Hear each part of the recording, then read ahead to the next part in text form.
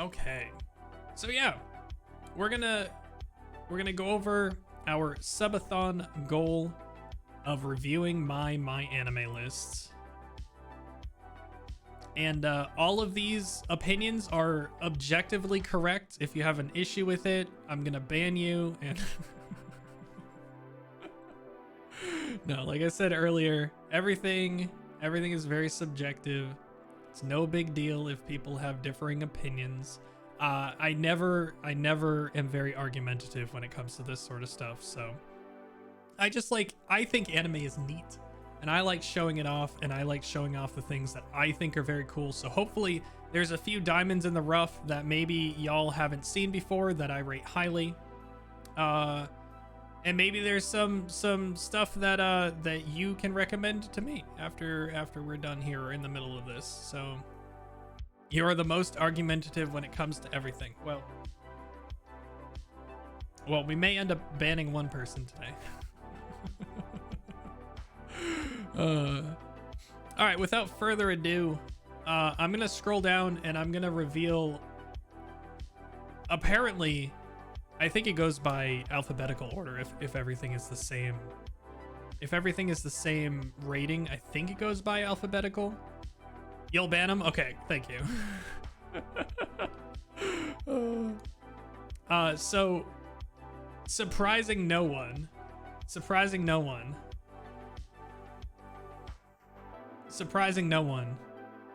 The top of the top of my list right now is Cowboy Bebop.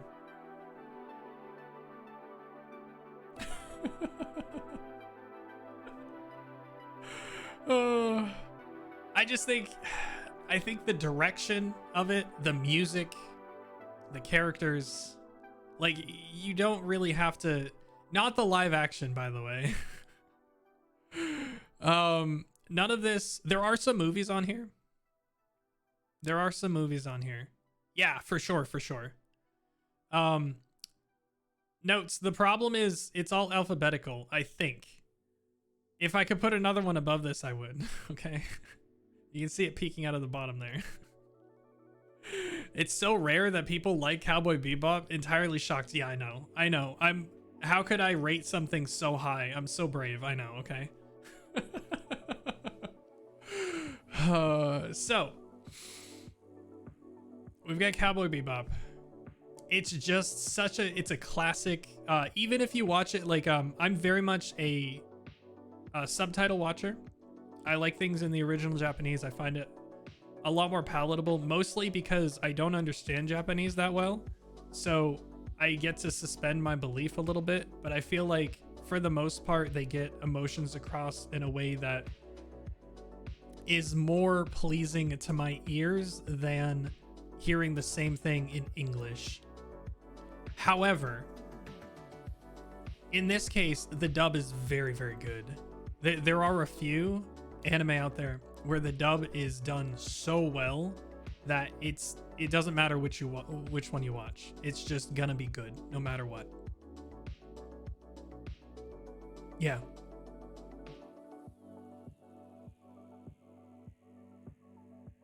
You prefer dubbed Yu Yu Hakusho? Ooh, interesting. I'm gonna get this right out of the way. You will not find Yu Yu Hakusho on this list because I did not grow up watching Yu Yu Hakusho, and I have not attempted to start watching it at all. I know of it. It's in my sphere of, like, I know some things about it, but I've not watched it. I've heard it's really good. Yeah.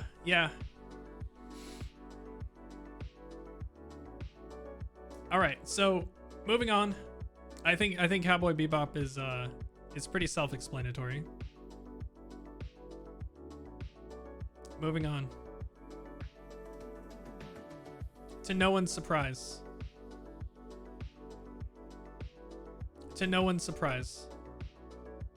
Another shocker. I know, it's incredible. So I'm gonna get up on my soapbox and say that yes, there are over 1,000 One Piece episodes, and yes, you should probably watch all of them. However, I'm gonna say what I say to everyone when I'm recommending this. I believe the best way to experience One Piece is to read One Piece in its entirety and then go back and watch the anime. That way you can either skip to the parts that you really like or the parts that you really want to see, or you get to know that it's worth watching through every single bit of it. Now, here's the thing about One Piece. It does have filler in it. However, One Piece filler is all completely signed off on by Oda. So, in some aspects, the One Piece anime has no filler in it because it is all approved by the boss man. Okay? Some of it does stray a little bit off the path. However, Oda has said that he has used some filler in the anime to sneak in some ideas that he couldn't fit in the manga. And I'm okay with that.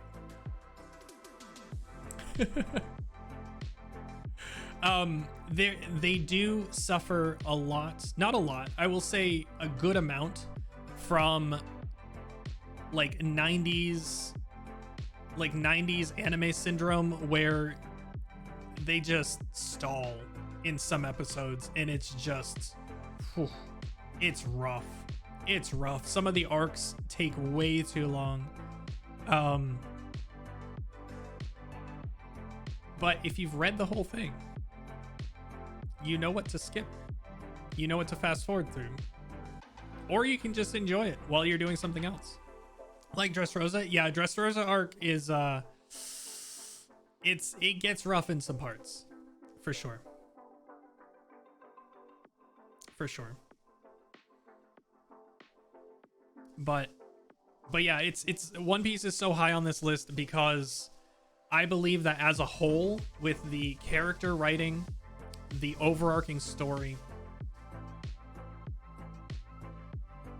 the emotions, the music, the openings, the endings, and then especially recently, like the past, I don't know, what, 3 to 5 years, they have stepped up their animation like crazy. The most recent arc in the anime has some of the best animation that I've seen on a like an anime series. It is so good. Which is funny, like rewatching the original stuff. But yeah, Oda is the type of person, Ichiro Oda is the author of One Piece, and he is the type of person, while he does forget some things, he is the type of person to like plant seeds and then pay off those seeds, those little nuggets of information. He will bring them back hundreds of episodes, hundreds of chapters later, and you will love it. It will make sense, and it's perfect. The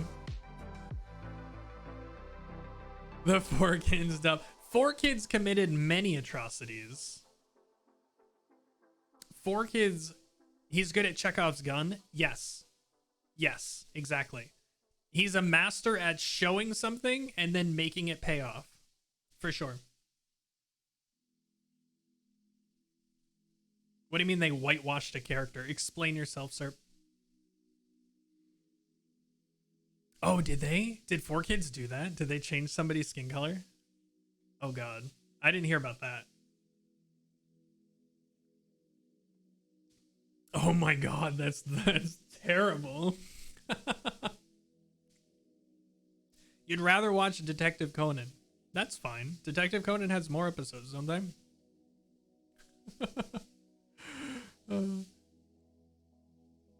I haven't watched enough Detective Conan to give a good opinion about it. But yeah, 4Kids butchered so many things. So many things. I'm glad that they are no longer part of the anime industry.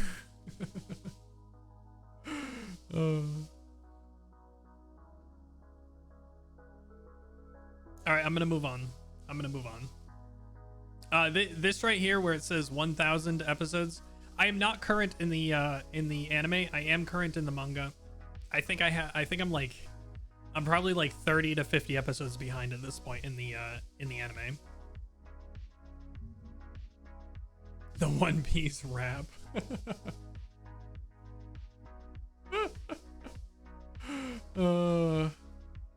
All right, this may be controversial. Who here has heard of School Rumble?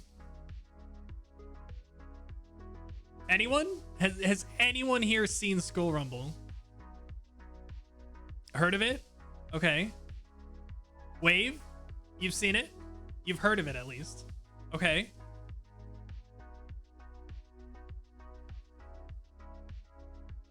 Heard of it. Okay.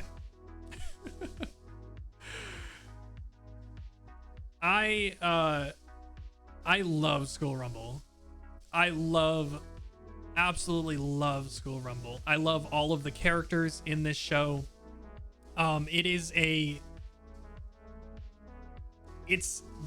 a school anime. However, it's like it follows all the tropes of like a regular like school life anime. However, the characters are so funny and so unique and so dumb. I'll preface this by saying this is very nostalgic for me. It is one of the first anime that I watched.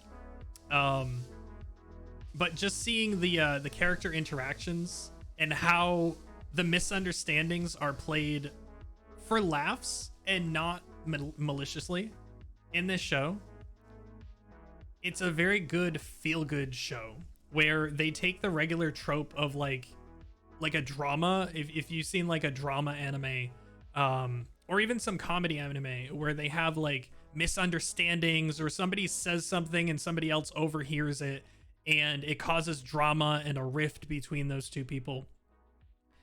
This one, almost every single time that happens, it's played off for laughs. It feels good by the end of it. And even like in the middle of it, they'll make fun of the person that is like misunderstanding things. And it'll be a very clear, like, this is a wholesome, silly situation. There is a filler episode where the characters encounter alternate versions of themselves on an island because they got shipwrecked. There is an episode, multiple episodes where the male lead rescues a bunch of zoo animals from the zoo and hides them out in a park and takes care of them and then starts being able to talk to animals. And it's incredible.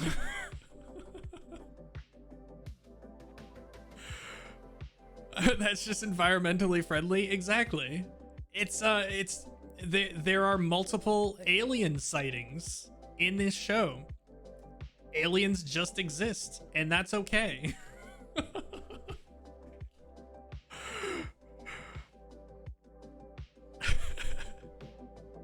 But yeah, I highly recommend. The only problem with School Rumble is that it's very difficult to watch online.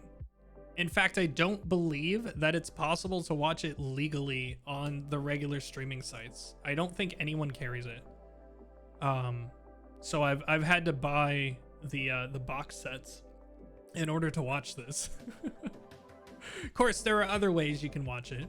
There are very many places where you can watch it, but yeah, it's one of my favorite series. It's so funny.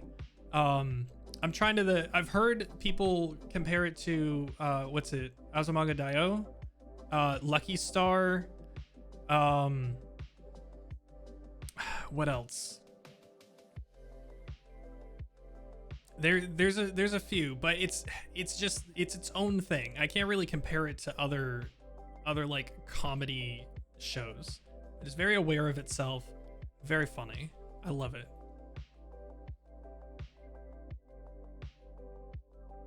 All right, so there are some movies on here. Everyone likes Ghibli. If you hate Ghibli films, then I mean some Ghibli films aren't the best. But I basically eat up anything Ghibli does. Even their worst films are like good. Even their worst films are like watchable, you know. But for the most part, I think their films are very, very solid. And a few of them are just actually amazing. Spirited Away is one of them. I just I can't really say anything bad about this film. It's very good.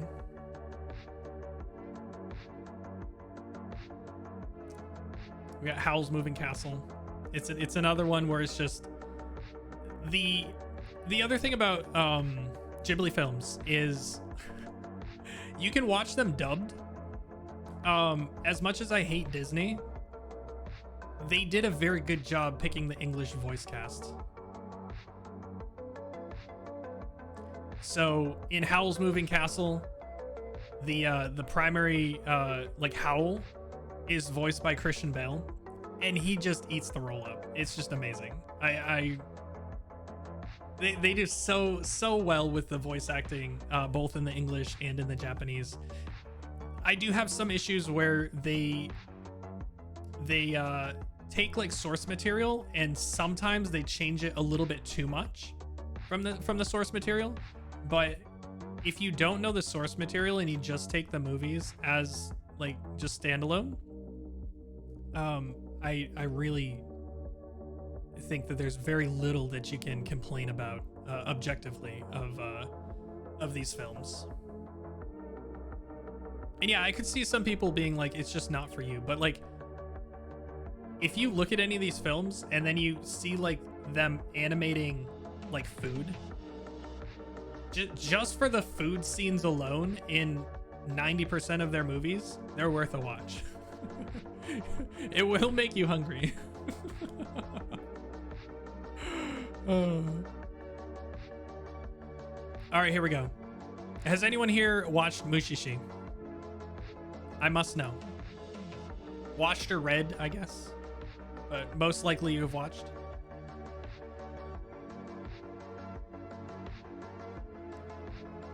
Wave, you watched it. Awesome. Top 3. Let's go. Let's go. You've never heard of Mushishi. Not surprising. Liquid looks too much like syrup. I don't mind that. I don't mind that. But I know where you're coming from, Nikki. Mushishi is one of the greatest anime to ever exist. To give a quick synopsis, it's you're following a medicine man as he travels rural Japan in the, I don't know, it's like the Edo period. It's old Japan. Everyone lives in like thatched roof houses, small villages. And I like to imagine this as, it's like a detective show. Yes, I would love to do a Mushishi watch party. I would love to do that. But it's like a very chill, very thought-provoking, and at sometimes very exciting mystery show where you just follow this one dude who's a cross between a doctor and a detective, and he goes from place to place and he solves issues caused by mushi, which are basically spiritual bugs or animals. They're their own thing, and they care not for humans or anything else. They just do their own thing. They just do their own thing. Sometimes they harm people. They don't mean to. It's just what they do. Sometimes they can coexist with people. Sometimes they cause weird things to happen. But there are medicine men called mushishis that go around and help people deal with them. Sounds like bacteria. There are some that look like bacteria, yes. And some of them are very much present and can affect the physical realm. Some of them are very much dangerous. Some of them are very much large and real. And I love how this series is, you get comfy on a rainy day and you just relax with this show. And then once in a great while, it has some of the best action set pieces where it's just like out of nowhere, you're like, oh, this is happening. Okay, let's go. But it's so comfy most of the time. And it's so cool. Ginkgo is the lead, and he is one of the best characters ever created. Wait, the movie? Are you talking about the live action movie? We don't talk about the live action. Actually, it's not that bad. But there are, I believe there are two full seasons. I think there's close to like 50 episodes. No, I know there's a movie, but there's also a live action movie. I was just making sure. There's a film, there's a couple OVAs, but all of it is amazing, and it keeps the same tone and it keeps the same voice actors, and it's just so worth watching. I really can't recommend this show enough. I really cannot. If everyone that is watching this takes away one thing, I want everyone to watch Mushishi. Going to the Pacific Northwest and listening to the Mushishi soundtrack in the Giant's Woods was amazing. Oh my god, that would be amazing. That would be so good. But yeah, it's just incredible.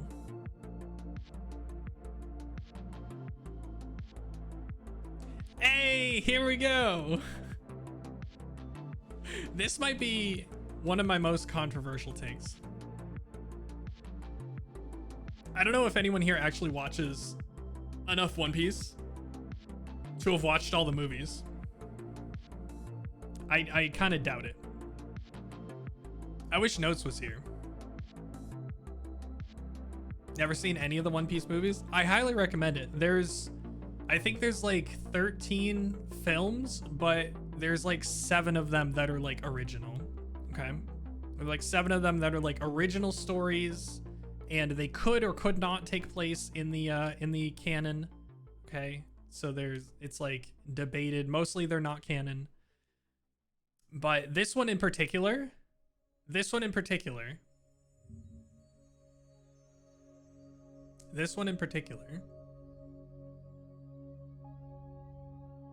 is it? Where's the...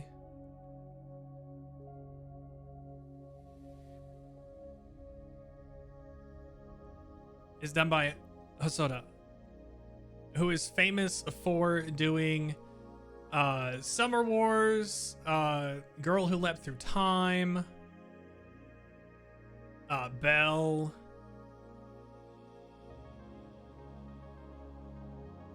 So many films that are very, very well known. This was way back. Where is it? So this was in 2005. So this is like a while ago.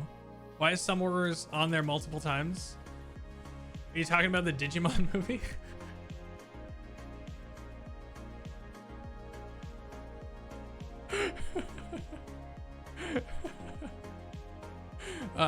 Summer Wars,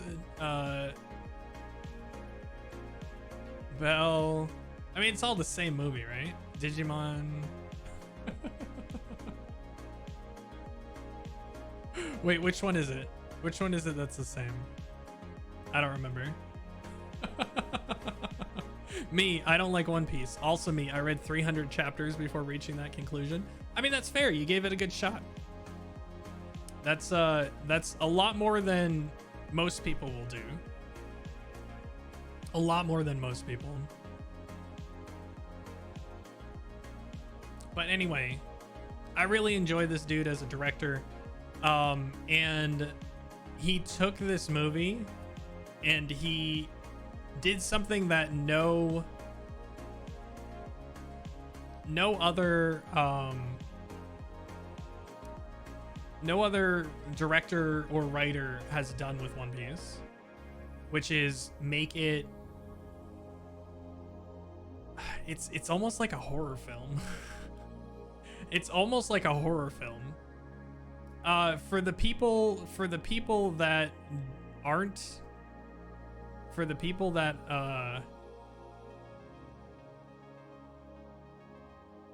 okay, well, where's my chatterino?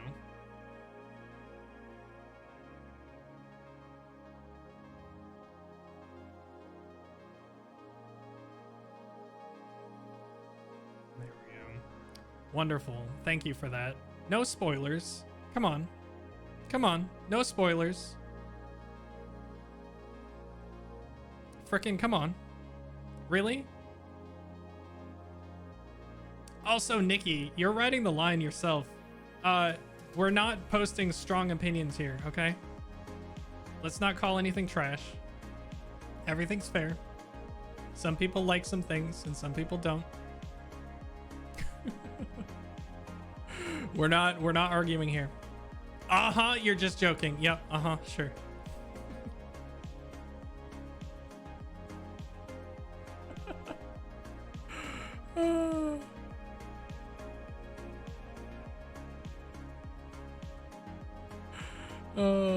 Fun times. Fun times. The One Piece is indeed real, yes.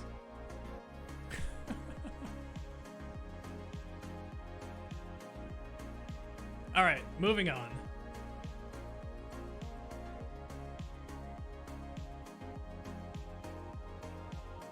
All right, there we go. Oh God. So I'm removing potential spoilers. Have a good night, dude. I don't know why you're getting upset. Yeah, take a nap.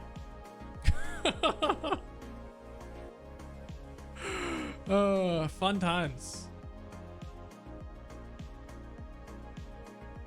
All right, moving on. I will say this is the most recent One Piece films are very, very good. Most of them are very solid watches, and they're outside of canon for the most part. I highly recommend like the most recent, like 4 or 5 of them. But this one is by far my favorite. Just like can't recommend it enough. All right, next one. My Neighbor Totoro. Obviously, it's a kids movie, right? But it's very comfy. It's very sweet. It's very cool. The ideas that you see on display here are very, very Japanese, very kids story-esque. You get a cat bus. It's very cute. I like it. I like it a lot. Even though like you watch the opening and it's like, oh, this is a kids movie, but it's very enjoyable for adults too. Very, very nice. It's another Ghibli film. All right, here's another one that probably no one has. I would eat my hat if somebody has seen this here. There's not that many people here. There's not that many people here. I would probably eat my hat if somebody's seen Pale Cocoon, the OVA.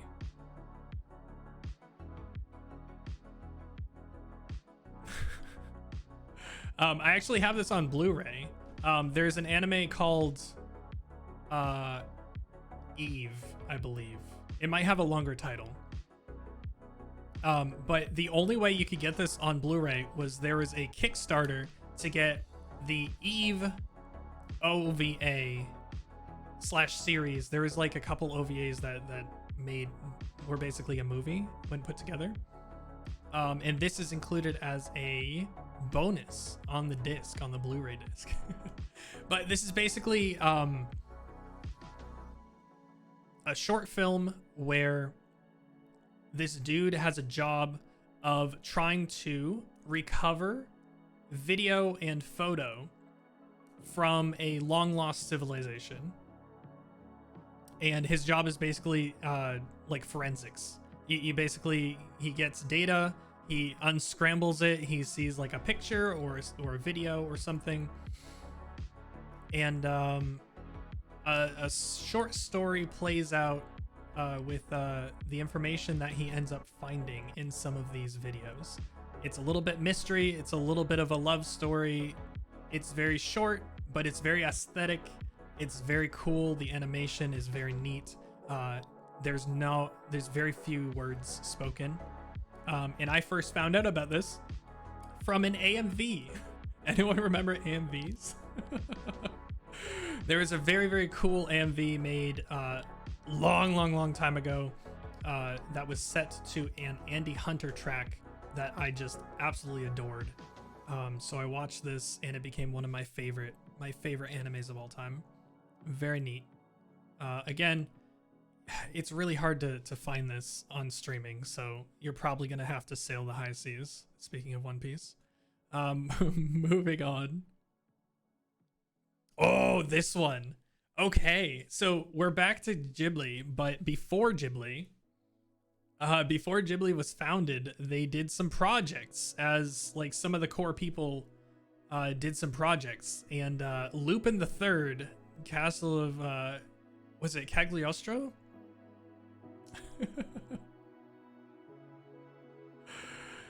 It's such a good film. I don't really watch the Lupin stuff very much. It's not really on my radar, but this film itself is very, very good. It's just a whole package. You don't need to know the characters. You just go into it. It's a very good start to finish film. Lupin is basically a thief, sort of like an anti-Sherlock Holmes type of character. He's like an anti-hero, and it's very, very good. This is Ghibli before they were Ghibli, and they did a very, very good job with this film. I really, really enjoy it. All right, here we go. Here's one of the mainstream Steins Gate. It's just very good. It's just very good. The whole time travel, the voice acting in this is amazing. It's very long. It's 24 episodes, and at a few points in this, it gets rough. It gets rough to watch, as in it's very emotionally taxing to continue watching. But it is very worth it. If you've never seen it, Nikki, it's very good. It's very good. I don't know what exactly you like to watch, but this is very, it likes to pretend that it's cerebral. But it's just a bunch of really cool characters interacting and dealing with time travel, basically. It's very nice. I like it a lot. I wouldn't say it's perfect, but it definitely deserves a 10 out of 10 rating. You like cute shit and weird shit. I would file this under weird, but it does have some cute characters. What if I told you that you cross Toradora and Lane and you get Steins Gate? What if I told you that would be kind of an accurate representation of this show? You're interested? I would say give it a shot, Nikki.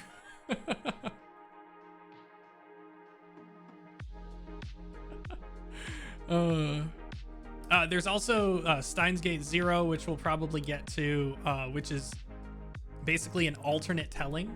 It's like an alternate telling of the same story. Also extremely good. And then there's a film that is also extremely good. That is sort of like a prequel and a sequel all in one. All right, Nichijou. Oh my god. Nichijou is one of the best, silly, just absurd, dumb series of all time. And it is one of the funniest things I've ever watched in my entire life. I can't recommend this enough. I really can't.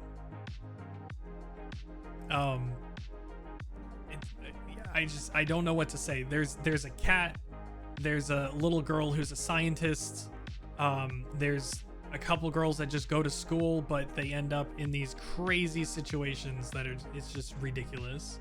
It's just ridiculous. Everything is very surreal. There, to point out one thing, their high school principal wrestles a deer at one point, and it's one of the most like action scene cinematic. It's crazy. It's crazy. Some of the visuals in this show, for as cutesy as the art style is, are just nuts. Highly recommend Nichijou. And then on the flip side of this, we have Daily Lives of High School Boys. So Nichijou focuses on like girls and like the crazy things that they're getting up to. This one is the opposite, but again, it's some of the most stupid, hilarious, surreal humor that is out there. It's only 12 episodes too. It's so dumb, but it's so smart and witty and funny and dumb at the same time. It's so good. It's so good. Ooh, okay. Polar Bear Cafe. This is 50 television episodes. 50 episodes. Nichi Bros is a fun time, right? It's so good. Very, very, very good. Daily Lives of High School Boys is very good. I highly recommend it.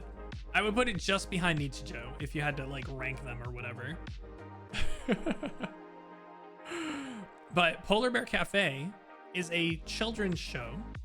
It's a children's anime that focuses on a panda, a young panda, who befriends a polar bear who owns a cafe. And it's just very silly and very sweet. And there's a few like gags that reoccur. And it's like, it looks like it's gonna be a kid's show and it's gonna be really dumb and not worth your time, but you genuinely get to love the characters and you love their interactions and you want to find out more about them. And it's just silly. Like it's not just animals as well. There's people involved too. Zoos exist, but animals get paid like it's their job to be in zoos. They treat going to the zoo and like performing for people in a zoo as like an office job. You don't have to be in a zoo. It's just a possible job that an animal can have. Polar Bear Cafe was great. Yes. Serp, you like it as well? Yes, let's go. Yeah, I really, really like Polar Bear Cafe. It's very cute. It's actually not too bad for learning Japanese, even though I haven't actually learned that much Japanese. They tend to make things pretty understandable. It's very nice.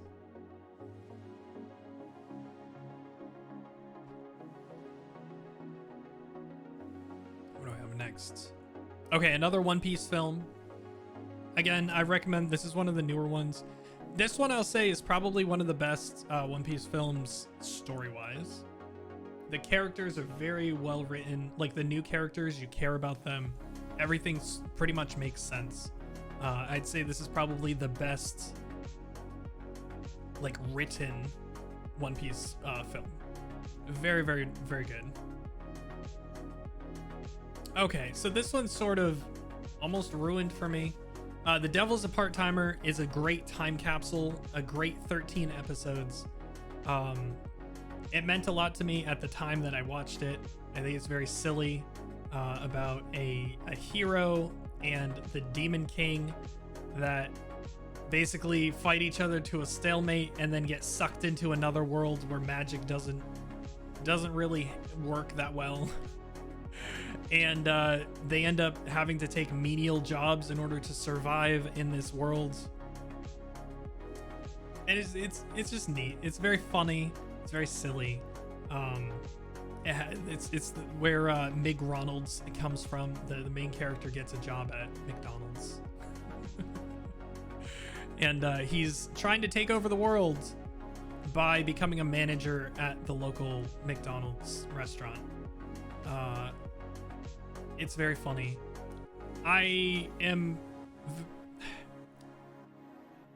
like this, like I said, as a time capsule. It hasn't aged the best, and the story has ended now, not in the anime, but in the actual stories.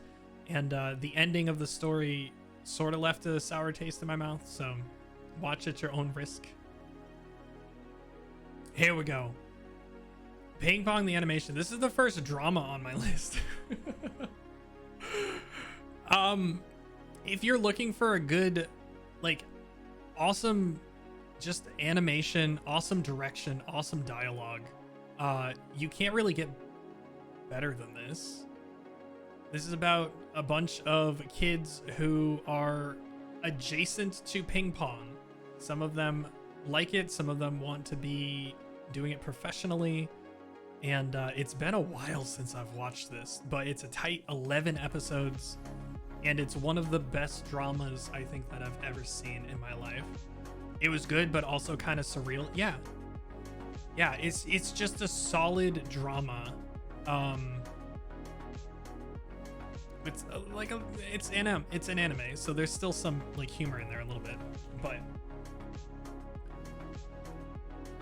if you're looking for something like on the serious side and you want to like pay attention and get to know characters and get to know like relationships and that sort of stuff, very highly recommend. Just very, very tight, very, very nice. Oh, okay, so here's another time capsule one that was very important to me at a certain time. Going back and watching it, there's a lot more like raunchy, rude humor than I remember. But this is Barakamon is a story of this kid who basically goes out to live in the middle of nowhere to get past basically like a writer's block or an art block. He does calligraphy professionally, and he's won awards, and suddenly he can't do calligraphy anymore. So he travels out to the middle of Hodunk, Japan, and basically learns how to live again. He just learns how to live a peaceful life, finds a bunch of new friends, finds new motivation, and it's very silly, very dumb, but it also has some of the like really, really good character writing, some very emotional pieces as well. So like I said, going back and rewatching it, it was way sillier than I remember it. I remember it being like, I remember it more for the serious moments that like held a lot of emotional weight than I did for like the silly moments, but it has a lot of both. I definitely highly recommend it. It's very, very good. This is one of the ones that I own on Blu-ray because I think it's that important. Oh yeah. The Rakugo show. Oh my god. So Rakugo is a traditional art in Japan where you're telling short stories. It's almost like a cross between like I don't know, like slam poetry and storytelling and musical performance. It's a period drama, yes. It's very well. Is it really a period drama? I guess it is. Part of it is. Part of it takes place in present time, and part of it doesn't. But it's all about this one family and group of people surrounding them who have passed down the Rakugo like traditional art of storytelling. And I thought I would absolutely be bored out of my skull. But holy crap, was this just held me the entire time. Outside internet standard, you're probably not going to get that from me. You're probably not going to get that from me. Jam, thank you so much for the resub. 13 months. Oh my god. There might be a few on here. Did you, Cookie, did you not see Pale Cocoon? and Baron Omatsuri and School Rumble. I feel like those are pretty outside the norm. I feel like those are pretty outside the norm. Oh, speaking of outside the norm, I mean not outside the norm. March comes in like a lion. Never before have I cared so much about a chess-like game. This is about a junior professional shogi player, and his struggles with living by himself as a junior semi-professional shogi player. All 3 seasons of this are just incredible. I highly recommend this show. It's very cute, very cool. Shows you how to play shogi, kind of. But all of the characters are very, very neat. A little bit of comedy, a little bit of drama. It's just like it's just one of the perfect shows where it's just, it does everything and it does it very well. Highly recommend this show. All right, here's another, Your Name. Everyone knows it. It's a very good movie. I liked it a lot, okay? I liked it a lot. Some people hate this film because it's cliche and everything. Yeah, I really liked it, okay? All right. Let's see. How many, Cookie, have you seen Night is Short, Walk On Girl? Is this part of, how many people have seen this? This is probably one of my favorite movies of all time. I feel like this is like a cult classic, even though it's still fairly new. This came out what, like 5, 6, 7 years ago, something like that. But it's very surreal. It's from the same author who, hold up, I'm trying to remember what it is.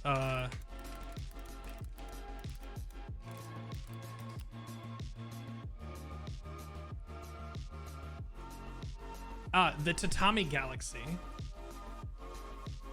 The Tatami Galaxy, if y'all have heard of that, this is a spiritual successor, spiritual sequel. Lots of very fast-talking people, lots of insane imagery. Just like there's some mysticism, there's some mythical things going on here, but at the heart of it, it's just about a dude who likes a girl, and she likes to drink, and she just goes around to all the bars and meets people, and we get to know like what's going on in their lives, and it's so weird, but it's so amazing. Very, very unique film. One of my favorite films of all time. Definitely not for everybody. It's very wild. You haven't heard of this? Have you heard of or seen the Tatami Galaxy, Cookie?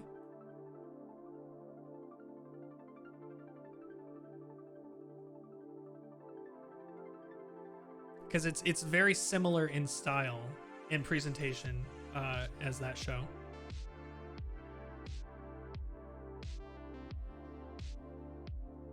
But we'll skip past the next couple. Like March comes in like a lion, second season. Yeah, obviously. Mob Psycho 100. I have Mob Psycho 100 second season in front of Mob Psycho 100 first season because I felt like the second season was better. Which is super rare for a show. But I can't recommend one as an author. All of his, like One Punch Man, Mob Psycho, it's all just good. It's all good. You know. Notes. How are you doing? Heard of, never watched it. It's very good. It's very good. I highly recommend it. Though there's a lot of very fast talking Japanese in it. Very difficult to keep up with sometimes. Notes, have you seen all of the One Piece movies yet? Have you seen the old movies?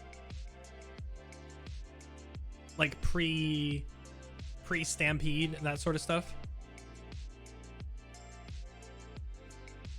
Pre Strong World. I'm curious.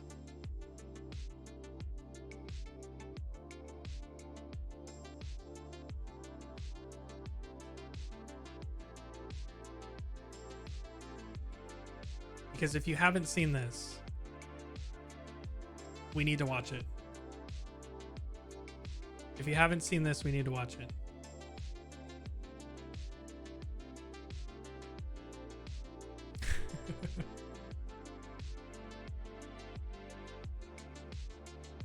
Okay, moving on. Mob Psycho. Obviously, everyone, like basically everyone and their mom has seen Mob Psycho at this point. It's just a solid show.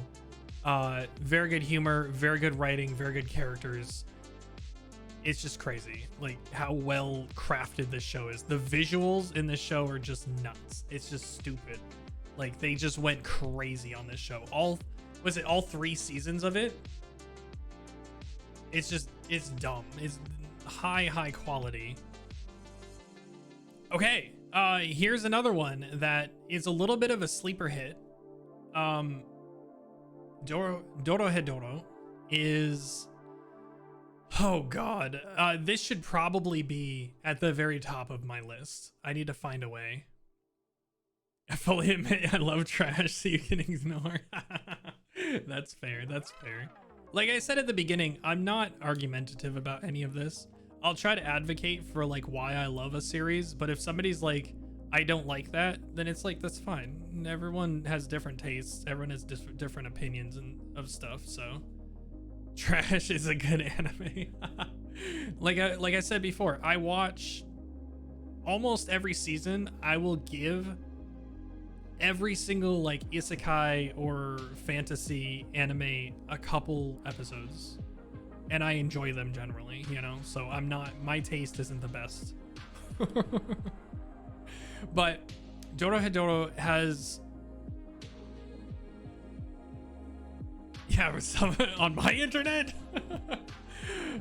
I really cannot recommend Dorohedoro enough. It has tons of CGI. However, it is well done. It's a little bit jarring at first. You're like, huh, what's this? You watch the first episode, you're like, this is a little chunky. This is a little interesting. But as you get past like the first or second episode and you like get used to this style, it just blossoms into one of the coolest worlds that has ever been put to the page. Like the world of Dorohedoro is so cool. You're basically, there's 2 different worlds. There's a world of sorcerers. There's a world of basically regular people. And sorcerers jump into the world of regular people to practice on them. And we follow this dude, Kaiman, who has the head of a lizard, trying to find the sorcerer who cast a spell on him, who practiced on him and turned his head into a lizard. The funny thing about sorcerers in this land, in this anime, is if you kill the person who casts the spell is reverted no matter how long it's been. So his whole life goal is to find the person who cast and turned his head into a lizard and kill that person so that he can have a normal life again. And we run into all kinds of crazy characters. I say this is one of the best anime of all time, one of the best stories of all time, because even the quote-unquote bad guys in this show, I love them to death. Just every single character in this show is amazing, and they have great stories. Even like the big bad, he has such a cool personality. It's, you like forgive the bad things that he do. It's so good. It's so good. You liked it, but the manga artwork is too messy for you to read coherently, but the story was cool. Yeah, that's fair. I really like I really like her artwork, like a lot, like a lot. So I very much enjoy that style, but I can definitely see how people would find it a little bit cluttered and messy. But it's so cool. It's very unique art style as far as manga goes. All right, here we go. Here's another one. It's just a solid Fruits Basket. Both the old series is solid. The new series is also very solid. Pick your poison, whichever one. If you like the old shoujo style or the new sort of modern style, both of them do a very good job of telling. At least the old one does a good job of telling the early story, and then sort of falls apart as they deviate from the actual manga. But the new one follows the manga to a T, and it is everything I ever wanted from a Fruits Basket anime. I am so happy. I'm so happy that they did this. Very good show. I cry every time. It's so good. It's so good. Fruits Basket is your jam. Let's go. Yeah, it's just so solid. Very much shoujo, but or like read for girls. It's like definitely weighted towards the female audience, but you know what? It has so many good plot points, good characters, silly, funny little bits here and there. And the overall like mystery and story that it's telling is just, it's one of the best. It's just one of the best. There's a reason why it's a classic. Odd Taxi. When I tell you this is one of the best anime of all time, and then you look at it and you're like, this is a furry anime. And I'm like, yes, and it's one of the best anime of all time. All of the characters are animals, yes. But it is one of the best anime of all time. Mystery, intrigue, mobs. It's like, it looks really dumb and really silly, but it is mostly played serious. And it is one of the best drama that I have ever seen. I highly recommend everyone check out Odd Taxi. Like I can't say enough good things about this show without spoiling it. It's so good. I don't understand how it's underrated.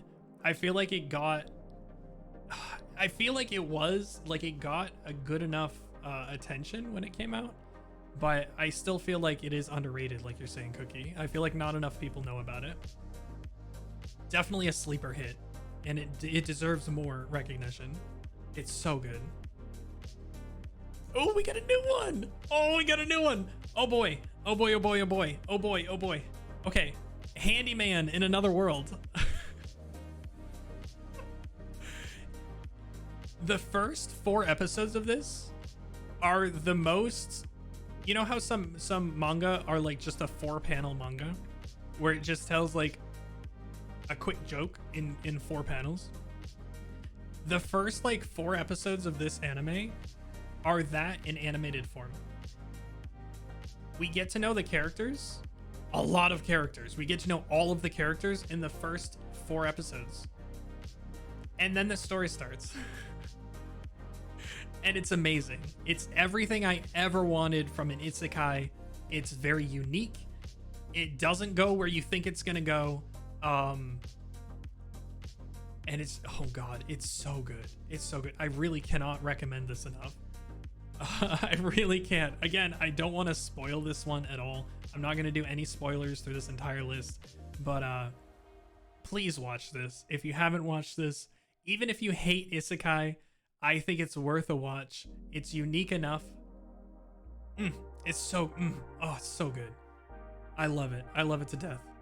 And it's recent. It only came out like, I think last year. I think it's not even been a year since it came out, so. Okay, Oshinoko is also here. I haven't finished the manga. Wait, why is it still at 11? I've finished the anime. Set is complete. Go away. So I finished the anime. I think I'm like halfway through the manga. So I'm not manga complete on this, but it is very, very good. Maybe I'm like 2/3 of the way through the manga. It's just so good. Like you know, everyone's talking about Oshinoko. It's very, very good. Idol culture, breakdown, some crazy reincarnation crap happening, but I think it's just so solid. Very, very good. First episode alone. This is actually was this the first instance of them doing like a movie to start?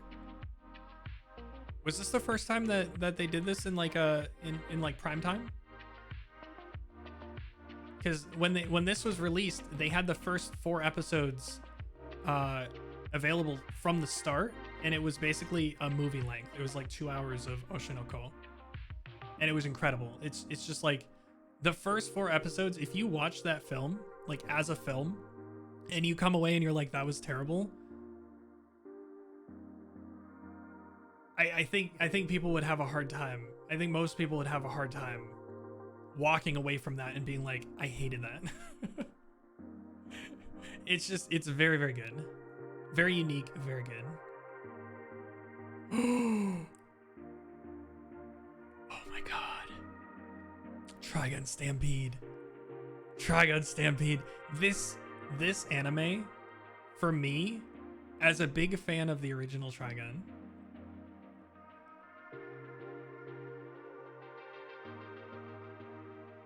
yeah, but didn't they release like 4 episodes to start? It was like 2 hours. It was like an hour and a half to 2 hours, something like that. I can't remember, like in recent memory, I can't remember another show, but if it happens regularly, then it's just my bad. I'm just not familiar with that. It was the first one that I really like started watching, and I was like, when's this episode gonna end? And then it kept going, and I was like, oh, this is like a thing, huh? And then I checked it, and I was like halfway through, and it was like an hour long. No, I know Frieren did it this season, but like this did it like what, a year and a half ago? Oh yeah, ReZero did it as well. I forgot about that. Yeah, they did do that. But yeah, Oshinoko and Frieren were the only 2 that I remembered doing that. But you're right, ReZero did have that as well. They had 2 episodes to start. That's so cool. I love it when they do that. Give us a nice strong start. It's so cool. Okay, Trigun Stampede. As a big fan of, in general, I really liked the original. I have not read the source material, but just like nostalgic, classic Trigun. I love the classic Trigun. Very, very cool. I hated this show. I hated Trigun Stampede. I watched the first episode and I was like, ugh. Gross. Absolutely zero interest. Absolutely zero interest. And then I watched the second episode and I was like, oh, this is bad. They're ruining one of my favorite shows. Then I watched the third episode and I was like, do I keep watching this? And my god, am I glad I did, because this is one of the best shows I've ever seen in my life. They did not ruin anything. They did not ruin any part of this show. Going back and rewatching it from square one and seeing like where it's gonna end up, god, they did. This is a masterpiece of storytelling, and I'm so happy that they did this, and I cannot wait for the second season. I'm so happy with everything about this show. Oh man, the music and the opening and the ending as well. Oh my god. Oh, it's beautiful. The CG, like, it's just next level. Like, the computer graphics that they use is so good. If you are a fan of old Trigun, and you watch like the first episode or the first 2 episodes or whatever, and you were like, this is disgusting, they're ruining my favorite show, blah blah blah, I implore you to give it another shot, watch it all the way through, and then I hope you'll come to understand, like I did, that this is a good masterpiece of a show.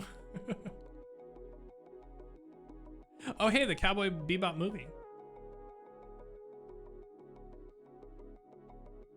Aquarion Evil? I haven't even heard of that. That's cool.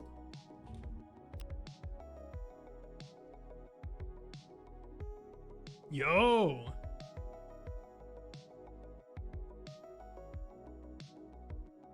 Oh, it's a sequel. Interesting.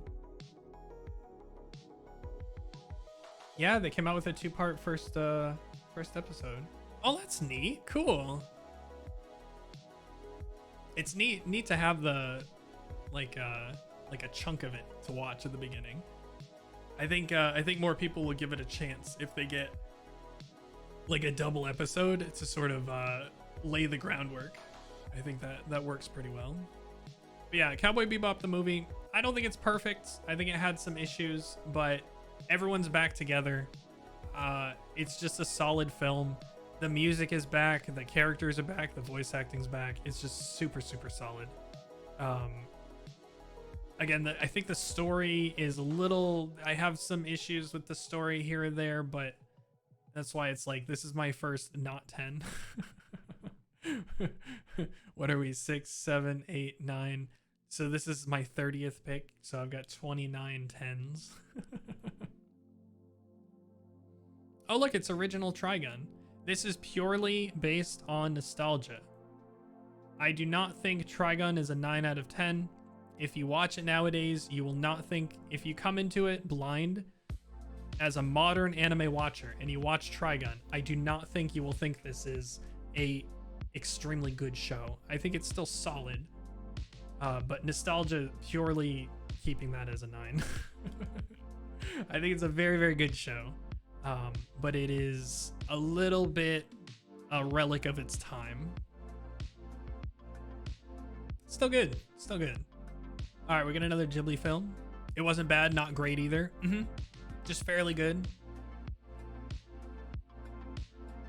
Oh, your show, Aquarian.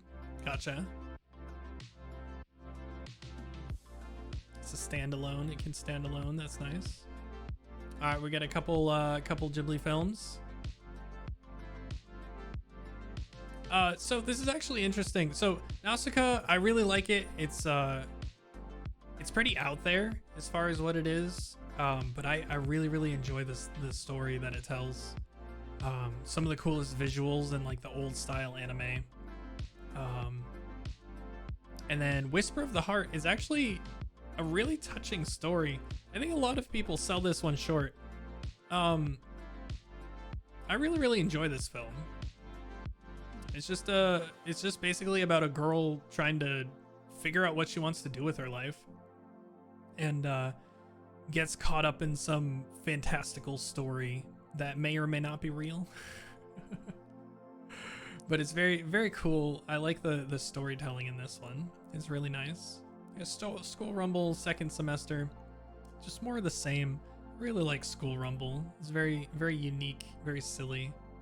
I love all the characters.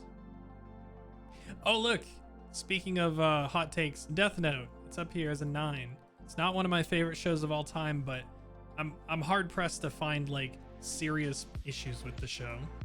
It's just very good. I guess like the second half is what most people have issues with, and I'm pretty much on board with that. If they ended at the first half, it's probably a better show. But it's just very solid overall. I like it a lot. Obviously, it's Death Note. Gurren Lagann is it's Trigger, but not Trigger. I think this was before Trigger was founded. I don't remember. Gurren Lagann is a masterpiece. It's 27 episodes. It's just pure octane all the way through. One of the coolest power scaling anime you'll ever watch. but it also has tons of drama in it, tons of character bits, lots of crying. It's a very, very good show. It has mecha in it though, so a lot of people, it won't be for you. Need to watch movies? There's so many good anime films, but a lot of them are Ghibli. Oh, is this okay? So Garden of Sinners, I think I have them all in here separately. I don't know why, or because they're all like separate movies, separate like OVAs or films. This is Type Moon. It's a separate story. It's not Fate. It's not technically Fate related. It's not technically related to any of the things, but there are characters that look similar and have crossed over into different universes. But I think it's just a really sad, very good supernatural like thriller mystery series. Some of them are like, I think there's like 8 parts or something like that. Some of them are anime episode length and some of them are film length. Some of them are very good. The first chapter is very good. Some of them are not so good. But as a whole, I very much enjoy Garden of Sinners. Like I said, it's a supernatural horror thriller sort of vibes. It's not too bad. Lots of emotions watching this. I really liked it. Definitely not only for like Fate fans or whatever. Okay, so this one, I have not gone back and watched this. I have not watched or read the visual novel. I have no idea what's basically behind all of this. However, I have watched A Tale of Memories and A Tale of Melodies. It's part 1, part 2, based off a visual novel. This was one of the first anime that I ever watched. I'd say like year 1 when I started watching anime, I watched this, and it introduced me to a lot of tropes. And it holds a special place in my heart.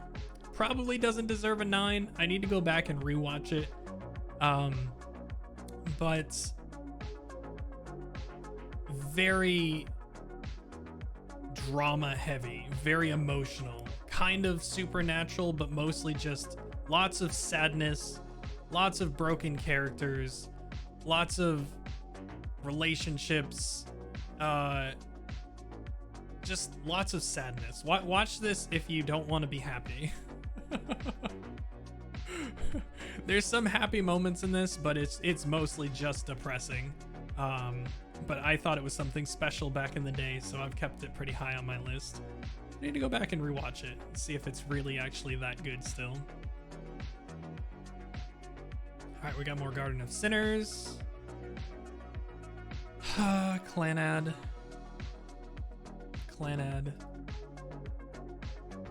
Again, going back and rewatching this, it's not as good as my nostalgia brain led me to believe.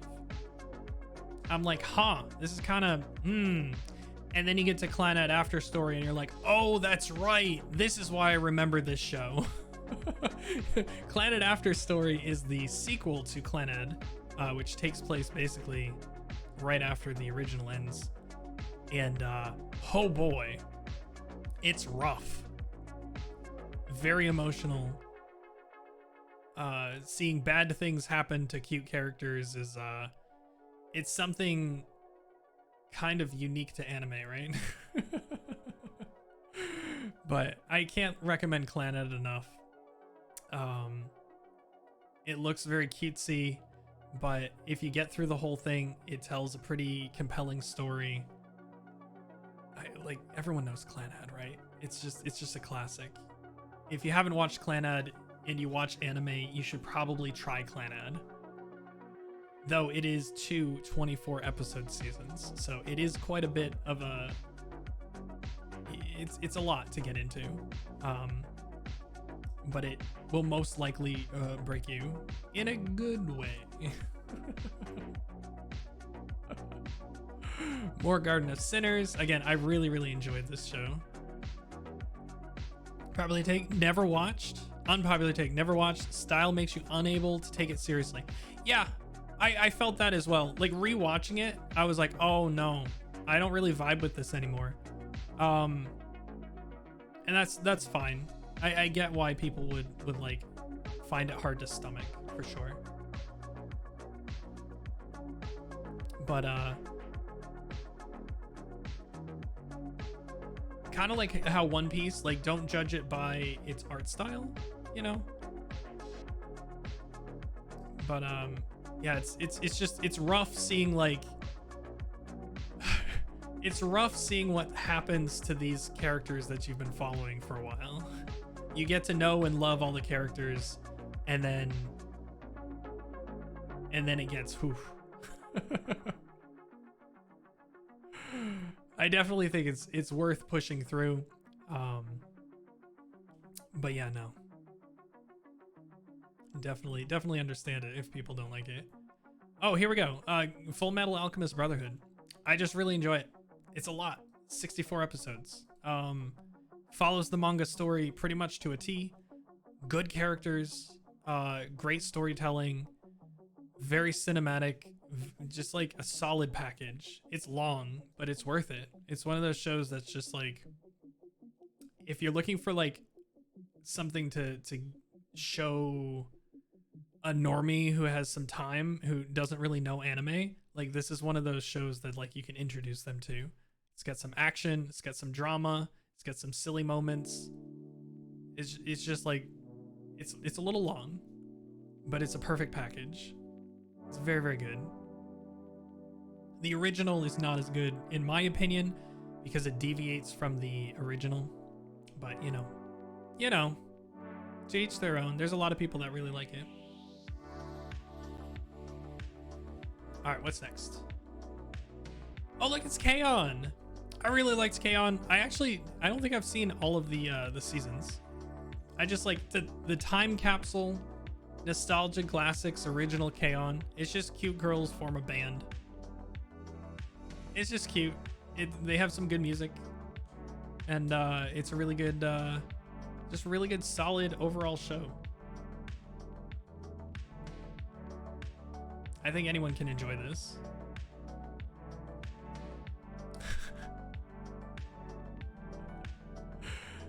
Angel Beats.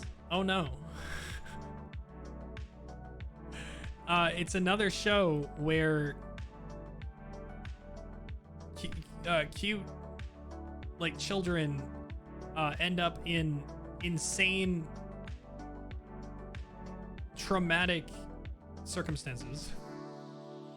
You get to know these characters and you love them, and then it breaks you emotionally by what it does to these cute characters. I think this is a classic. I would say this is a classic, Angel Beats. Don't watch if you're like if you're not stable emotionally. Oh look, it's the Tatami Galaxy. I really like the Tatami Galaxy. It's a little rough at times, especially if you are reading the subtitles, because everyone talks extremely fast. There's a lot of very, very fast Japanese narration. The subtitles will fly by, and if you are a slow reader, this might not be the series for you. I would say that I'm a fast reader, but I struggle to keep up with this show. That being said, it has some of the coolest visuals and characters and like plot points. It's just very surreal, very crazy. There's like gods and daily school life and stuff involved. It's nuts. And I will never forgive Hulu for locking down the sequel, because I still haven't seen the sequel to this, and I need to. Freaking Hulu and Netflix, stop purchasing licenses for anime, please. More Garden of Sinners. Oh look, it's Attack on Titan. The first season of Attack on Titan. Some of the best anime I've ever seen. First season. Very, very good. Very, very solid. Can't really recommend this enough. Very good first season. I'm making a very pointed point to the first season. All right, here we go. Corner case. Little known. Who has seen this? Probably not many. Tanari no Seki-kun. He will never forgive those titans. This basically translates to my seatmate or my neighbor, Seki-kun. So this is a very short form anime. There's 21 episodes, but each of them are like 4 minutes long. And it is just this girl who sits next to this kid, and he, while the teacher lectures, builds and draws and does insane things and somehow never gets found out. So think like Rube Goldberg machine building, full-scale war with like dozens of props playing, sort of like crazy stuff happening in his corner on his desk, and the teacher never notices. And the entire show is like 4 to 6 minute episodes of her like watching him do stuff and either joining in and getting in trouble for it, or trying to get him in trouble for it because she hates that he never gets in trouble for it. And then she ends up getting in trouble for it anyway. But it's very cute. It's hilarious. It's one of my favorite shows of all time. It's very, very good. I would love to do a watch along of this at some point.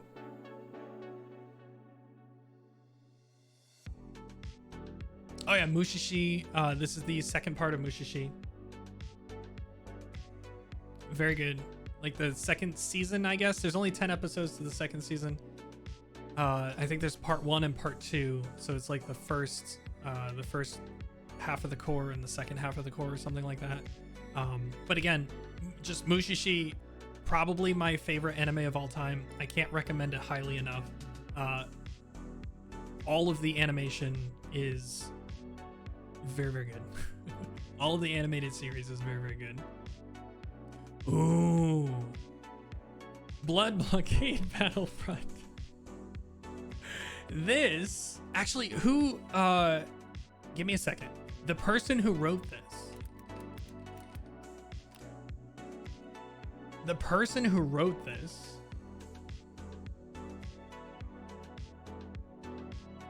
is the same person who wrote Trigun. And when I tell you this is one of the coolest, most unique shows of all time, please believe me. It's basically, it takes place in New York, or a New York analog, where an alien world has semi-merged with ours. And so you have a New York where aliens and humans coexist and live together. Just the bubble around this city. Nowhere else on the planet are these aliens or monsters or whatever. It's just here, and it's basically its own little civilization bubble. And God, is it good! It's so funny, but the overall like mystery and story is, oh, it's so good. I think Blood Blockade has one of the best first episodes of any show. Yes, you just like watch the first episode, and if you come away and you're like nah or meh, then fair, but I don't think that's gonna happen. One of the strongest intros. Yes, welcome in, Tips. Welcome. I'm glad you've seen this show, but it's I want to say, like, I quote the bump of chicken OP from, like, what was it, the second season, where he's got a running gag of the main character just wanting to play Xbox. So he's just like he's just like, eggs, double eggs, egg station. It's so freaking good. Oh my god. But it's also very sweet and very sad at times. Think anime X-Men sort of. So it's got very X-Men vibes to it. But I really enjoy it. Like I said, the guy who wrote Trigun wrote this, and it's just yes. Like I just don't think he can write anything that's like, even the ending was yes. It's just so it doesn't get the love and recognition that it deserves, I think. It's so good.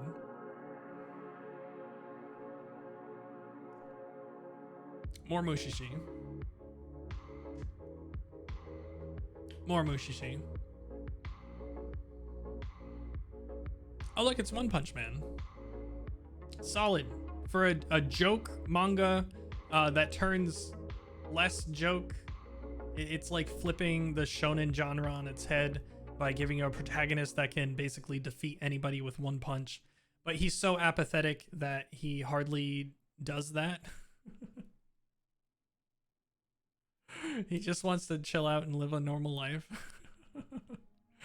I love this show so much. I really do. I think these 12 episodes are such a good, tight show. I really don't think there's anything wrong with just these 12 episodes, though it does go on. Like, there's plenty of manga. There's another season of the anime, which I haven't watched because it was helmed by a different studio. It wasn't quite as good as the first one, but I have read almost all of the manga, and it's just a very good show. It's very good. I am a JoJo's fan. I'm a JoJo's fan.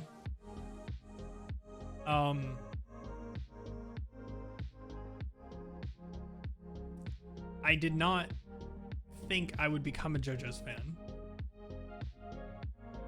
And then I continued past the second season, and I started really enjoying it. When they started introducing stands and all of that, I was like, wow, this is really insane, really crazy.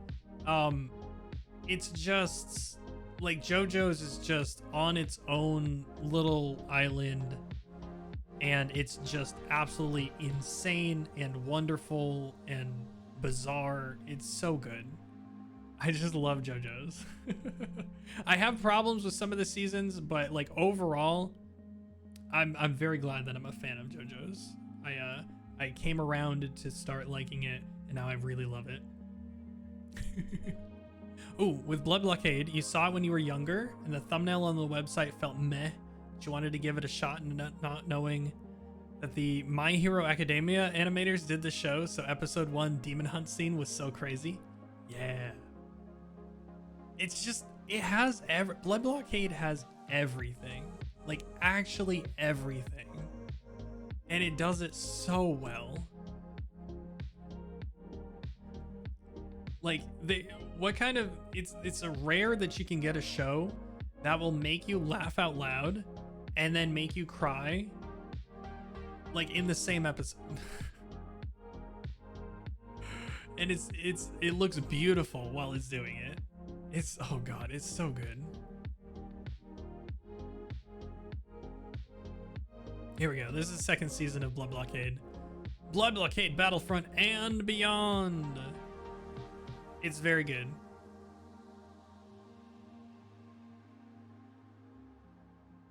Oh, look, it's that show that I really liked. And it made me die inside. So much so that I haven't watched anything else from Made in Abyss.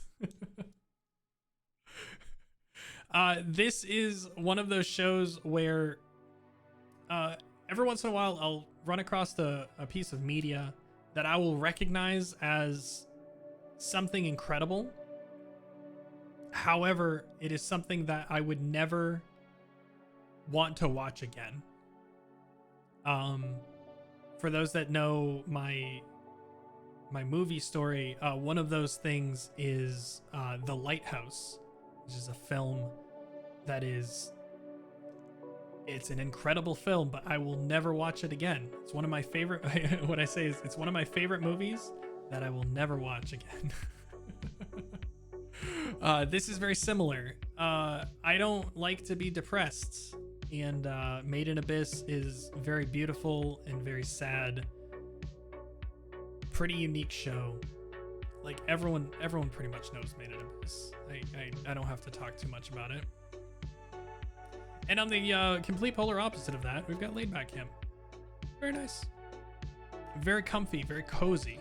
I love everything Laid Back Camp. It's just about a bunch of high school girls who are in a camping club in their high school, and they go out across Japan and they camp, mostly during the winter, which is really neat. Lots of good food. One of my favorite dishes, kimchi gyoza nabe hot pot. I got from this show. It's delicious, and if you ever visit me, I will make it for you. Made in Abyss is something that you will always tell people is really amazing, but you will never outright recommend. Yeah, that's good. That's a really good statement. It is incredibly well made. It is a very, very good show, but I'd be hard pressed to be like, yeah, you should watch this. I don't like recommending emotional damage to people. Also, there are some things, some content in the show is a little bit rough. Yeah, Cookie's got it. The writer's fetishes are a little bit too upfront. Yeah, a little bit. Just a little bit. Just a little bit. Oh, here we go. I like that these two are back to back. Laid Back Camp, Place Further Than the Universe. Have any of you seen this? Place Further Than the Universe? Automata. It doesn't like the word fetishes. This is on Asian Netflix. Nice. It's about a group of girls who make it their life's goal to travel to Antarctica. And it's just a good, wholesome story of like trials and tribulations in real life, and it's got a little silliness to it, but it's just a nice, mostly comfy, sometimes sad, like slice of life. But it gets real at some points, and I really appreciate that. It's a really, really good show. I highly recommend you watching it. Do they get to Antarctica? Maybe. Oh my god, Hinamatsuri! Hinamatsuri! Oh my god, it's so funny. Hinamatsuri is one of the funniest anime I think I've ever seen.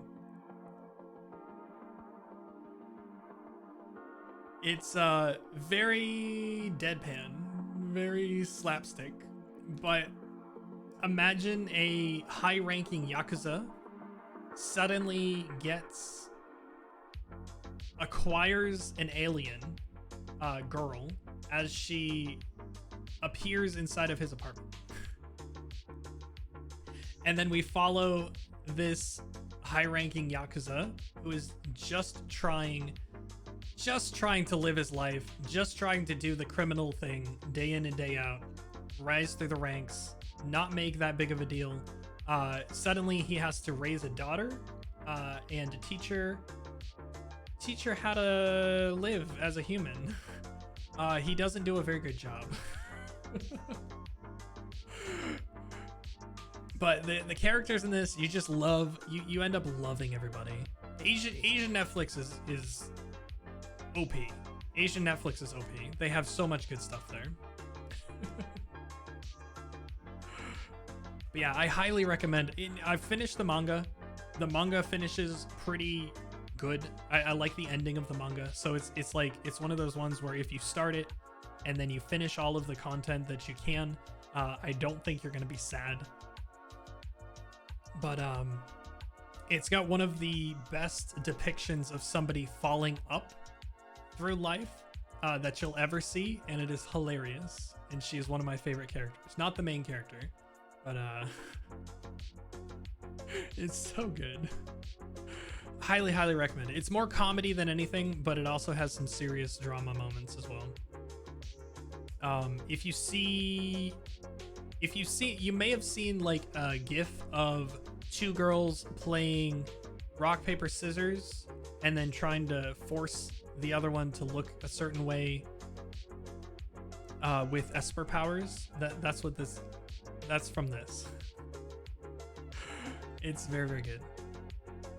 Oh, Megalobox. Oh, I need to see the second season. Oh my god. Megalobox. One of the, I want to say it's just one of the best sports anime / drama that you'll get. It's just a classic. It's like there's some funny bits to it, but it's just so, for what it is, it's just so grounded. It's just such a character piece. I love it. I love it a lot. It's really hard to get through a second time, I found. Because you know where things, like, what happens before and after. And it's a little rough, but God, it's good. I'm so happy that it's just like a single season. Apparently there's a sequel. I haven't gone around to the sequel, so I don't know how it is. But as like a time capsule of a single season, I think it's almost perfect. Oh look, it sells at work. I think this is just a cute little show that makes you learn about the human body, kind of. It's just silly. It's just a silly show about people working as like the cells of a body are anthropomorphized, and we get to follow their daily lives. The platelets are adorable. I think everyone knows what Cells at Work is.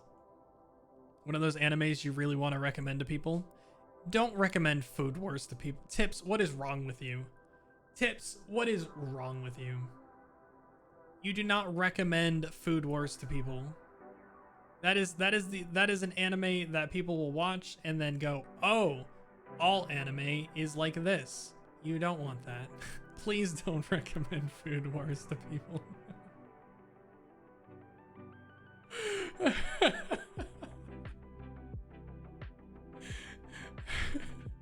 Listen,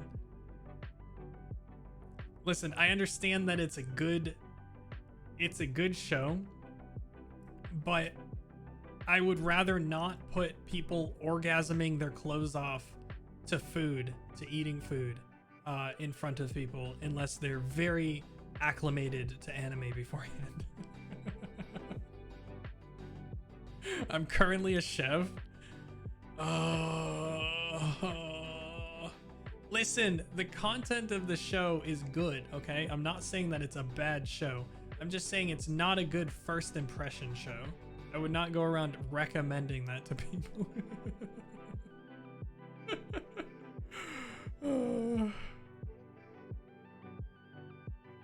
Ooh.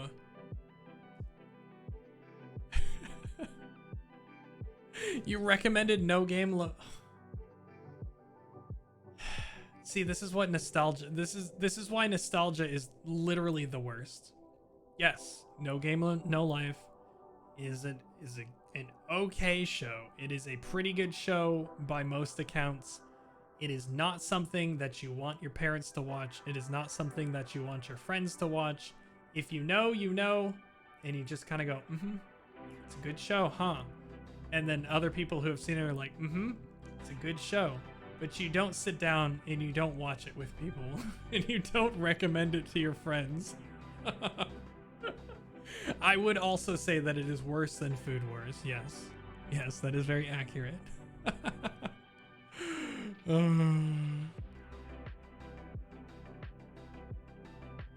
Golden Boy. I have not seen Golden Boy. You will not see Golden Boy on this list. I have not seen it. I am curious. I would like to watch Golden Boy at one point. But it's just another one of those like older anime that I just haven't gotten around to watching yet.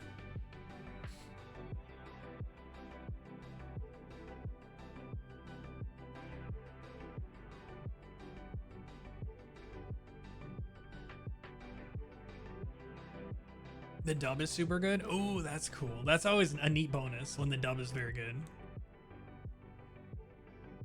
Yeah, and I know Food Wars is very food accurate. I've heard that. I've heard that from other people as well. Like the cooking and the dishes that they show in the show are very well researched. Like it makes me hungry every time I see it. So it's very crude / not safe for work humor and nudity. Oh yeah. Okay, so it's one of those old style animes then. Golden Boy is very nice. Restaurant to Another World. That one, I've seen a couple episodes of it, but there is another version of Restaurant in Another World that I highly recommend, that is on this list. It should be in the 9s. We should be getting there soon. But it is Nobu. It's Nobu. I forget what it's called, but it has Nobu in the name, because that's the guy's name. But we'll get there. We'll get there. Dororo. I never finished it. I need to finish Dororo. What I did was I got like most of the way through the anime, and then I couldn't wait for it to keep coming out, so I just read the manga. It's very good. I want to finish it. They changed it enough in the anime that I don't know how I feel about it, but Dororo is very, very good. I think the anime as just like a standalone is very solid. What I saw of it. You'll notice this a few times, like I did with Oshinoko, I did it with Dororo, I did it with a few of them where I will get caught up and then I will like something so much that I'll just like binge the manga instead of finishing the anime.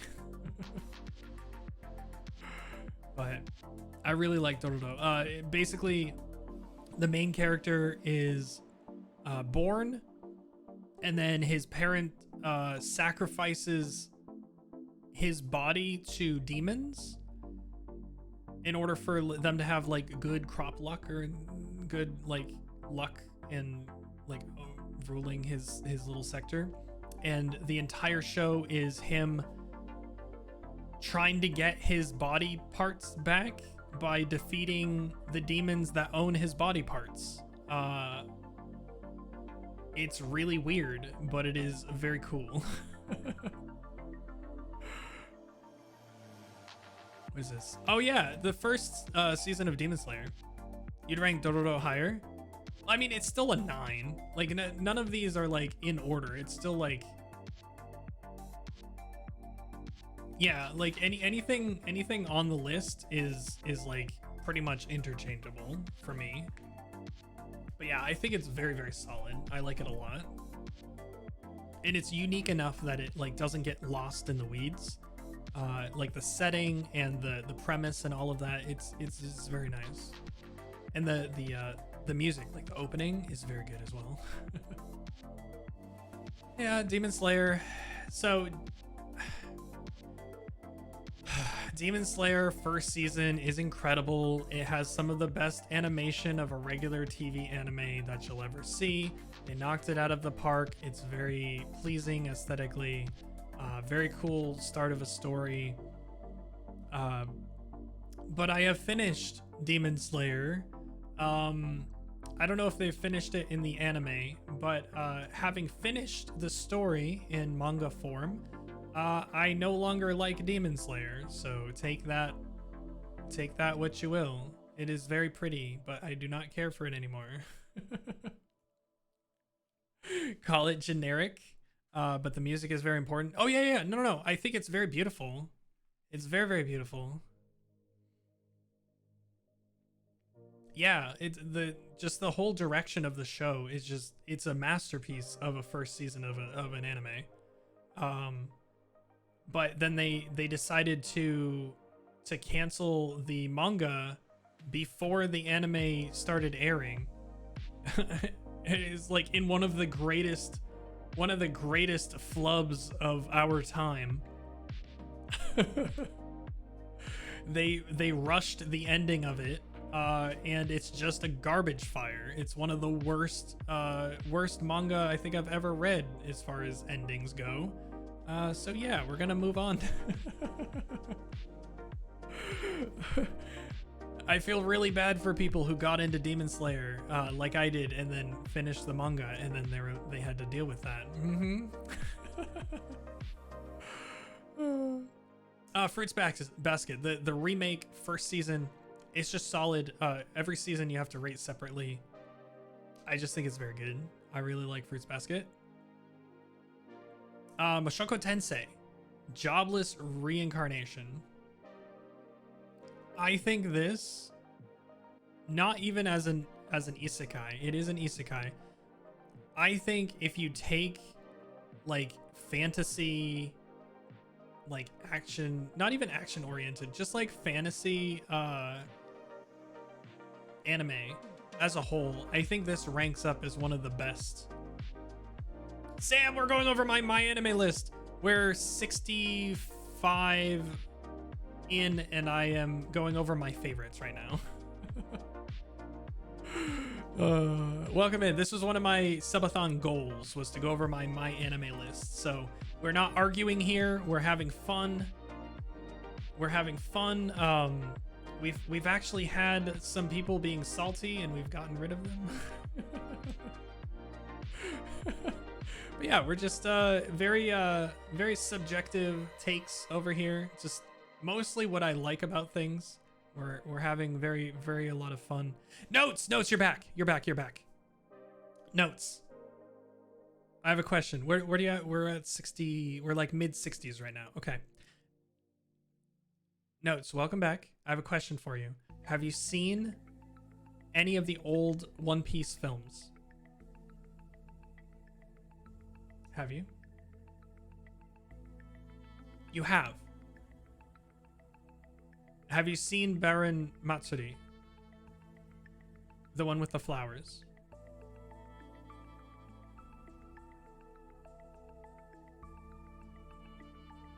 I heard mid 60s. If you can't pick it out, then you probably haven't seen it because it is very memorable.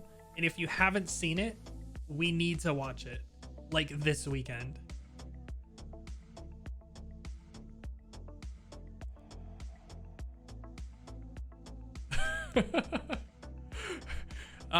Okay.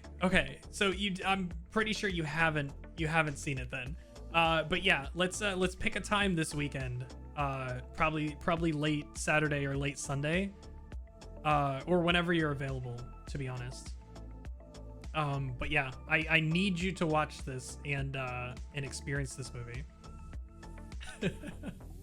we will do this on the Discord. It's one of my favorite movies of all time, and it is One Piece related, and it is very good. One Piece movies are pretty much the only way you've kept up with the series. Let's go. You're down? Perfect. You've seen the anime, but none of the movies?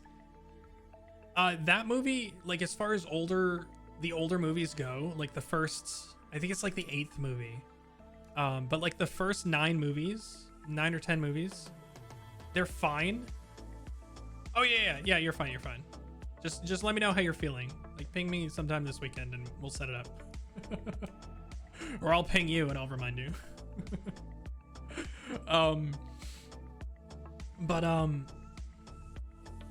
The old movies are fine. They're mostly just okay. They have some like unique things, you know. But the most recent movies are pretty solid. Like Film Z, Strong World, Film Red is one of my favorite movies of all time.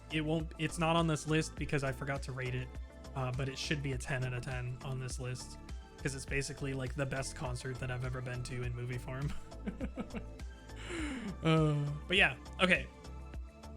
You've seen all the Naruto and Inuyasha movies? Inuyasha is another one that won't be on this list. I think Naruto is, because I've seen all of Naruto, and a lot of Boruto. It's definitely on this list. But yeah, One Piece movies, very good, very solid. If you are a fan of the show, you're gonna like most of the movies. I definitely recommend giving them a watch from 1 to present. if you're caught up in the anime. But yeah, notes. If you're still here, notes. I'm gonna turn my light on. I'm gonna turn my hand cam on. I'm gonna show you something.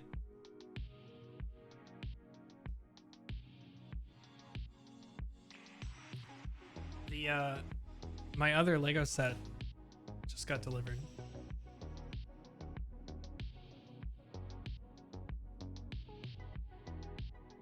Okay. Flash alert, warning, flash alert. Yeah, flash alert. Careful. This showed up. This showed up in the mail.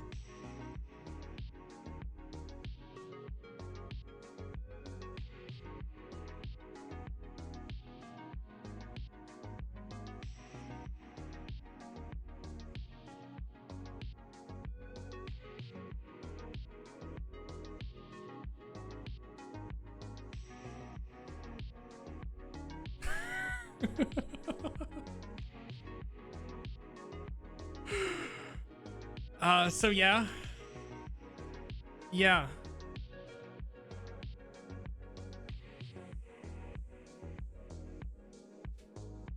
It is a lot of pieces, and I'm very excited to build it, but I don't know when I'm going to. It may have to wait. It may have to wait till after I get home from Japan, but I might do it before I leave. But I'm very excited. It's a large build. But I thought you might appreciate that. Another live action that was actually good was Rurouni Kenshin. Yes. The live action Rurouni Kenshin films are very good films. Yeah, they call this Samurai X on Toonami. Unfortunately, I can't suggest that show to anyone because of the author, which sucks. Just super lost all interest in the show. Not looking to promote it or anything either. It's very unfortunate. Yeah. It's such a good show too. I really like the story. Huh. Oh yeah, no, it's fine. Not everyone knows. And not everyone, like, it doesn't mean like a lot of people can separate like the art from the artist, you know, that sort of stuff. Normally I can. Sometimes I just can't, you know. It's just a shame.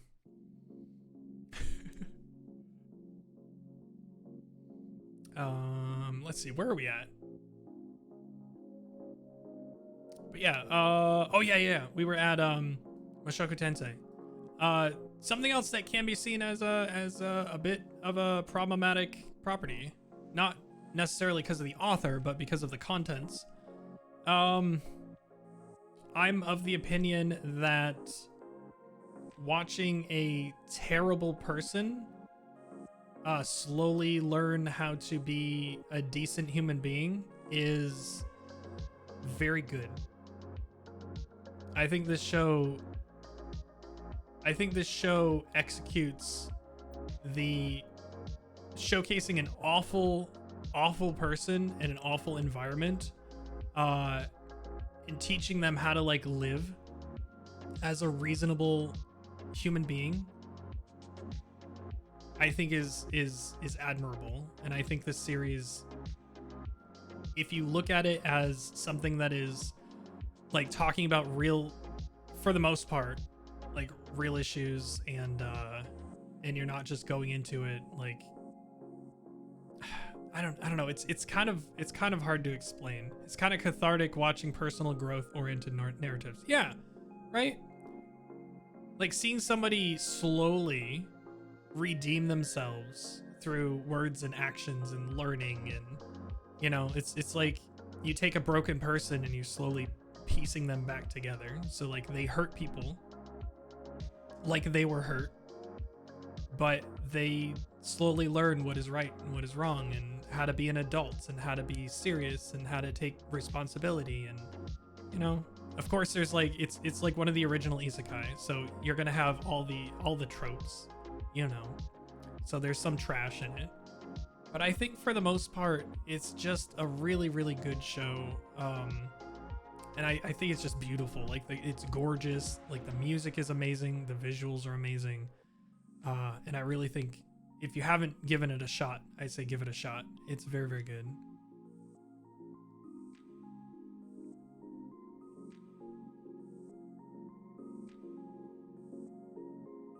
Yeah, it treats things pretty adults, Maza. Yeah. It's like many adult issues are handled in this show. If you go into it thinking it's another trash isekai that's very surface level, you're gonna be hit by a lot of whiplash. Alan, welcome in. All right, I gotta do a stretch. We'll do a stretch. Let me get that started. It's been a little bit. I haven't stretched yet today. That's I've been streaming for almost 8 hours and I haven't stretched yet today. So thank you for that. We're talking about, we're gonna get to Konosuba, okay? We're gonna get to Konosuba.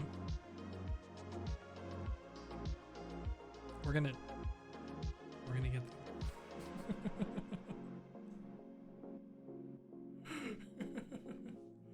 All right, I'm gonna stare at you because tracking is broken on VTube Studio right now. So I'm gonna stare while I stretch. If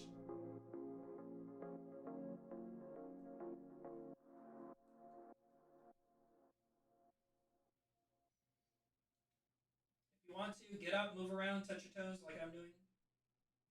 Get some stretchies in.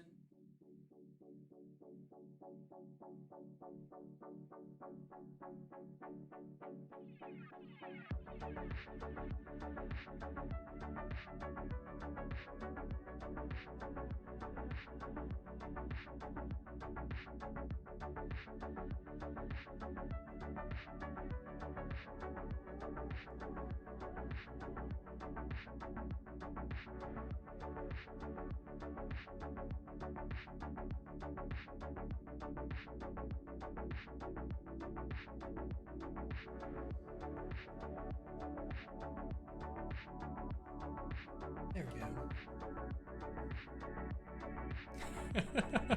All the stairs. Yeah, I think so one of the interesting things about Mashoko Tensei in particular is it wasn't a trope back then. It wasn't a genre back then. So the original like web novel and light novel, like it was one of the, if not the first, to do many of the tropes that isekai is known for nowadays. So things that may seem overused even in this story, they weren't back then. It was very original.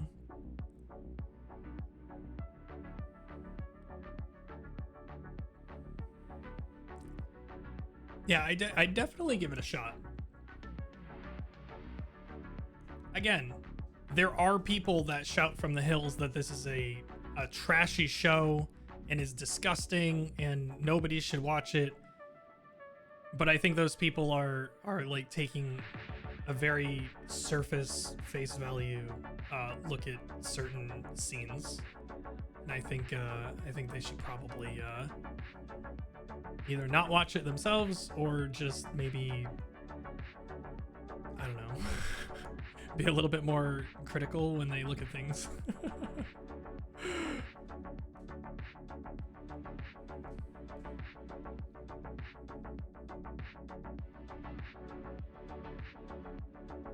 Yeah, I wish somebody would hit me with a buzz. There's a very good cooking isekai. Izakaya Nobu is what we'll get there. We'll get there. But I freaking love it. Izakaya Nobu. It's, oh my god. It's not a restaurant to another world. I've seen part of that, but It's so good and chill, and it's about, oh god, we'll get there. Okay, ReZero.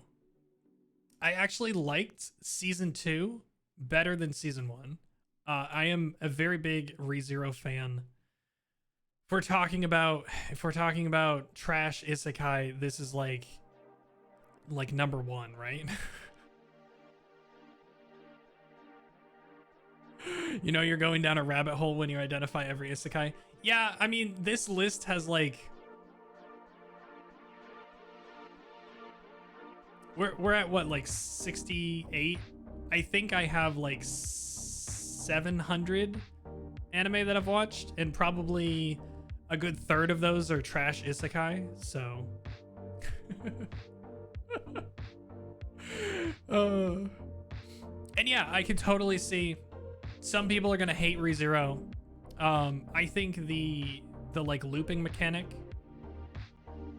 Yeah, we're very much non-hate around here. Everyone has their own opinions. Nobody should burn. Nobody should get heated. Everyone has their own opinions of this. It's very subjective, so I don't mind. The 48-hour stream is back.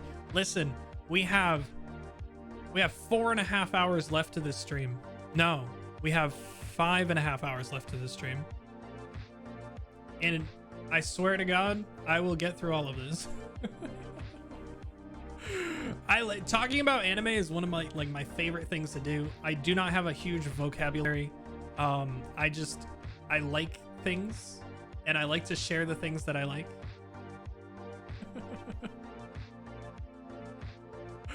But yeah, no hate here for opinions. Everyone's free to share theirs. It's no big deal. As long as we're not getting confrontational, no problems. Actually, 40 VTuber math, Lamau. But yeah, I really like ReZero. I think it's got a unique hook to it. And while I started off hating Subaru, the main character, like he does some super cringe, just like edgelord, I am the main character, I'm the most important. Again, it's not quite like Mushoku Tensei, but it's another story of a child learning to grow up and deal with things in a reasonable adult manner, you know? It's not quite as nuanced as Mushoku Tensei, but it does show a main character that goes basically from season 1 as a child who thinks like a child and is very self-important to slowly growing and caring about those around him and like treating everyone with respect. You know, it's nice, but it also has a bunch of trash isekai tropes. So it's still got some of the silly, lots of action, lots of dumb, like harem protagonist sort of crap in it, you know, so whatever. Let's see. Oh yeah. Daz with the vine boom. Yeah, Subaru is pretty, I would assume that's how a lot of people would react, right? You get like main character syndrome.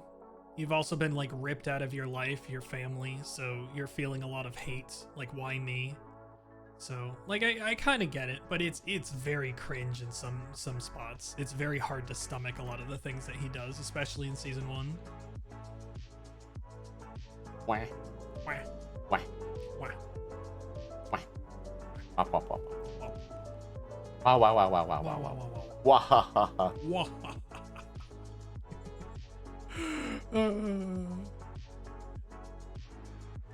Love Serp. Serp is great. Try to work and craft a gun. I mean, in a world of magic, that may or may not be good, but yeah, you could probably figure something out.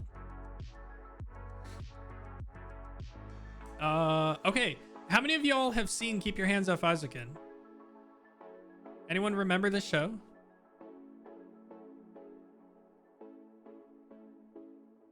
Anyone? Take a drink while I wait. Watched a couple episodes. Never heard of it.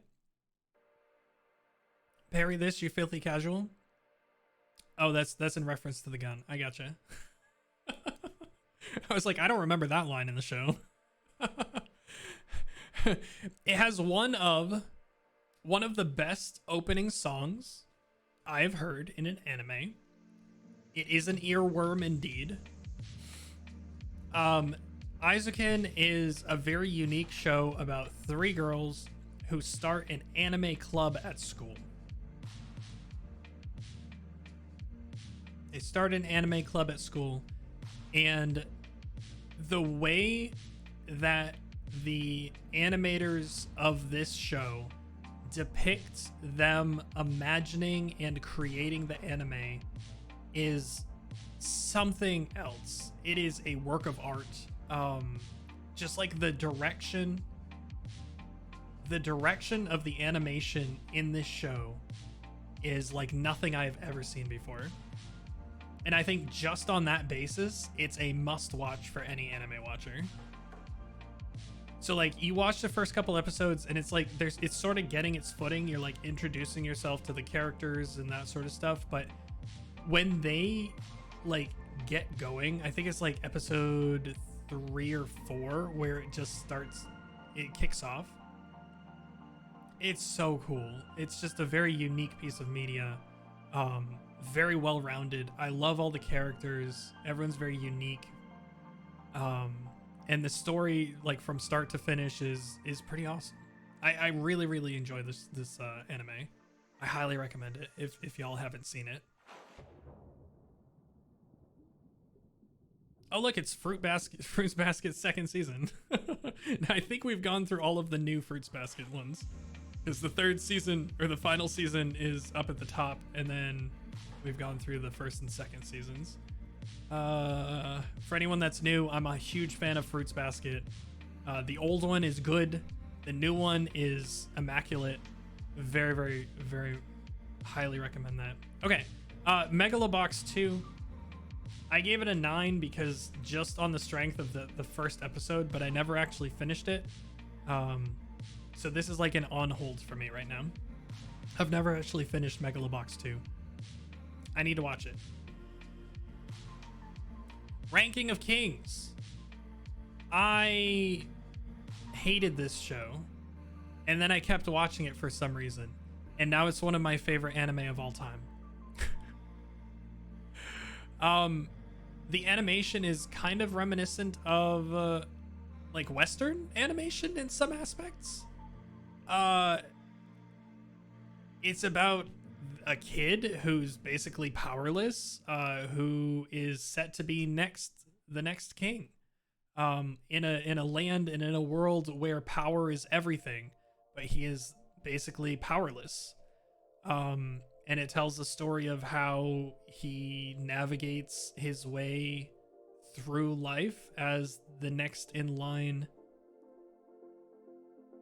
to a kingdom where everyone's out to get him, but he is a child. And he is a non-verbal protagonist, which is another really unique, really interesting thing about this show. Again, I did not like this at first, and then I kept watching it and I was like, oh, this is kind of unique. And then I kept watching it and I was like, oh wow, oh, they did what? Oh, what just happened? Huh? And then it's just like episode after episode, I was like, oh my god, give me more. And then the ending happened and a lot of people were very upset, but I friggin' love the ending. I was so happy. Everything just turned out, I mean, I was just over the moon. It's so funny. I talked to a lot of people that were like, I like the show, but the ending sucked. And I was like, no. The ending was beautiful. It was exactly what it needed to be. I freaking love it. I love it. Can't recommend this enough. Oh, look, it's another ReZero. Oh, look, it's Horimiya. Apparently, some people have issues with Horimiya because they sort of tried to fit an entire an entire like manga into 12 or 13 episodes. But as somebody who doesn't know the source material, it was just a misunderstanding. Huh? I took half of what I heard half of a sentence and I misunderstood something, but then we discussed it and now we're back on even terms and we're understanding each other and we're talking. Wow. Imagine. It's so good. It's like a breath of fresh air seeing like healthy relationships in action. It's so nice.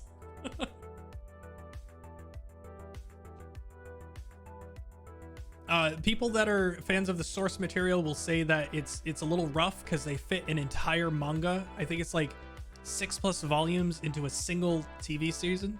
But as somebody who just watched the single TV season, I thought it was an excellent just one season anime. Very, very good. Yeah, I definitely recommend it. If you like rom-coms and you like you hate misunderstandings, this is very good. Wonder Egg Priority. I've got it as a 9 because I never finished it. I heard that the final episode is something else. I've never watched it. I heard things about how Wonder Egg Priority finished. And I like to take the first 11 episodes as a single mysterious, weird, what the crap is going on? What, oh, the world and everything, the characters, the mystery behind the first 11 episodes. I have no idea how they finished it. But as a set, the first 11 episodes, I love Wonder Egg Priority. And I may never finish it. But I think it's unique enough and it's pretty enough and it's just very, very unique, very colorful. I like what they're doing with this. Another rom-com you like is Dress Up Darling. That's new enough that I don't think I've added it to my list. It's good. I wish Dress Up Darling was not set in high school.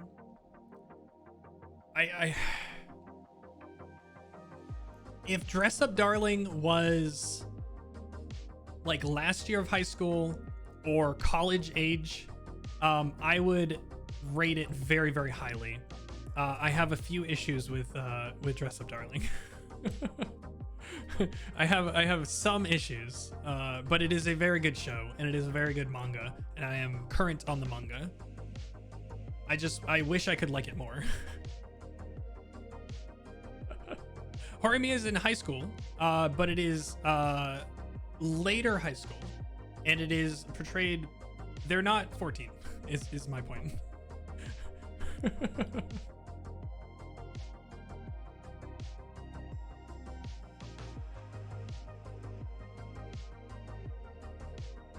I believe Horimiya, they're all seniors or about to be seniors, which is slightly different.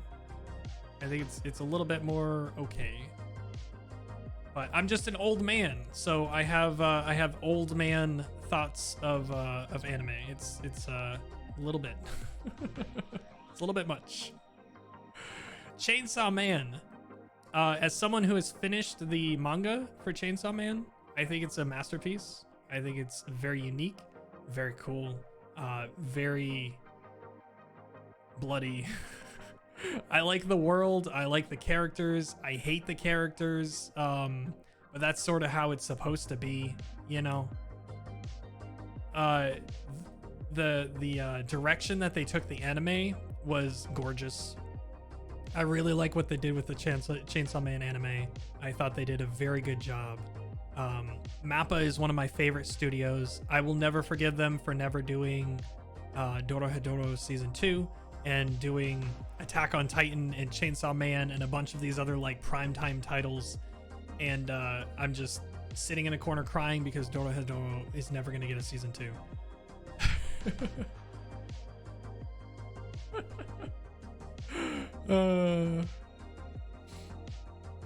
But yeah, it's so good. It's so good. Very cool. Oh, look, it's Belle. I don't think it deserves a 9. I give Belle a 9 just because of the music. I had the soundtrack of Belle on repeat for like 3 months after I watched the movie. It's not a perfect film, but it's a gorgeous film, and it is very good to listen to. I freaking love the soundtrack for Belle. It's very pretty. Yeah. The story leaves a little bit to be desired. There are some things about the Belle story that I'm like, don't like that. That doesn't make sense, you know. It's also a rehash of some other movies. Like if you've seen Summer Wars, if you've seen the Digimon movie, it's pretty much that, but slightly different. It's like copy my homework, but don't copy it exactly, you know, that sort of thing. But it's made by the same guy, so if you copy your own homework, is that okay? I don't know. But it's a very good movie. I go in with like medium expectations and enjoy the music, and I think you'll have a good time. Summer Wars was good. I enjoyed Summer Wars a lot. Yeah. Another Mushoku Tensei. We went into this in detail, but I'm a huge fan of Mushoku Tensei. I think it portrays what it is trying to portray very, very well. I think it does a very good job. I think it's probably one of the best airing anime out there right now. I think as a whole package, it's very, very good. Oh, we got a recent one. We got another recent one. Turning in the same project for 2 different classes, kind of. Bocchi the Rock. This is a very, very good band anime. If you've seen like stuff like K-On! And that sort of stuff in the past and you've enjoyed it, you'll probably like Bocchi the Rock. The main character in this anime is very relatable, almost uncomfortably so. She is extremely antisocial, almost to the point where it's hard to watch.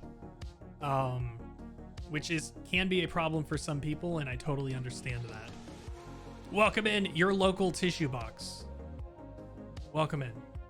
I hope you're having a good night.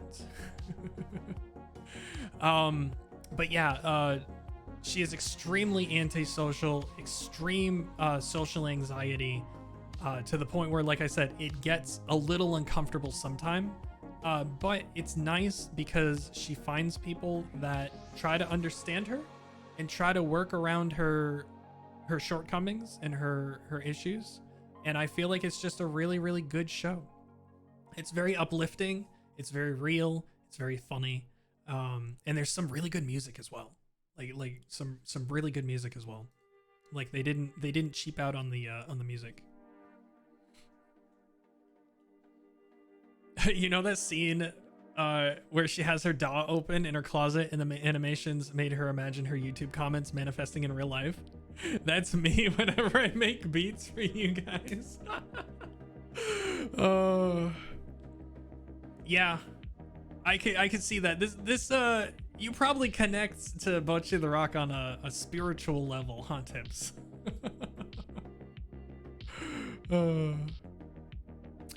Oh boy. Look at what we've run into. The Eminence in Shadow. Y'all like trash isekai? Y'all like Super Saiyan trash isekai? Because that's what this is. I was not expecting to enjoy this show. In fact, the first couple episodes, I was like, this is garbage. Why am I still watching this? This is a masterpiece of a show. Yes, it is trash isekai, but it is the best trash isekai. I'm not being silly. I'm not being this show is one of the best anime I have ever seen.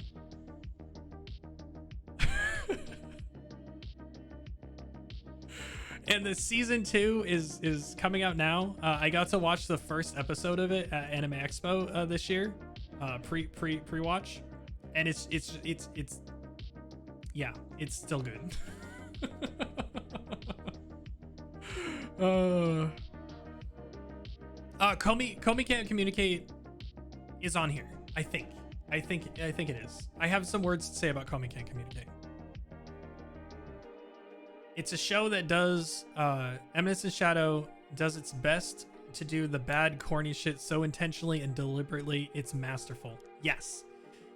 Imagine so you've got your trash fantasy, power fantasy, right? This dude, the main character, is the most powerful person alive in this isekai world, right? However, he has convinced himself that he has created a story that everyone else is following. Okay? So he has in his head, he's like, yeah, there's this evil shadow organization and they're called Organization X. And they're evil and they want to take over the world and blah, blah, blah. And he gains this following of super powerful women, basically. Of course, because it's trash isekai, right? Of course, there's a harem aspect to it. But these, his underlings are all powerful in their own right, and they form their own organization underneath him, and they start fighting the evil organization that he thinks he's created out of thin air. But plot twist, they really exist. He goes through this entire series making things up on the fly, being like, imagine believing that this stuff is all real when it is all real.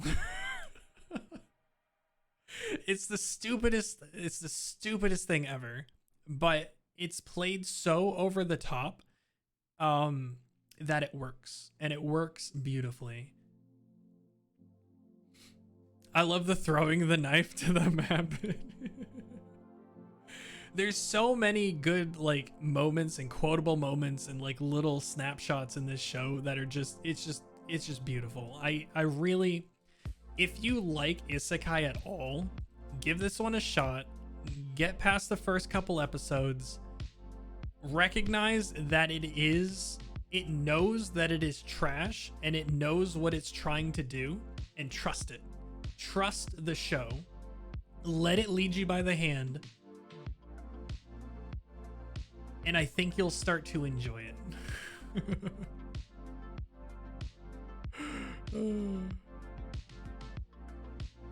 Oh, here we go. My Dress Up Darling. Very good show. I think it's very, very good.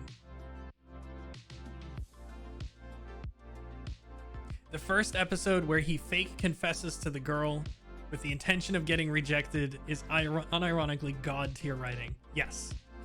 The main character wants to be a background character. He wants to be the person that people are like, wait, but that person is trash. That person is a nobody. He wants to be that, and then he wants to like flip their expectations by being the most powerful person ever. But he's not ready to reveal himself yet, so he spends the entire show trying to be a nobody while everything else is revolving around him. It's so good. It's so good.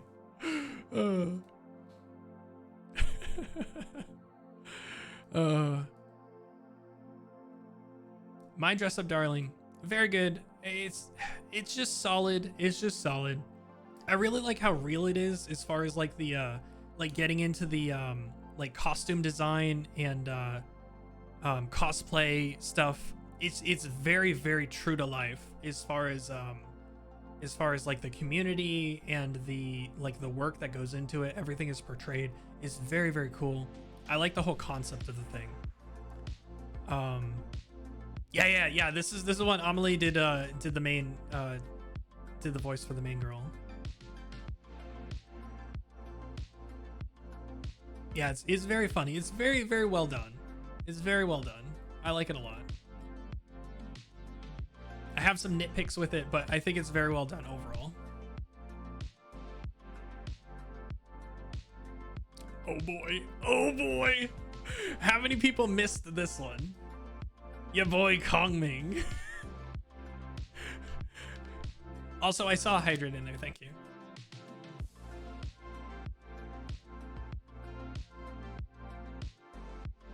Again, I think they did a good job of writing 14-year-olds reacting to everything that happens. Okay, I think it's fine. I just wish that they were. I think the story could have been better overall if they had aged up the characters. But that's like that's like my own personal gripe with it. Like, it's not really like a real big problem with the show itself. I just think like it could have worked. My Dress Up Darling could have worked better if it was like in college or later on in high school. But anyway, ya boy Kongming is it's an isekai, but not. This has one of the most amazing banger opening tracks of all time. If you take nothing from this stream, except go to YouTube and type in "Ya Boy Kongming" opening and listen to the opening, I'll be happy.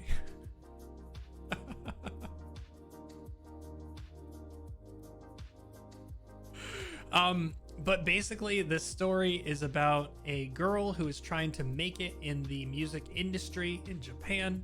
And she gets help from the unlikeliest person, an ancient Chinese how do you say it?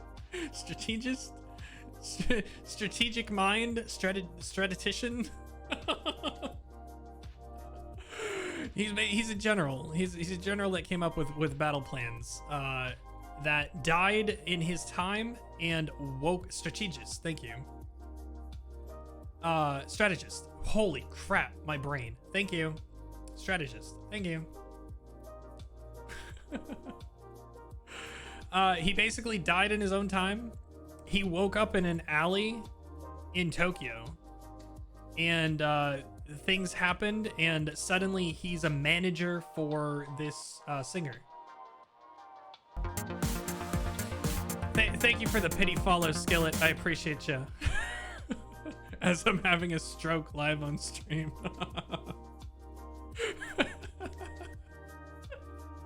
But yeah, this is it's just a really good. It's a solid show all over. The music is very good. It would be a 10 out of 10 if they had not reused a certain song more than they should have. How could this happen to me? Thank you, Vile. I appreciate that.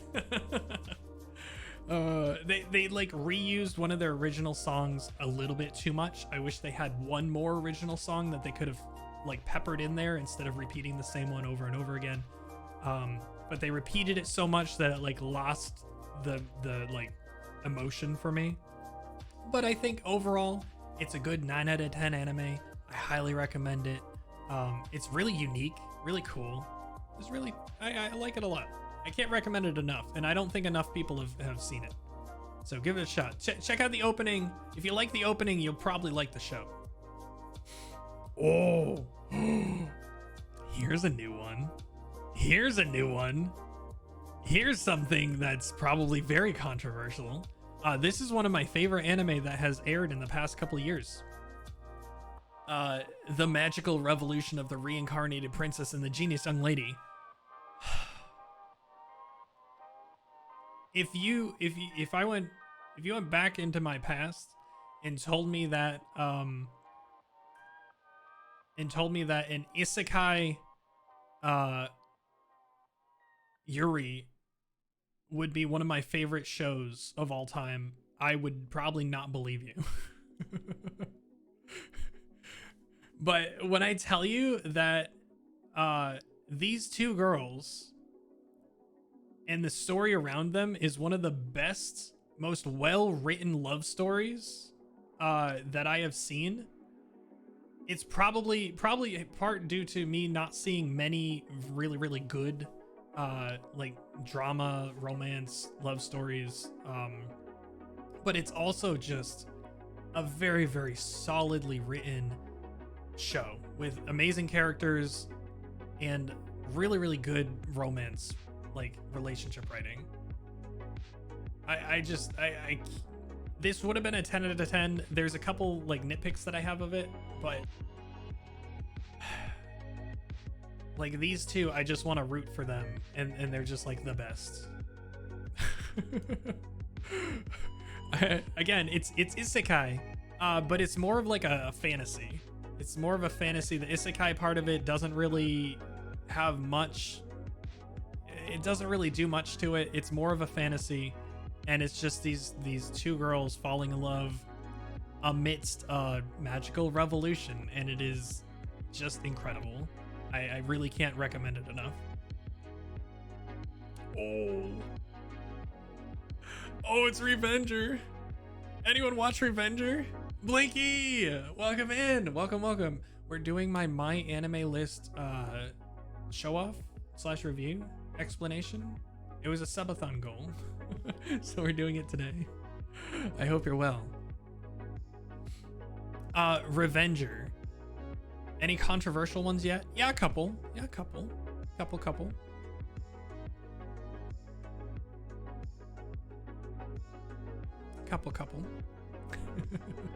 But we're all being very nice. Everything, like I said, everything's subjective. There's no need to get heated. There's no need to argue. You know, everyone has their own opinions. I've heard Shelter. I really want to read the original because I've heard that they changed a lot for the anime, and I like the anime so much. Like, the manga's got to be something special.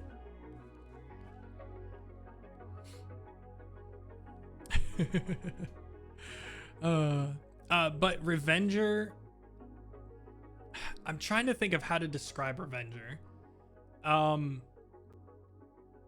You know that time, like the Last Samurai sort of era where England is starting to like super influence how like the Western world is starting to encroach on Japan, and they're starting to adopt like guns and like power and telephone lines and all of that. That's when this takes place, okay?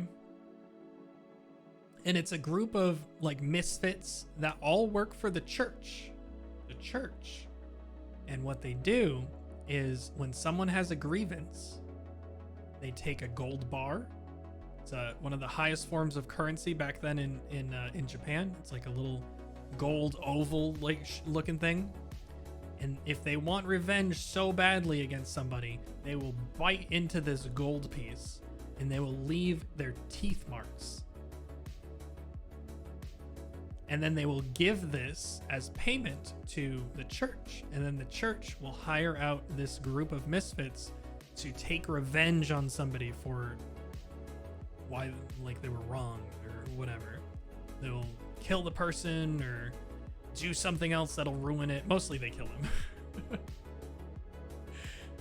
But I went into this and I was like, whoa, like action, like cool, unique abilities and that sort of stuff, you know, just like everyone's sort of unique. But you get about halfway through and it suddenly takes a turn and you're like, oh God, what am I watching?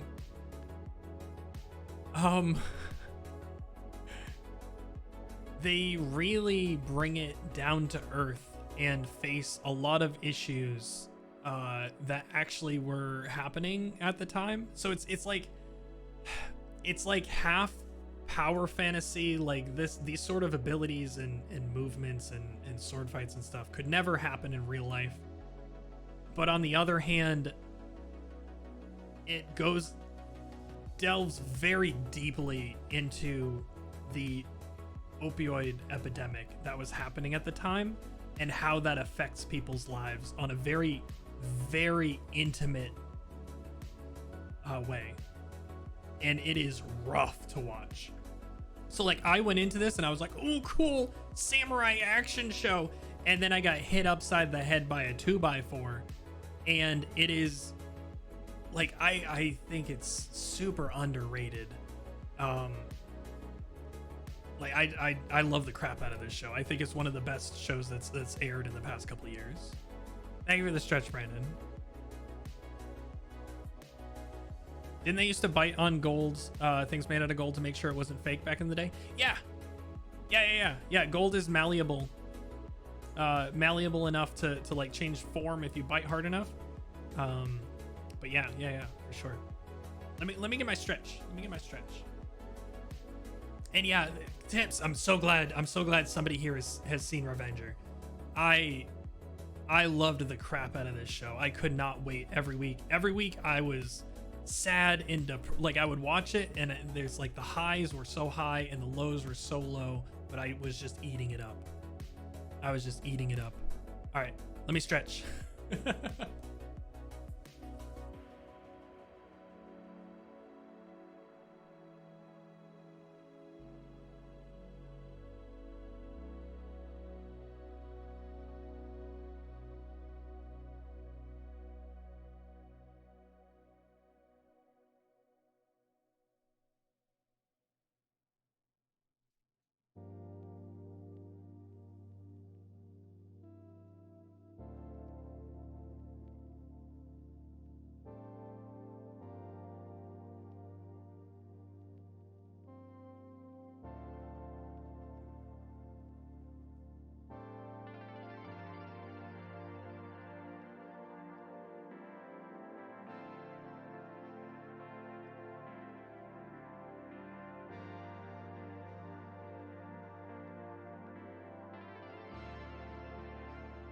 Stare.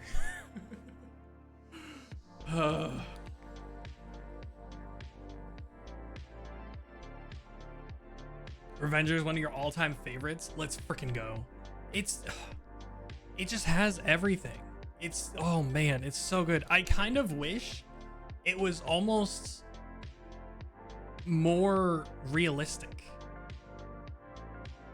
I almost wish that some of like the craziness that happens in the show was like toned down, because I think it could have been an incredible just like period piece without some of the like anime craziness.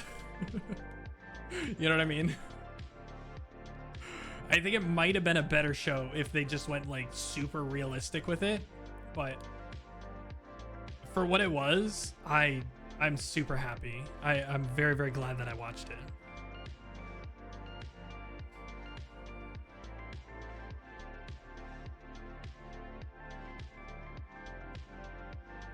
Super mature for someone that saw all this stuff at a very young age and only understood as you aged. Yeah.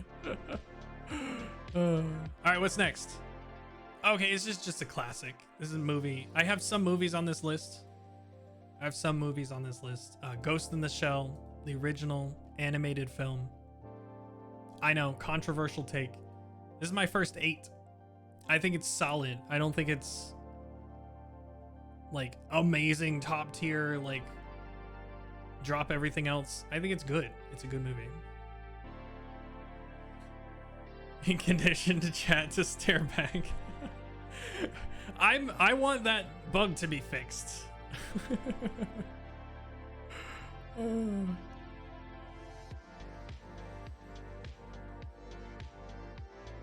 8, not 9. That's crazy. I mean, what about this? We got Akira right next to it. Again, this is a scaling list. So the things that are 10s are either very personal to me or ones that I would recommend to anybody, right? So a lot of people will be like, I loved this, it's a 10, but I went through, I think like 2 years ago, and I scaled everything down.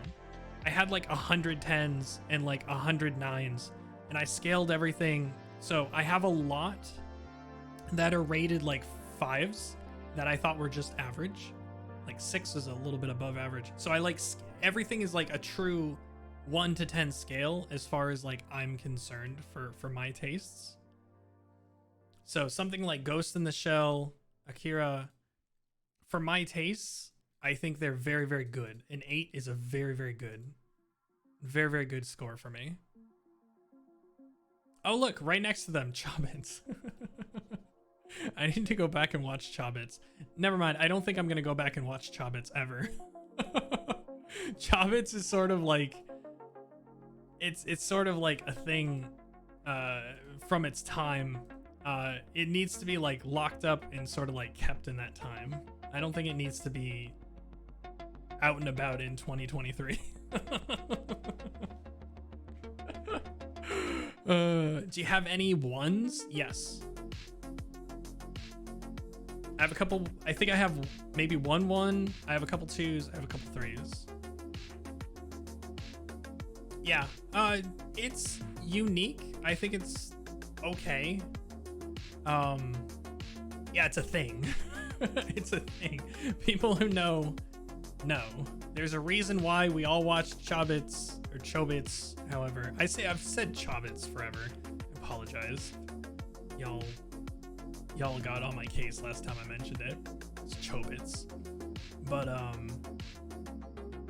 yeah, it's just like you can like it for what it is, you know. That's fine, you know. You said it the same way I say it. Oh, really? Okay. I'm not alone. But yeah, I don't know if it deserves an 8. I should probably lower it, but this is just nostalgia. This is just nostalgia talking. That's why it's an 8.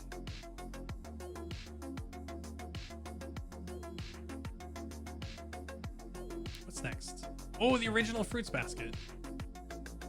It's telling when the original Fruits Basket is 26 episodes from start to finish, whereas the new one is 3 seasons of 26 episodes. I'm so glad they remade it. I'm so glad they remade it. I'm so happy they did that.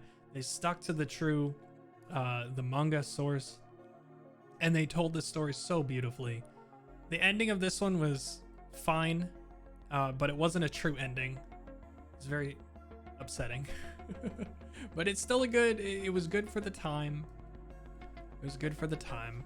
The recent one, Brandon, if you have ever liked Fruits Basket at all, I highly recommend you either read the manga or watch the new anime, because like the latter half of it is just I love it to death. I really do. I really love it to death.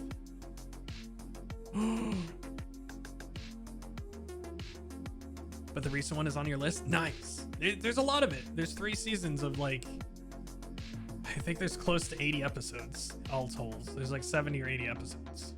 So it's a lot, but I think it's very much worth it. It's a very, very good story from start to finish. Very cathartic ending as well. Have any of y'all seen Hikaru no Go? Any of y'all seen Hikaru no Go?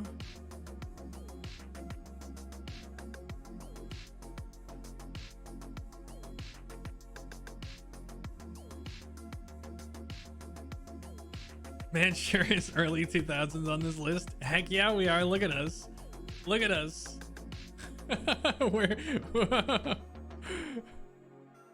Sounds familiar. Have any of y'all played Go, the game? So, Hikaru no Go is about this kid who loves Go, the game, and wants to be a professional. However, he has, who is arguably the greatest Go player of all time, possessing him. So, you know the whole like Yu-Gi-Oh, like Yami Yugi thing, where he has an ancient pharaoh like living inside his body? This is basically the same thing, except a little bit more realistic, if I could say that. And to watch to be able to watch this kid grow up through these 75 episodes to the point where like he uses this guy and they become friends and rivals, and you know, they go back and forth, but to see him grow to the point where he no longer wants the help of like the Grand Master living in his head, and he's like, no, I've grown beyond needing your help, and they start like forming like a professional respect for each other, is really, really cool to see. I really, really enjoyed where this went. Yeah, it's been a long time since I've seen it, but I really do think it's worth a watch, especially if you like Go. If you like sports anime, maybe not sports anime, but it's it really goes into depth on like how to play Go and the ins and outs, and I don't know, I really, really liked it. I think it deserves an 8. I think it's really solid. I think more people should know about it and should see it. Oh, here we go. We get another movie, Princess Mononoke. I'm not going to talk too much about Ghibli films. I think they're very good. Princess Mononoke is probably, for me, it's like one of the weaker Ghibli films. But it's still like, it's a very, very good film. Samurai Champloo, very good. Very, very, very good. From the same dude that did oh god, my brain.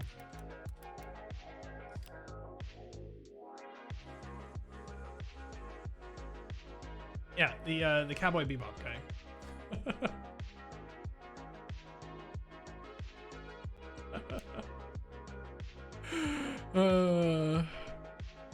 Champloo is, I would say it's phenomenal. I would say it's very, very unique.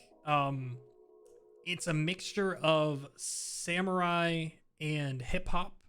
It's got a lot of very good music. And the story that it tells is very good. Like, I have very few issues with this as a whole. Yeah, it's not for everyone. I will say that. Like, you can definitely find some things to nitpick about this show, but I really think it should be one of the certified like all-time greats. I really do think it should be. I think there's a couple things that like hold it back for me personally from it being like a 10 out of 10 show, but if anyone puts it like at the top of their list, I really couldn't argue with that.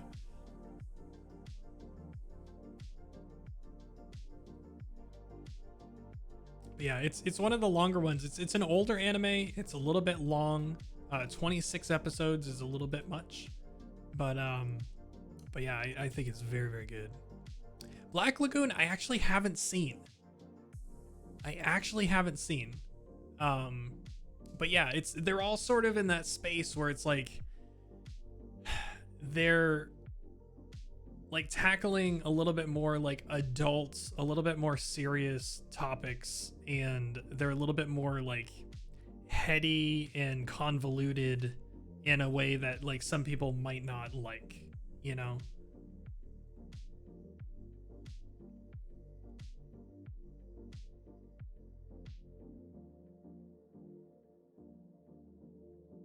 You're watching Black Lagoon right now? Ooh. Yeah, I've wanted, it's like one of those ones that's like on my list to watch, but I've just never gotten around to it.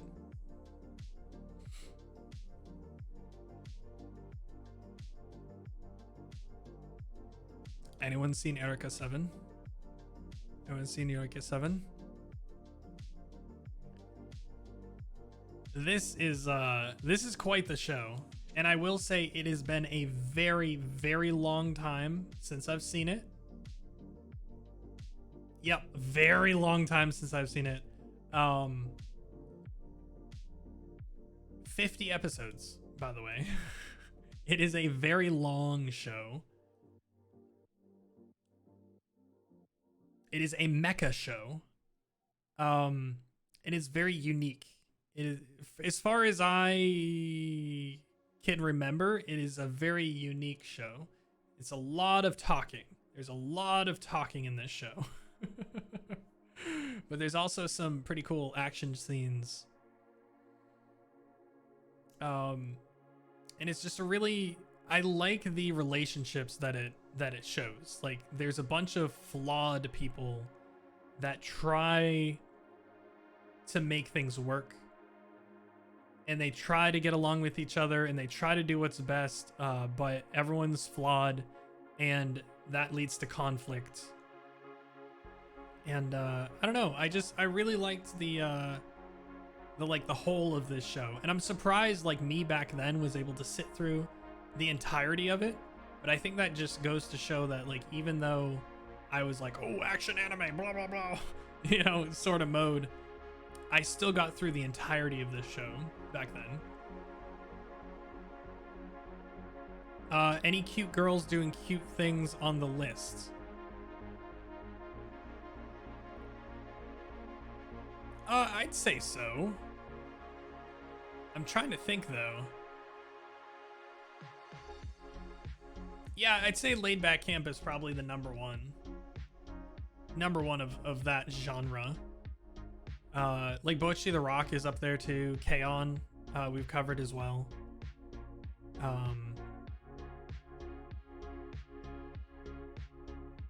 Oh, what was it? The A Place Further Than the Universe.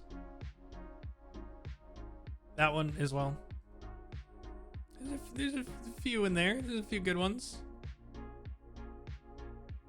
What do we got? Oh, Grave of the Fireflies. Hey, that's another one on my list of favorite movies that I will never watch again.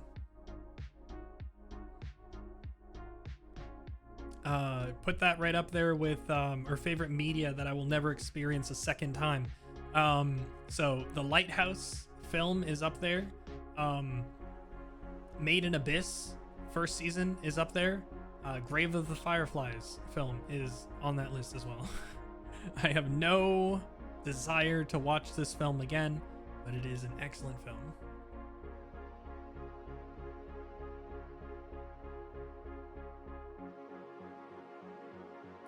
Oh, I forgot I had this on the list. So many cult classics. We're getting into the little bit of a spicy territory here. This isn't really spicy though. This is pretty well known. Iran High School Host Club. I'm one of those that, like, I like a lot of different genres. Just like with music, I'll pretty much watch anything. I'll pretty much listen to anything. I'll be able to enjoy anything. So like Fruits Basket, Iran High School Host Club, I watched them around the same time, and they're just both, I don't know, they're just both excellent shows. I like Iran Host Club a lot. My bad take is that I actually like the Domestic Girlfriend. I think I have Domestic Girlfriend rated very highly on my list. I think it's like a 9 out of 10. It probably shouldn't be a 9 out of 10 because I'm caught up in the manga and I've finished the anime. So I would probably correct that to like an 8, 7 or an 8. But yeah, this is just a classic. It's, if you've never seen Iran High School Host Club, it's just a classic reverse harem shoujo anime. And it's very, very good at what it does, and it makes you care about the characters a lot, and it's very silly, very funny at times, just like a very classic 90s / early 2000s anime. I think it's like early 2000s, right? I don't think this is 90s. Oh, look, it's Gintama. Gintama. Has anyone finished Gintama? Has anyone seen all of Gintama? Because I have seen about half of Gintama, and I keep wanting to go back and finish it because I know some crazy stuff goes down in the second half. God, I want to finish Gintama. It's just it's a lot. It's a lot.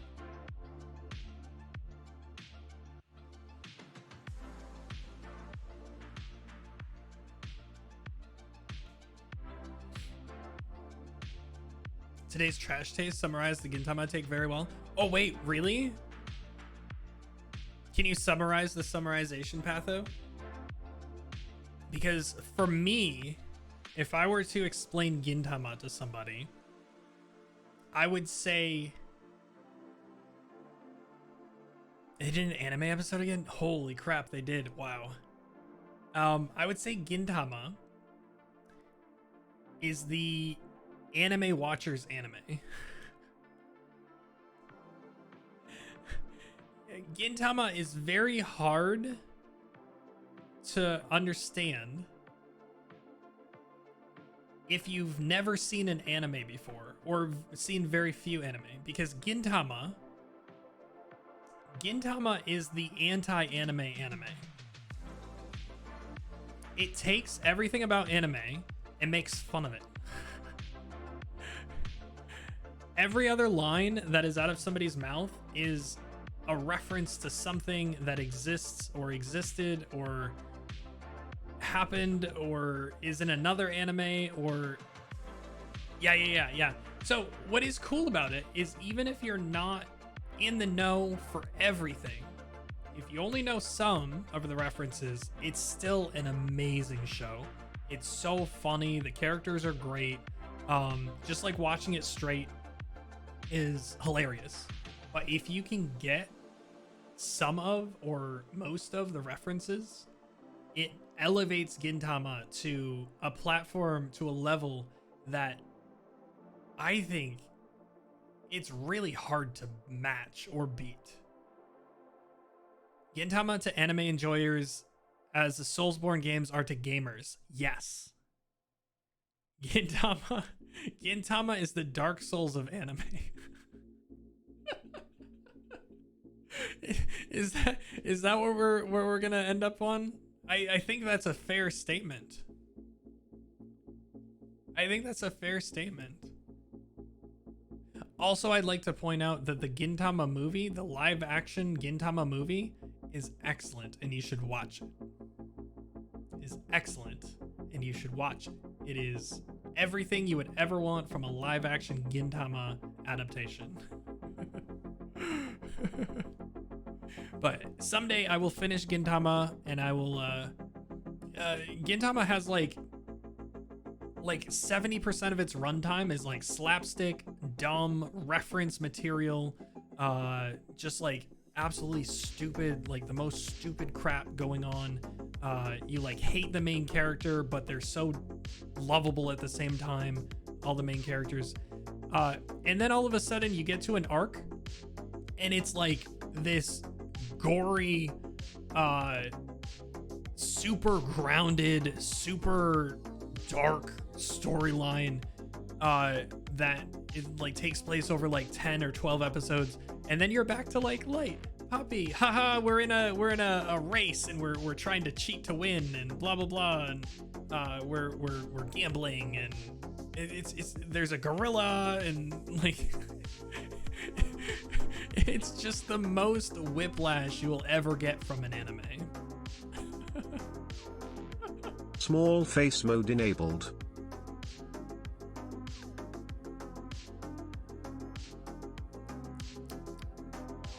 Okay. I see how it is.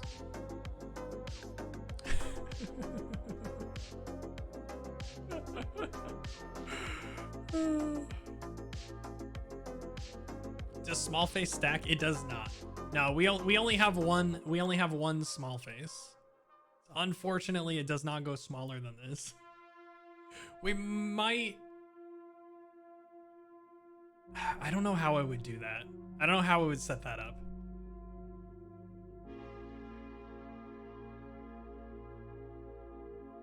I would have to have like variables and stuff, but I don't have that capability right now.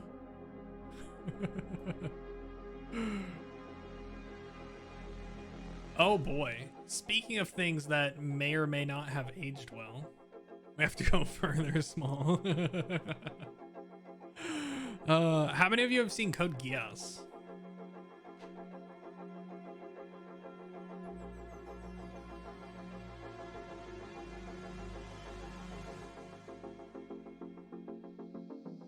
Tips? Okay, Tips has seen it.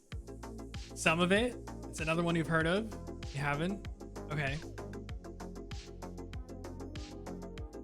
People haven't seen it? Apparently, Cookie. I thought everyone had seen Code Geass.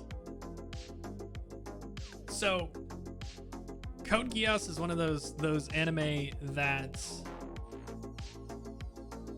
like, teenager me would watch and would be like, wow, this is so awesome.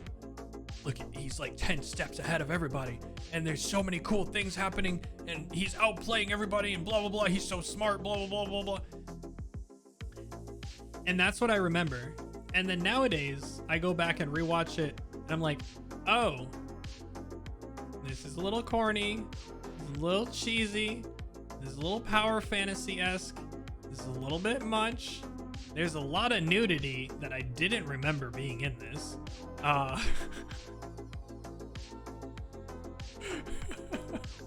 It's one of those anime that may not have aged as well as my brain would like it to have aged. However, it is still, I think, a classic. It's a classic anime. If you have not watched it, it is a mecha anime, so I know that's like a no-go for a lot of people. Did not remember the nudity in this show at all looking back.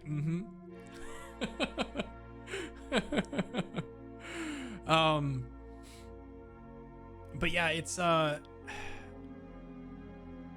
there are powers, there are mechas, and there is one dude who is trying to outsmart everybody else in the world. I had no idea that people not liking mecha was a huge demographic thing. Wait, are you serious, Tips? Wait, Tips, are you serious? Are you making it funny? Like a haha hee hee? You had no idea? Yeah. There's a lot of anime watchers that they hear mecha and they're like, nope. Nope. Mecha bad. Boring. I think the problem is that a lot of mecha anime, to offset the like giant robot go brr, they have a lot of politics and a lot of intrigue and a lot of talking and a lot of detail. So a lot of people have seen bits and pieces or tried to start mecha anime like maybe when they were younger or something, and they couldn't like stomach all of the boring parts. Yeah, Gundam's politics went way over a lot of people's heads. Yes. And again, I just know this like incidentally, because I've seen Code Geass, I've seen a couple mecha. I haven't seen a lot of mecha. The only Gundam series that I've seen was 00. I've only seen Gundam 00. I haven't seen any other Gundam series. I haven't seen any of the classic like mechas, you know. But I just know, like what people have said, and I know like the contents of a few of them.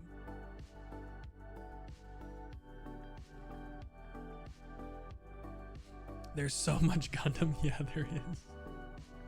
You know, one thing that I don't think is on this list that I used to watch a lot? I don't think it's on the list. Did y'all ever watch Zoids? Speaking of a series that kids would like but is full of adult themes and political crap and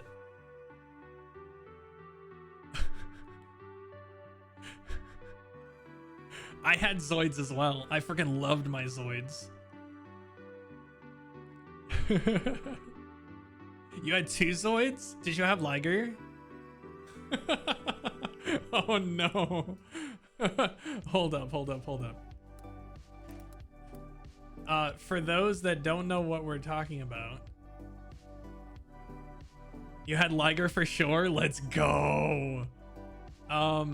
Are there like images? Pictures?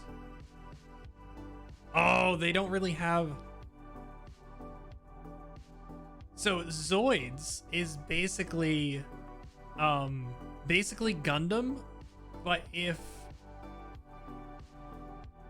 the Gundams were animals.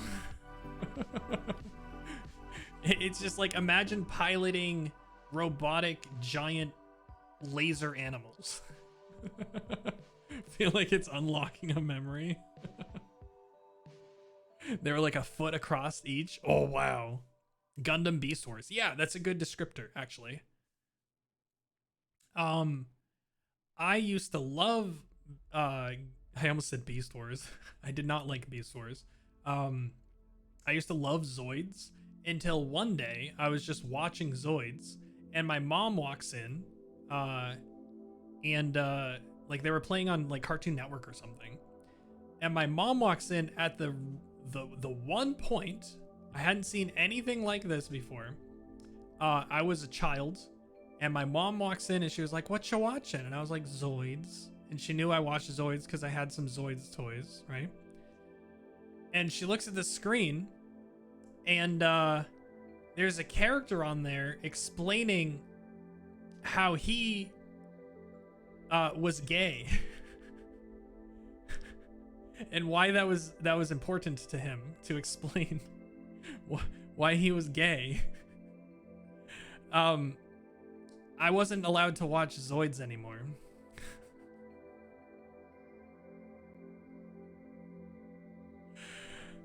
So yeah, that's yeah, that's yeah, that's my Zoids story. Thanks family for that. They got mad about it. Your parents too? Mm-hmm.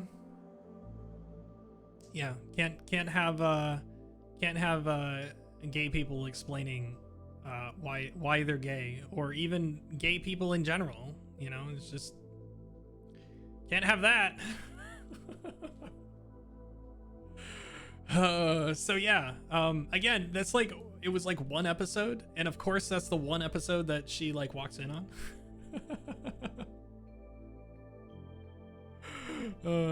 I want it. Tips. I want to watch Witch from Mercury. I've heard nothing but good things about it. Your mom was weirded out about Pegasus, but still got you Yu-Gi-Oh cards. Listen, I wasn't allowed to have Pokemon cards because Pokemon was the devil. But Pokemon were evil and used magic and talked about evolution. Can't have that. Can't have that in our impressionable children's vicinity. Definitely not. I wasn't even Yu-Gi-Oh adjacent until I was an adult, basically.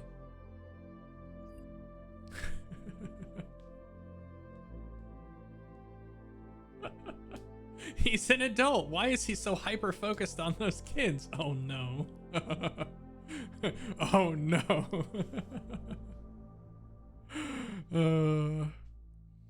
But yeah, so that's a thing. That's a nice little tangent. Oh, because of the Yuri stuff. Oh, it's got Yuri in it. Let's go. Small face mode disabled. Oh, sad. All your rich friends played Magic the Gathering. Oh my god. Don't get me started on Magic the Gathering. I'll go off on a Wizards of the Coast tirade. Don't get me started. It's not even spicy Yuri, it's just wholesome Yuri. Let's go. So it's revolution, magical revolution, wholesome Yuri sort of stuff. You settled for Yu-Gi-Oh? Oh look, talk about spicy. Nice. Yeah, I definitely want to watch it. Witch of Mercury. I've heard nothing but good things about it. It's definitely at the top of my list for Gundam, which is like middle of my overall list.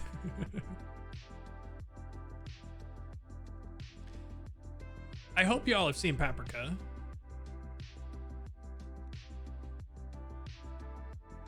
I hope y'all have seen Paprika. Though I guess if you've seen Belle, you've seen Paprika. Is there anything that Belle does not derive from?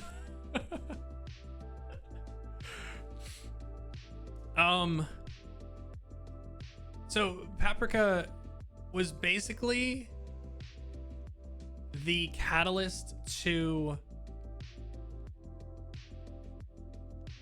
Inception. If y'all have ever seen the movie Inception, this is where the idea came from. Paprika. I highly, highly recommend watching this film. It is not a film for children. As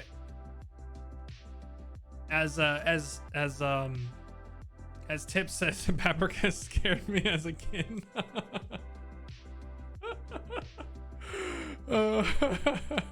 Yeah, I could totally see Paprika being terrifying for a child to watch. But yes, please watch this film. It is, I'd say it's just short of being a masterpiece, but it is very close to being a masterpiece if there ever was one. Is very unique, very weird. At some points difficult to stomach.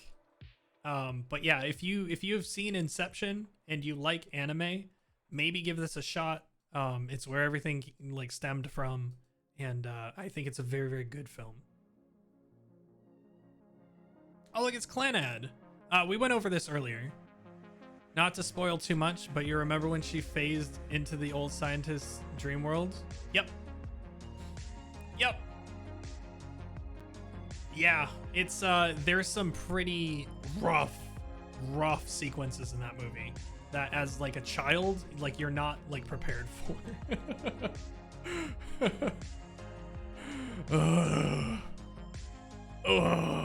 Yeah, it's yeah. Cookie. But yeah, definitely good.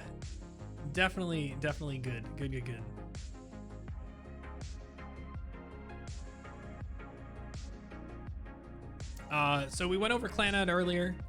Art style aside, cute girls doing cute things, but in the 90s, Clanad sets up the pins, and then Clanad After Story completely destroys the planet. And I really can't recommend it enough. I think Clanad is very much worth watching all the way through. It's a little bit of a slog. It is like close to 50 episodes all told. This is the first season. After Story happens afterwards. just it's good. It's good.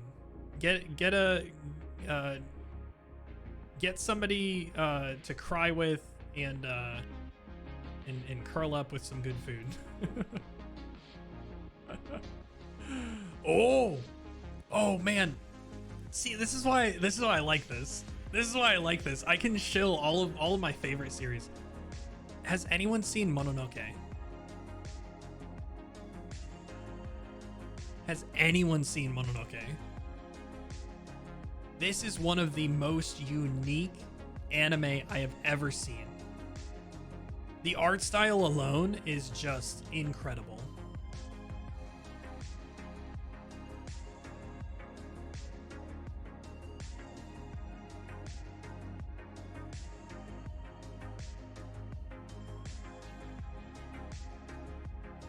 This is the art style. This is what the anime looks like. It is very unique. So think, if anyone's seen Mushishi, think Mushishi, but on drugs. Think Mushishi, but tripping balls.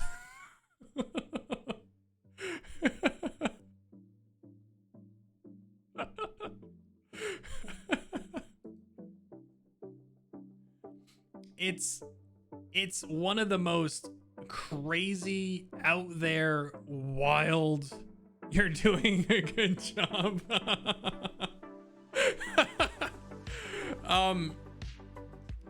It's just like a classic, like traveling medicine man, traveling doctor story. But it goes to 11. It goes to 11. And it is some of the most unique animation, some of the coolest mini stories. It's like episodic. There is like a little bit of like a through line for the plot. But each episode or two is its own like contained story. And it's just one of the coolest things I have ever seen. I really can't recommend this enough. You know what? Why is this at 8? I really think that this should be at a 10 for me. I'm second guessing myself. I really think it deserves a 10 out of 10 for me. Ponyo!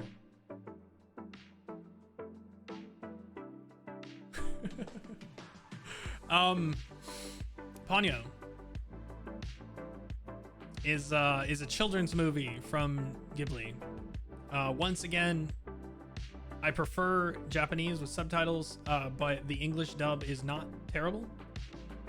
Very good voice cast. The kids actually do a good job. But I actually really enjoy this movie. It's probably one of my favorites. Sister made fun of you back then, saying you look like Ponyo growing up. Oh no. I'm so sorry.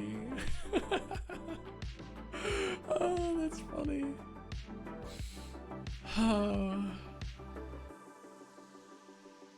Then you just go back. You'd be like, oh, so I'm gonna grow up to be real pretty. I can't wait to grow up and be real pretty.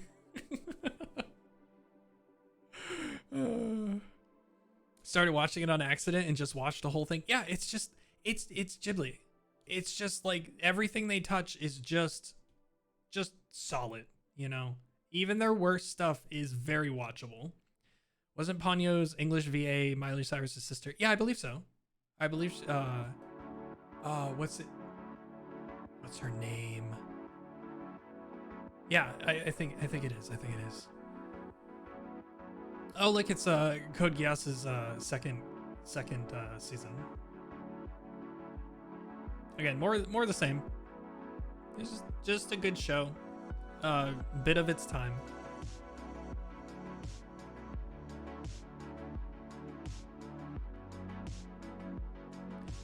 Wow, this is a blast to the past.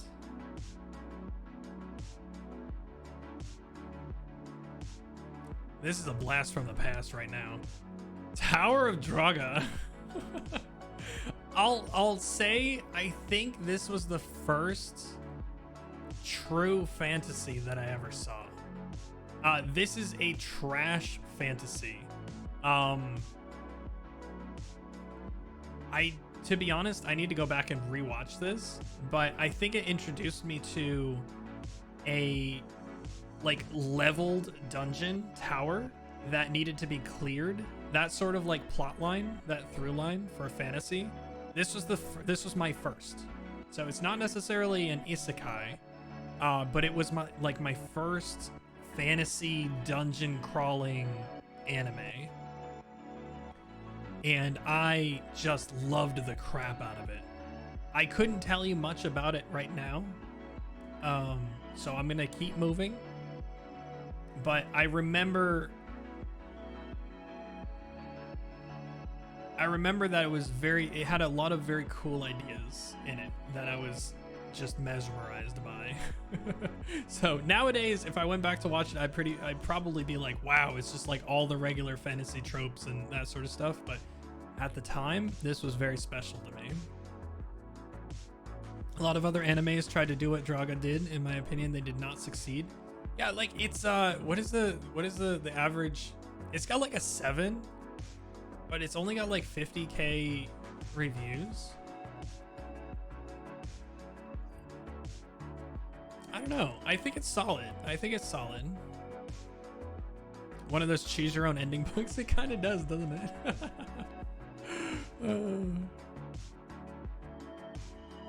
Oh. So this is a show. I haven't finished this. A lot of D&D references, like in Goblin Slayer. Oh, okay. Nice. Like class-based stuff. It's very faithful. So, Natsume's Book of Friends is, I would say it's a classic. I've seen bits and pieces of this all around. Very chill. Very, very chill. But also has action some places, depending on the episode. So I think I've watched the first 3 or 4 seasons of this. I think there's like 6. I think there's 6 seasons, something along those lines. It's a long series. But it's about a kid who inherits a book of names that are names of spirits in Japan. So like gods and spirits and yokai and that sort of stuff in Japan, all around the region. And what they did was his relative in the past fought, bartered, traded, and somehow collected a book of true names of these yokai. And when you have a yokai's real name, their true name, you can basically command them to do your bidding. But she was just collecting them. Now she's gone. So what happens to the book of names? It passes on to her next of kin, which happens to be our main character right here. He's just a high school student. Curse, welcome in.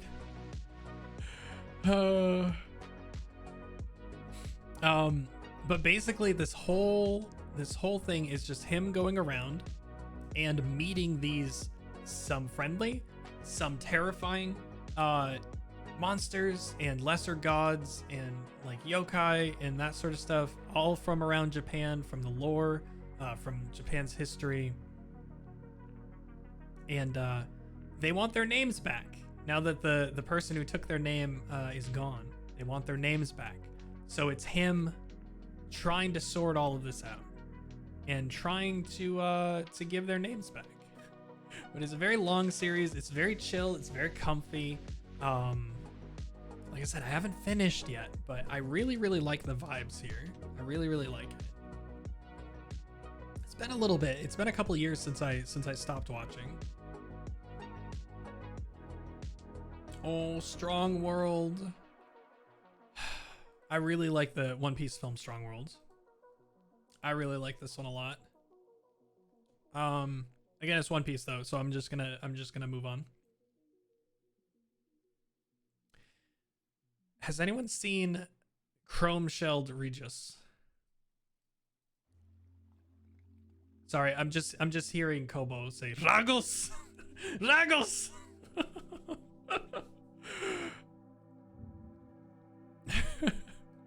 That one you have not watched?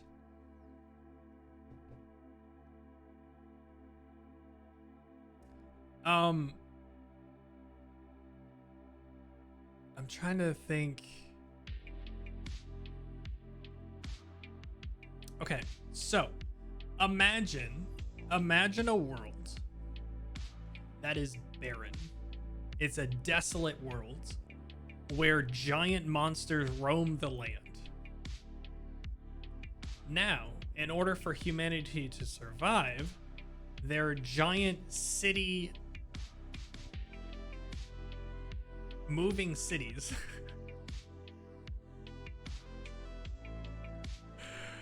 So there's these giant locations that have like, they're mobile and they can move around. Again, it's been a long time since I watched this. Whoa, how do I say that? Lyshik? Thank you for the follow. But basically it's a post-apocalyptic world. These kids are learning how to do battle, do magic, fight against the enemies. Yeah, that's like a newer, it's somewhat similar. However, this one is special because not only is it like a school battle anime, right, where you're like fighting other schools and you're like trying to be the best school and you're trying to learn how to fight and that sort of stuff. Not only that, but every once in a while, the anime gets interrupted by another show. This other show is only shown for a couple, like a minute or two here and there. And this other show is a dark horror where people are dying, people are terrified, and it's just chaos and horror and really dark stuff happening. And then you're back to school days, not school days, but regular school times with the crew. And as you watch the show, certain things start to click into place. And I think this show is very special. I very, very, very much enjoyed it. Some people found it a little bit weird, but back when I was watching like basically anything I could get my hands on, this was a diamond in the rough, and it holds a special place in my heart. I think it's very, very cool. Very cool. Dead Mountain Deathplay. Yeah, I watched it. It's not, so anything that I watched, I'm realizing anything that I watched in the past, I think year and a half, I haven't put on here. Most things that I've watched in the past year and a half. I actually just finished Dead Mountain Deathplay a little while ago.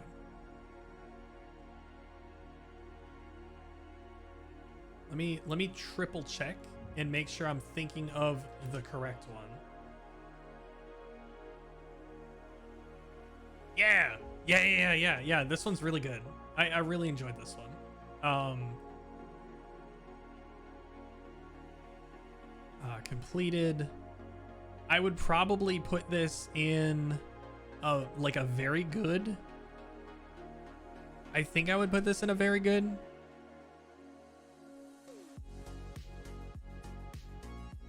I really enjoyed it overall, and I think I was only disappointed at the ending because they didn't really end anything. It wasn't a very good one season anime. They're like, hey, y'all want a prequel for the for an entire anime season? That's how it felt like to me, but it was very good. It was very good. It felt like I was just like dipping my toe into this world, and I really liked it. I really liked it. Maybe I'll drop it down to a 7. I'll drop it down to a 7. Season 2 is coming out this season. Let's go. Yeah, I'm excited then. I'm excited to keep up with this. I think if y'all mention like newer series that I haven't rated yet, that I've definitely watched, we'll just go over them live. Oh, it's Toradora. Oh, I freaking love Toradora. I need to watch it again. It's been way too long. I really, really like Toradora. Yeah. Certified Hood Classic.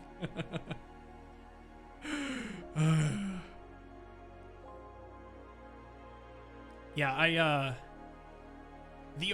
think the only thing that I have to say negative about Toradora is it's 25 episodes. So every time I go back and I'm like, I need to rewatch this. I need to rewatch this show because it's so good. I start the first episode and then I look and I see there's 24 episodes left and I'm like, ugh, I don't have time for this.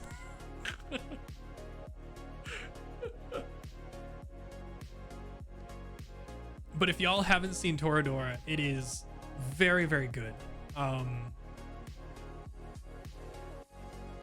Yeah, it's one of the best like romance, like comedy romance shows out there. I don't think there's anything that really comes close to it in that genre. Like it's the standard that everyone like should hold that genre to. Yeah. That's literally you with One Piece, right? But the problem is I've already seen Toradora, right? I already know most of, like, I remember most of what happens, you know, all of that, right? So like I already know it's excellent. It is very good. So it's hard for me to like re-up the whole 12 to 15 hours it's gonna take to rewatch the show. But as far as like One Piece goes, I can wholeheartedly recommend that to people who have not seen it or not read it before, because I think it's worth it to experience it for the first time.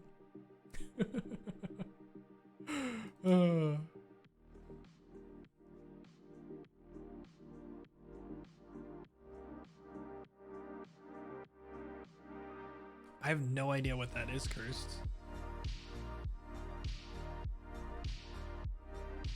Oh look, it's Natsume Book of Friends Season 2. Nice. Oh look, it's Spice and Wolf Season 2. Y'all remember watching Spice and Wolf?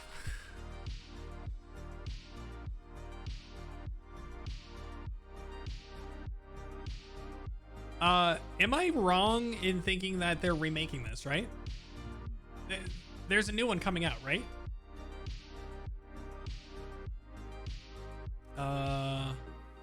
Adaptation, side story, prequel. So this is the original novel. Adaptation.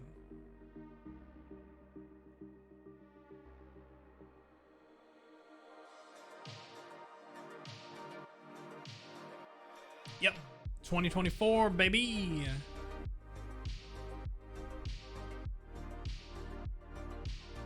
Does it say when? It just says 2024. Okay. Yeah, it's coming. It's coming. You own the collector's book on Spice and Wolf? Wow, nice. But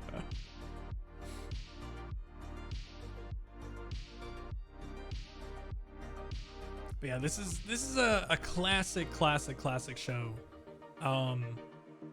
I definitely highly recommend it, though there's I think like for an adult audience, it makes a lot of sense. For kids, they're like tee nudity. Like that's why you're gonna watch it, right? But I think it's a really cool look into like the main character is a merchant. And so a lot of the content of the novel, like which I've read, is very technical. It gets into the details of like buying and selling and transporting goods, and may or may not have been that kid.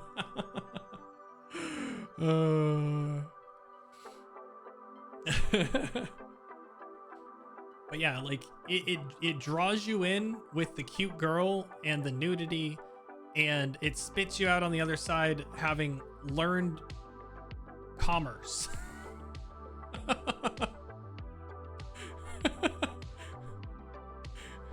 I learned more about like money and taxes and commerce from this show than I ever did from school. Yep, exactly. Spice and Wolf grabs your attention with the fan service and then keeps your attention with the money theory. Yeah, Curse knows what's going on. But yeah, it's just an excellent show. I'm really looking forward to seeing how they remake it. Required watching for econ students? I would like to think so. That'd be so funny. But yeah, it's just a classic. It's just a classic.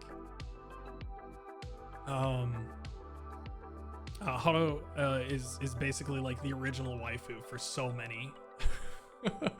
For so many. Hey, look, it's Summer Wars. It's Belle 1.0.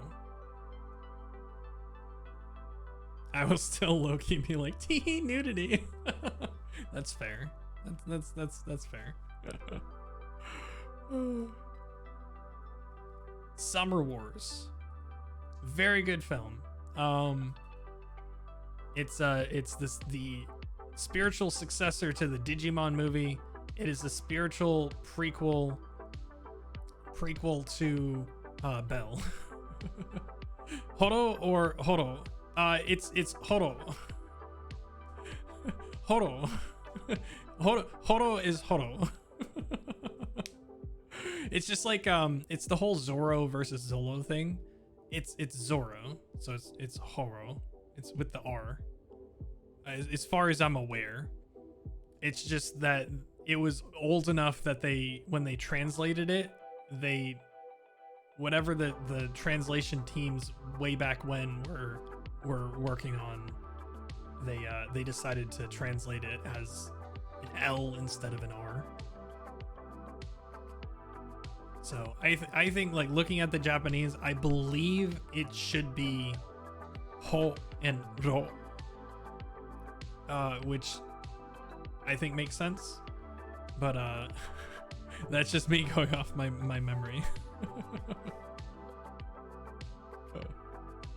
Oh look, okay, so I did have this.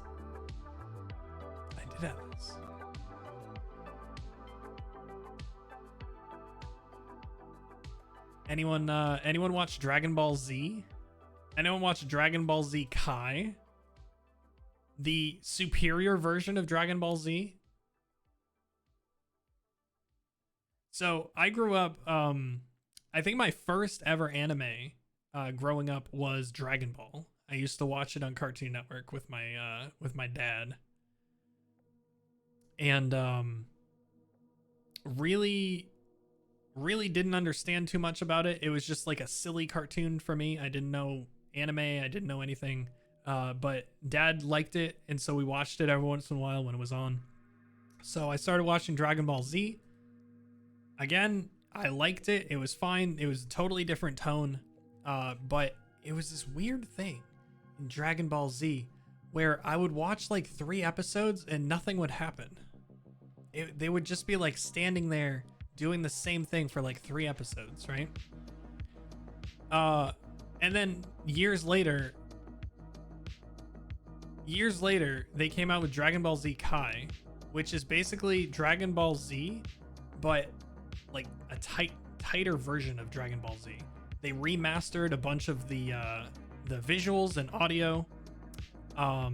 They took out a lot of the stalling, made it a lot more snappier. So I enjoyed Dragon Ball Z Kai a lot. I thought that they did a very good job with this. I'm not like a Dragon Ball super fan, but it was definitely a big part of like my growing up years. How many Super Saiyans does it take to change a light bulb? Find out next time on Dragon Ball Z.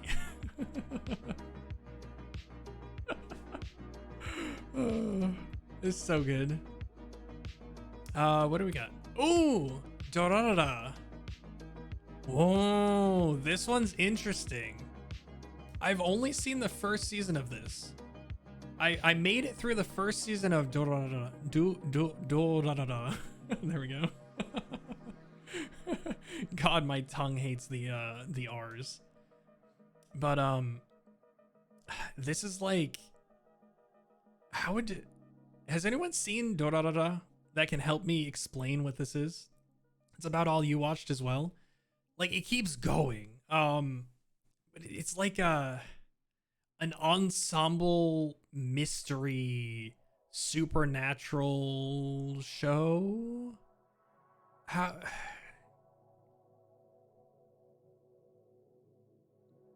Like, I don't know how else to describe it. It's very well written, but it gets a little boring in parts. The characters are really well crafted. There's funny bits here and there,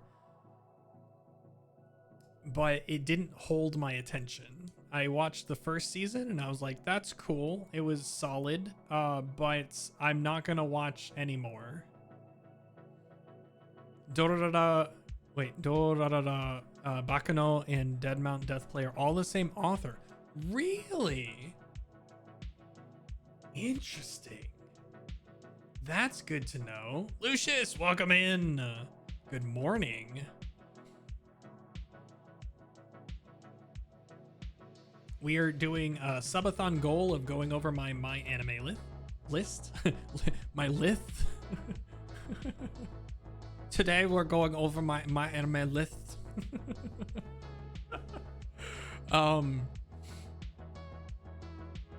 Yeah, that's interesting. So Bakano is one of those it's been on my list at the top of my list forever. I have not seen Bakano. And I want to so badly. I've basically been waiting for it to come to any streaming service, and it's just not on any streaming services. It's just one of those ones where it's like I want to watch it like legit, and I just can't. Yeah, I think Dorarara is fine. It's good, and I probably should watch more of it. But I think it falls into the same sort of like basket as Bungo Stray Dogs, where it's like it sort of overstays its welcome, if that makes sense. Like, I liked the one-off season. I don't know if I want to sign up for more, if that makes sense.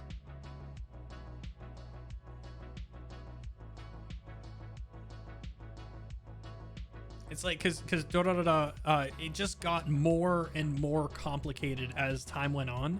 And I could tell, like, if I got into a second season, my brain would just literally explode. But I've heard nothing but good things about Bakano. I really want to watch it. Really, really, really want to watch it. And yeah, I'll probably at some point just have to sail the high seas and just get it over with. It's a specific aesthetic thing too. Gotcha. It's like SAO, it gets crazier in the later seasons. Sure. We're gonna get to SAO. Oh, look, it's more Garden of Sinners, the epilogue. But most of Garden of Sinners I really, really enjoyed. I think it's very good, very special. A couple of them I rate lower because they're not the most compelling television. But yeah, this might be the last Garden of Sinners we see for a long time. A certain magical index. I think this is called Toaru. So I started with this series a long time ago, and I absolutely fell in love. I loved Index. I loved the first season. I loved all the characters. I loved the second season. So it's basically it's a power fantasy where the main kid somehow stumbles on Index, which is she is a living library. Basically, she holds information that is meant to be sealed and secret, and only she knows this information. So you end up having this just regular Joe Schmo trying to protect one of the most valuable humans alive from a variety of people and things and plots and that sort of stuff, all while trying to go to school. and it's power fantasy. It's power fantasy because he does not have magical power like everyone else does. Turns out he has anti-magical power, which is the most powerful magic of all. Because what's more powerful than being able to cancel out everything everyone else does?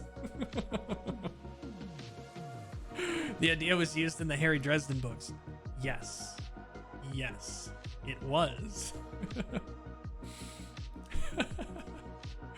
But I will say the first 2 seasons...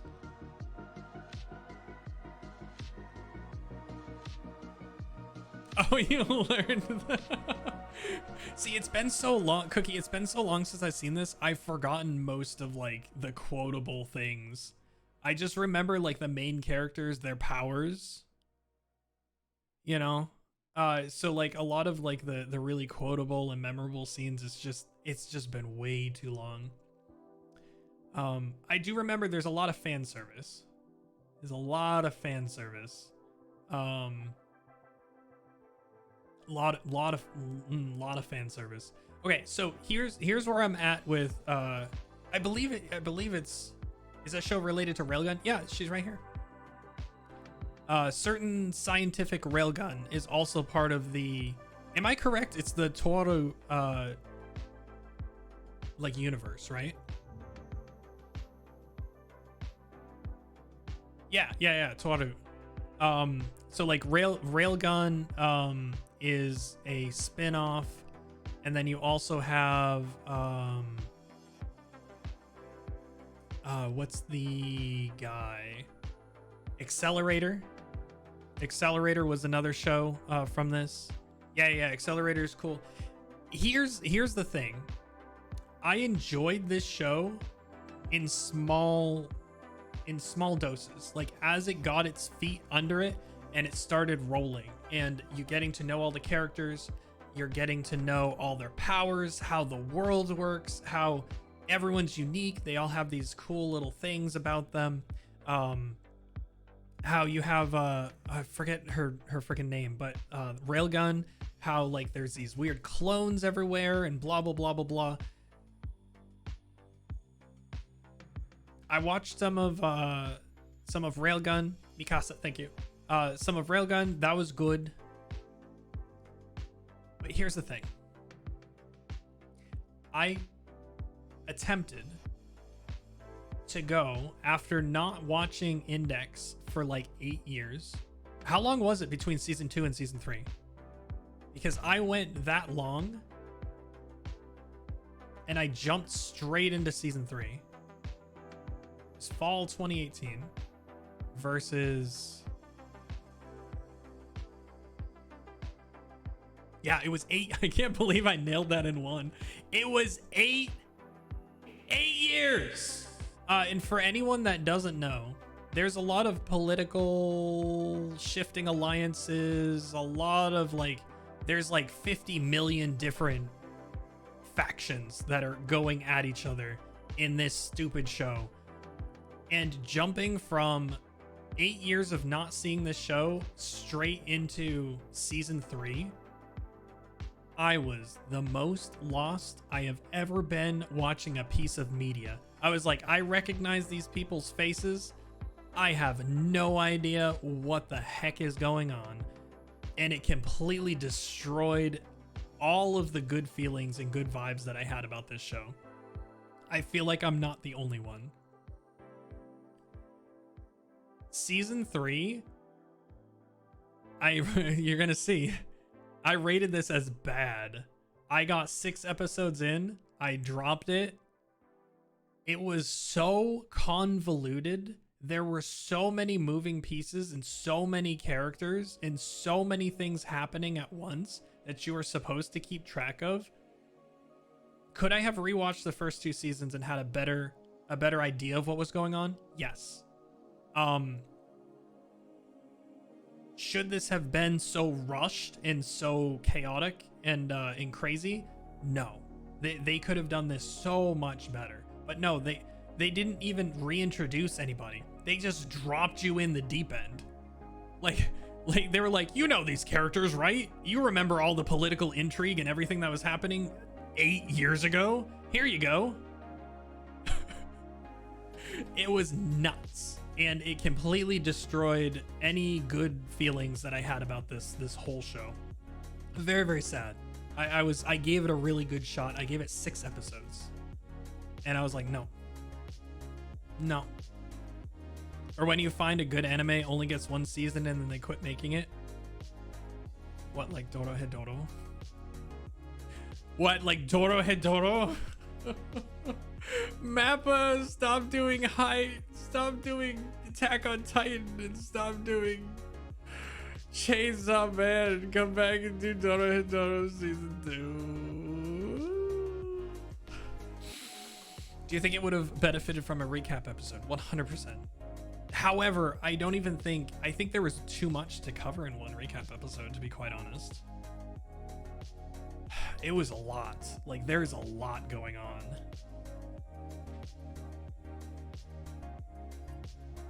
Like, a lot.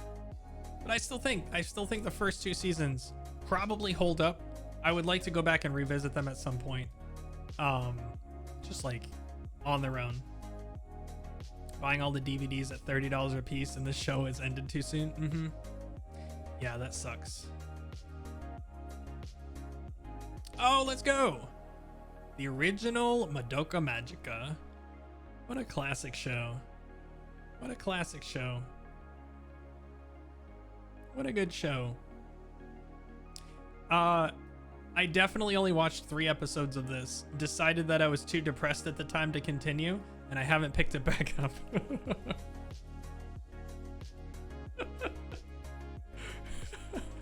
I was like, yeah, current me can't handle this right now. And I haven't revisited it yet.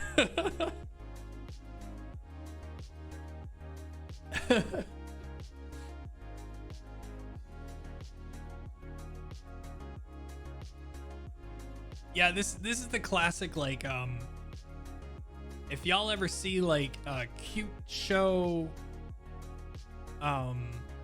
it's like the cutest magical girl show that's just like everything's like roses and sunshine, and then all of a sudden people are dying. Like there's some like there's like crazy like horror disturbing imagery, just like garbage. Yeah, perfect blue levels of turds. Yeah, it's just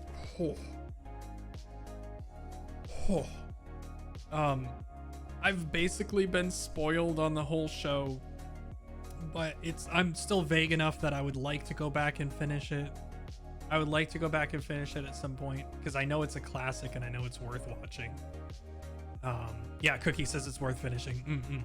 I totally believe you. At some point I'll be like of a sound mind and I'll be able to go in and enjoy it for what it is. Another depressing show is Happy Sugar Life. Oh no.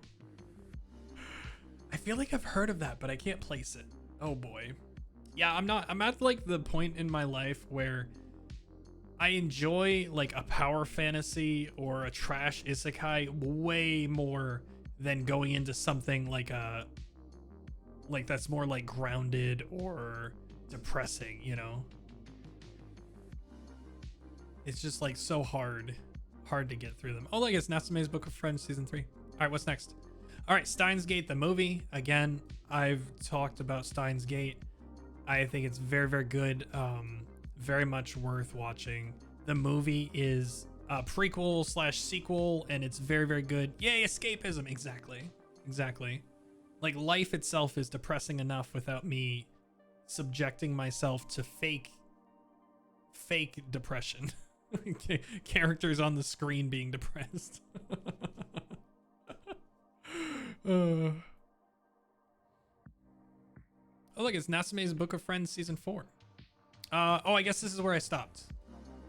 I stopped in season 4. Yeah, taking isekai show about farming. I need to finish. I think there's 6 seasons of Natsume's Book of Friends. I think. Oh, y'all remember Psycho-Pass?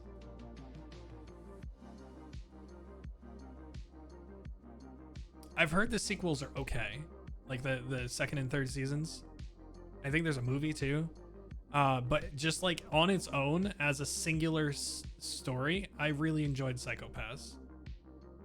It's another one where it's like it's kind of like just depressing and gritty and is that the Satoshi Kon series? Is it? Is it Satoshi Kon?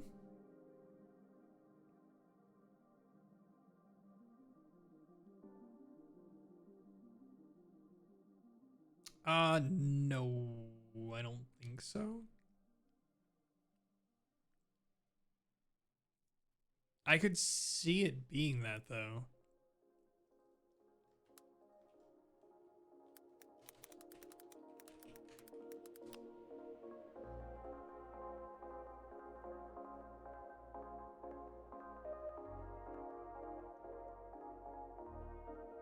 Yeah, so it's an original anime TV series.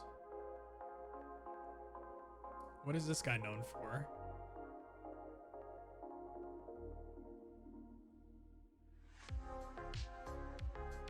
He did some animation for Samurai Champloo.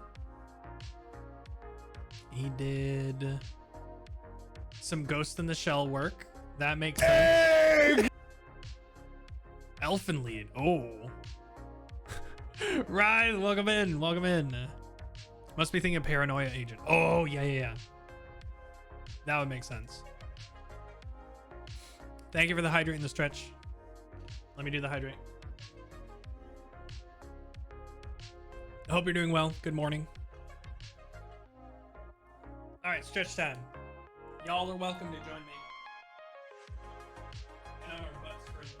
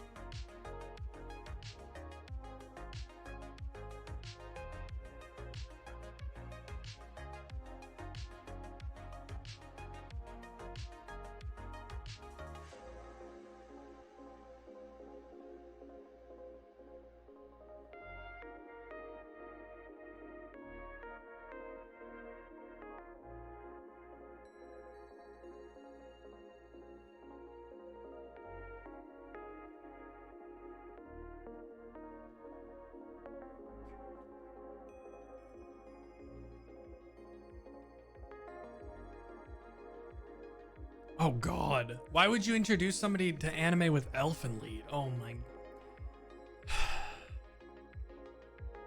Yeah. That's something you don't do. That's like introducing somebody to anime with Food Wars. Sorry, Tips, I had to.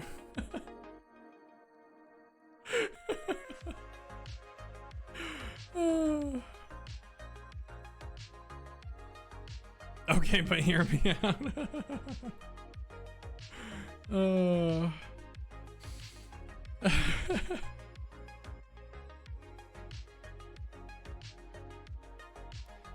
Garden of Words. I don't think this deserves an 8.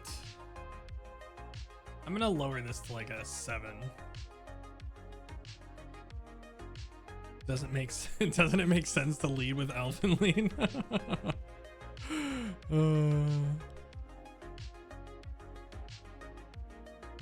Wow. Well, I've never seen. Okay, I get it. So you're telling me I can't introduce someone to anime with Bible Black? Yeah, I wouldn't recommend that. I would suggest not doing that. Maybe don't do that.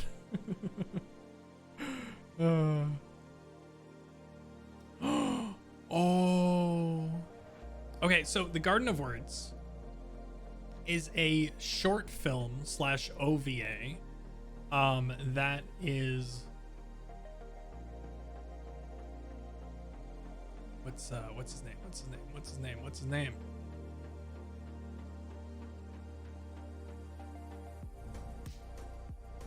Here we go. It's Makoto Shinkai. He's the one that did Your Name.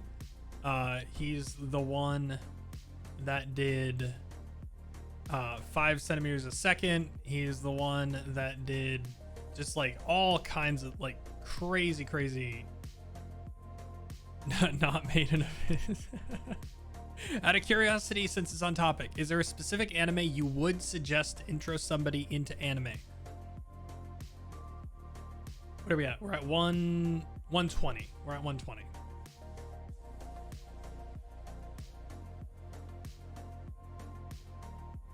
Somebody who has never seen anime but has their mind is okay to like kind of a little bit weird things. Okay, a little bit weird things.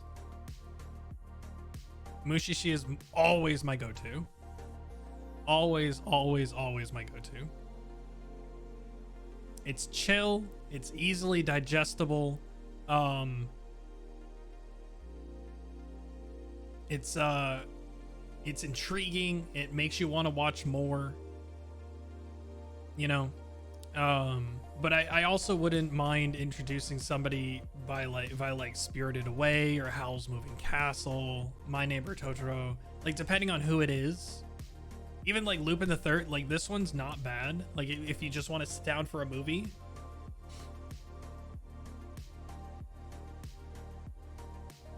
I've also introduced people with Polar Bear Cafe. Polar Bear Cafe is pretty interesting. Because it's nice, easily digestible, very cute.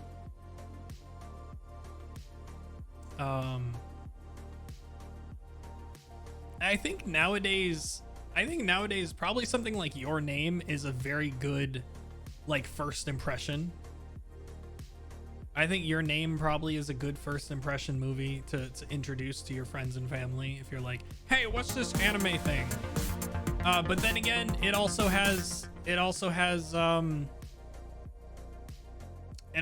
the classic scene of a dude in a girl's body groping himself. So like, you know, it's anime where nothing is safe and everything is wrong in some contexts. So yeah, I would probably go with Mushishi.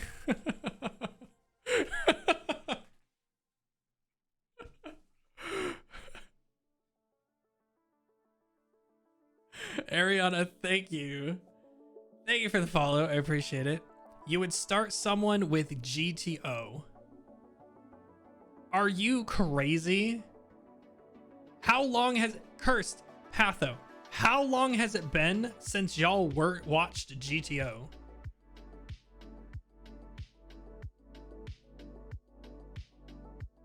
It's cursed, so I could see Violet Evergarden. I could see that. I've only watched a little bit of Violet Evergarden. It's not on this list. But I could see that. Full Metal Alchemist Brotherhood. I could see introducing somebody to anime with that. It's a pretty good default casual recommendation. Yes, I agree with that. Wait, what's Oromachi? Wait, Oromichi? I don't know what that is. I have to find out. Oh, I've seen this. The daycare anime show? That's hilarious. I remember seeing this around. I've never watched this. That's funny.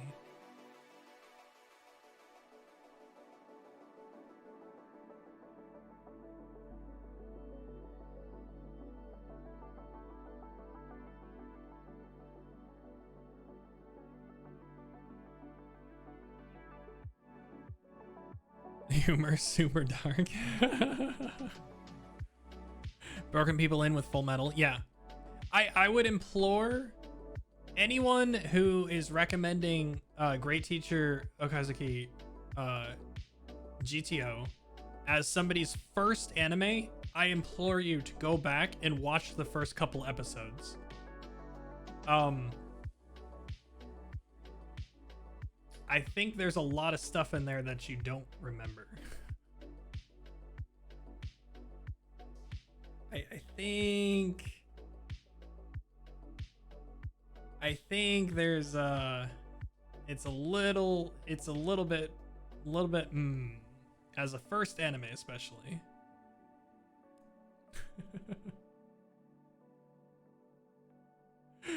Imagine somebody comes in here and they're like, "Oh, I introduced all my friends to anime with Goblin Slayer." Then again, the type of people that become your friends are a little twisted. Got someone hooked on Azumanga Daioh by telling them there's no violence, no explosions, no adult content. That she would ask me for the next. Yeah. No. Azumanga Daioh. That's a solid recommendation. Is it wrong to pick up girls in a dungeon? Was it Danmachi?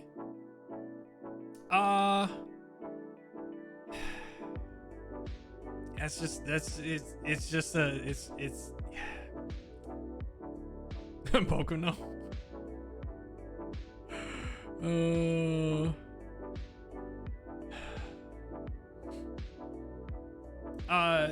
Danmachi is on my list somewhere. I am a fan of Danmachi. It is probably not something that I would introduce, but it's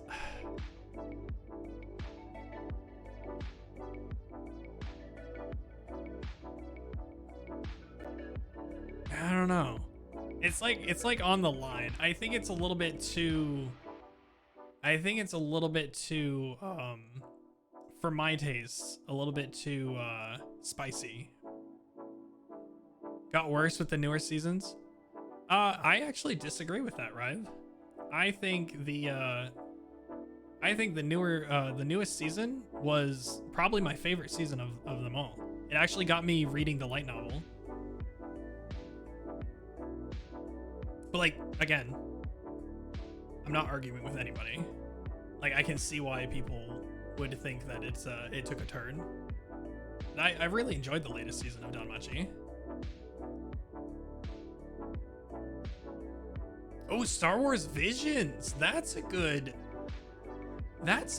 shout, Patho. Yeah, I like that. I like that recommendation.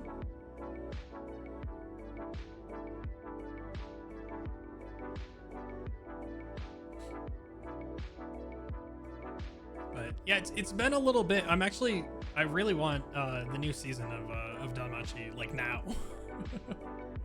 Especially reading ahead and knowing what's coming. Oh man, they need to animate this stuff so fast.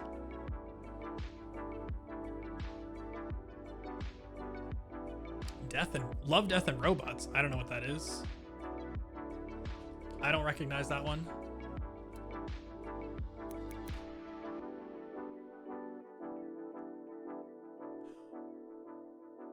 Wait, no. This isn't it. I've seen this. I dropped it. This isn't it. It's not an anime. I gotcha.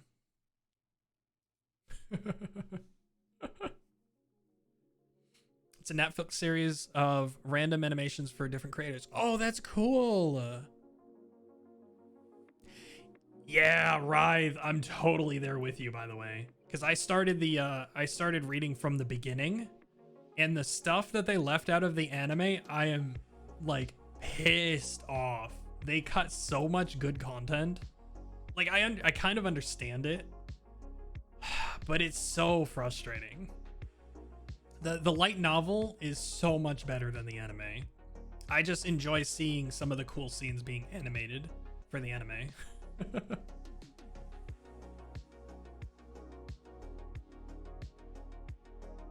Yeah, it's the light novel for Danmachi is very, very good. I definitely recommend it over the anime if you can swing it.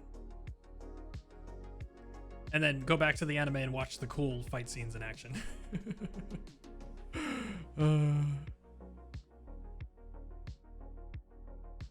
Yeah, and yeah, you're right. The Animatrix is also very, very good. Yes. That's why you rated it lower. Okay, I could see that. I liked what's crap, it's been too long. What's her name? The elf girl. I liked delving into her background and the way that they played the main lead and her played off each other in this most recent season. I really liked that dynamic. Have to go back to work. All right, take care, Lucius. I hope work goes by extremely quickly and you get home soon.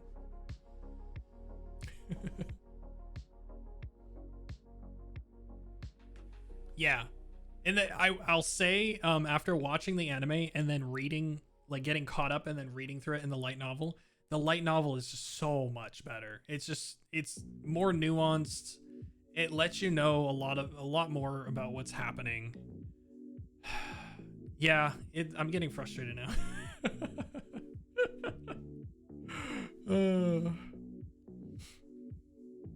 You like jazz? I still need to see Kids on the Slope. I like the rapport they're starting to build with the Elf and Belle. Yep. It's very, very nice.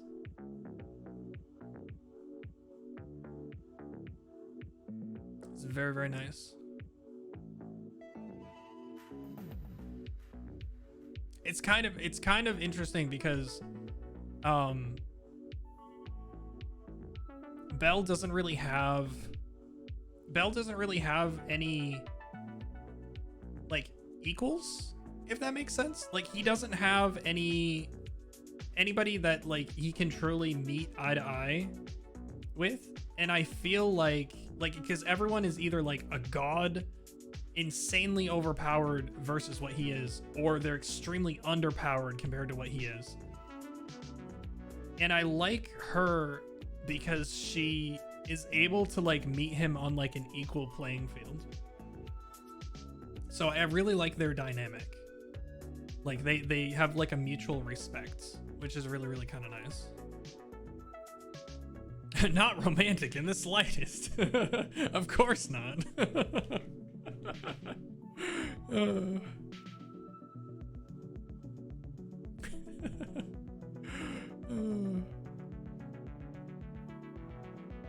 All right.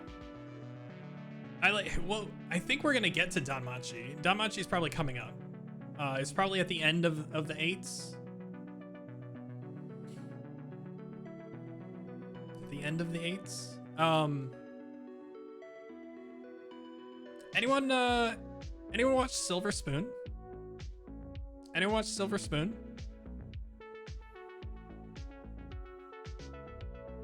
Written, if I'm correct, it's written by the author of Full Metal Alchemist.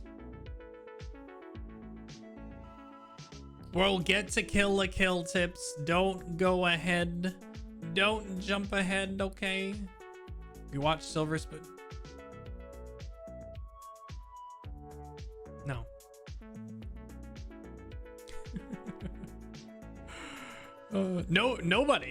Nobody's seen Silver Spoon. So this is like a slice of life. This is a slice of life, written by the person that did Full Metal Alchemist, and it's about a kid who goes to basically farming school to learn how to take over his family farm. And it is one of the best comedy dramas I've ever seen. It is a very, very good show. I really can't recommend it enough. I really, really can't recommend it enough. It's very funny. It's very sweet. It's very wholesome. It's kind of like Spice and Wolf, where it actually teaches you some stuff as well. But it is very much worth the watch, and it's only 11. Look at this. It's only 11 episodes. Very short, very punchy, very poignant. I like it a lot.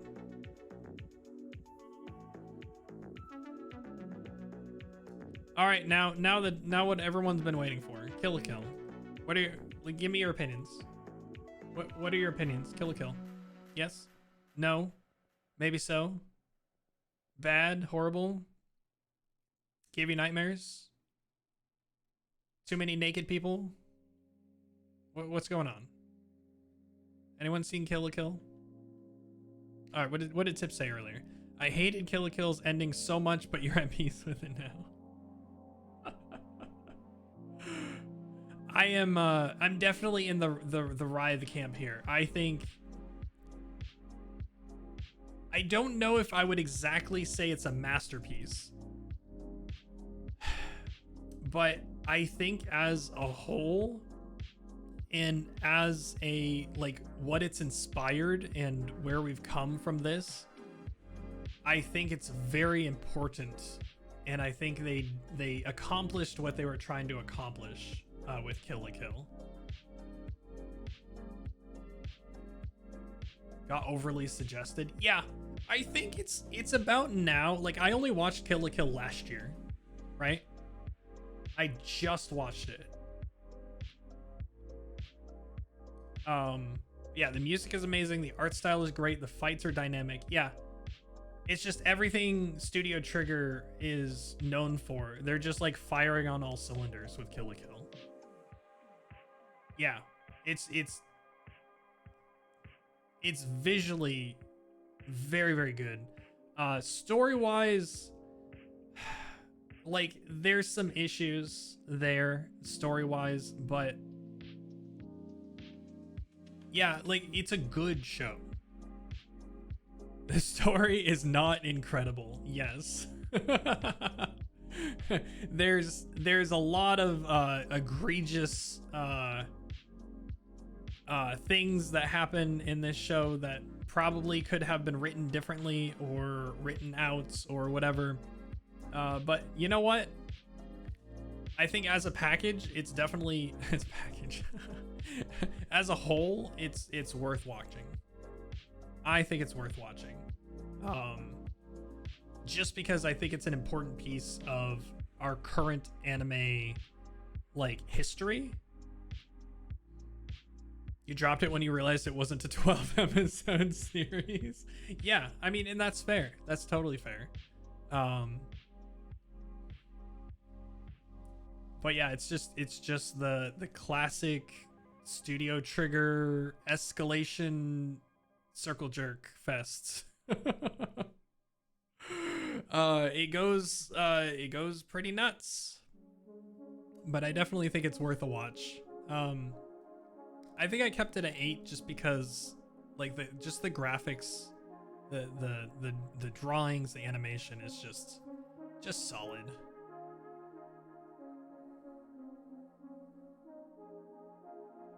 A poor filler. Yeah, they probably could have kept it a little tighter than 24 episodes. They probably could have told this story much faster, but we get more beautiful art, so I guess I really can't complain.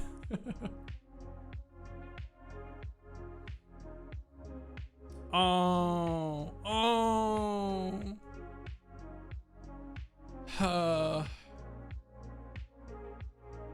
Kawaii Complex. This will always have a special place in my heart.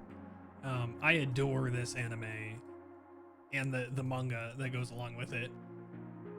It's just, well, the manga less so, but I like the anime as like a snapshot.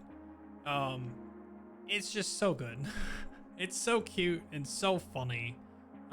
It is frustrating, but it is, at the same time, it's just a very wholesome, very good show. Yeah, you never really get Kill la Kill. Like, near the end, you're kind of like, oh, okay. But that's only near the end. For the majority of Kill la Kill, you're just like, huh, what, huh, yeah, what, okay, yep, uh-huh, yeah, oh, okay, yep, whoa, pretty, okay, whoa, yeah. It's just like all eye candy. It's just a visual smorgasbord.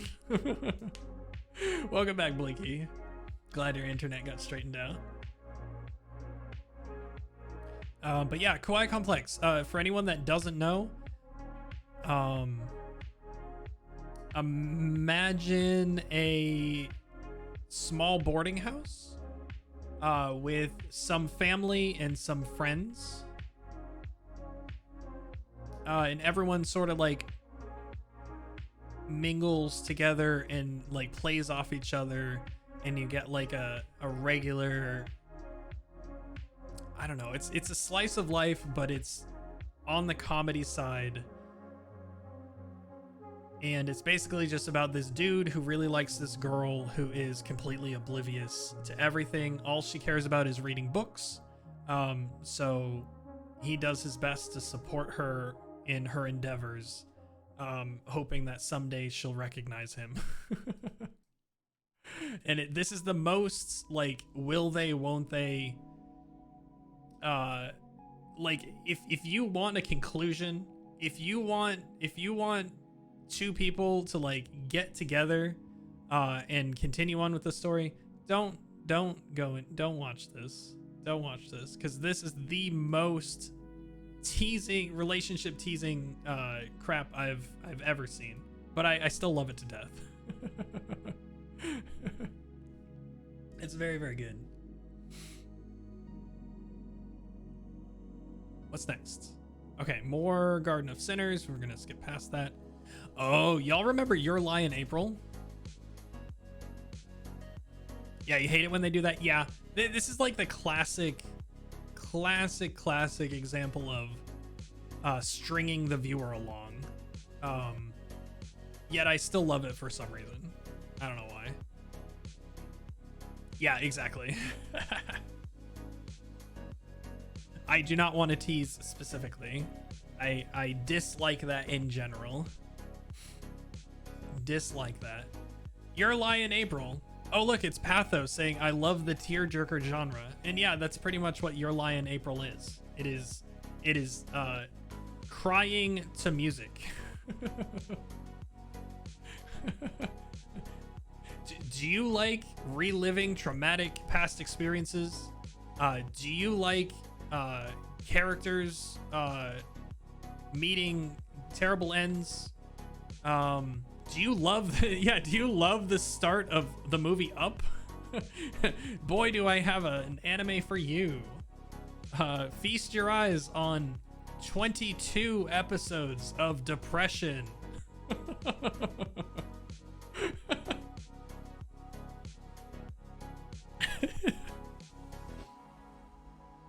It's a very good show. But it is also... It's also pretty rough. It's pretty rough.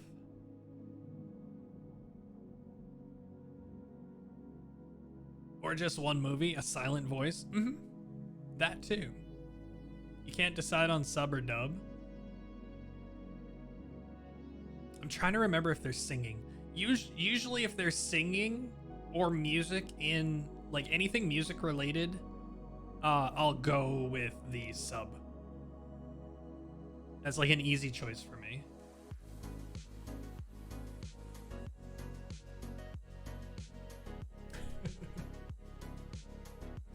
Wait, do I have... Hold up.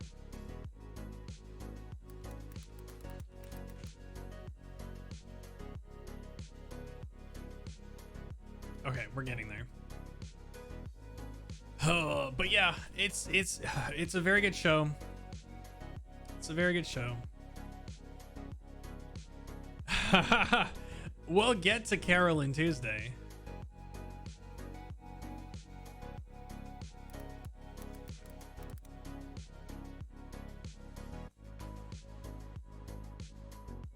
Whoa, I never added it.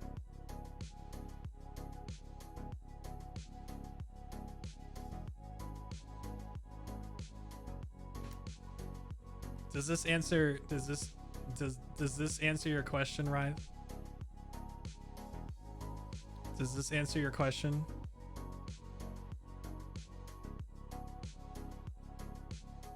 We won't get to it now. Carolyn Tuesday, I'm sure may get good at some point. I don't remember if it was 4 episodes or if it was 6 episodes, but I gave it a couple hours, and I thought, for as hype that I was with like the previews and the trailer, I thought that this was the most aggressively mediocre anime I had ever seen. It gets better. I hope it does get better. Like, obviously, it's got an almost 8 average out of like 140,000 reviews, right? Like, it's popular, you know. The guy who wrote it is talented, you know. But like, I gave it a good shot, and I just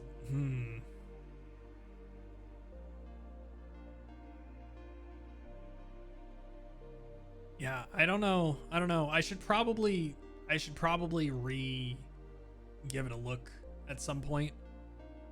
But it's just like when I get to like episode 5 or so, and I'm like looking at my watch, and I'm like, and then I see that I still have like almost 20 episodes left. It's really hard.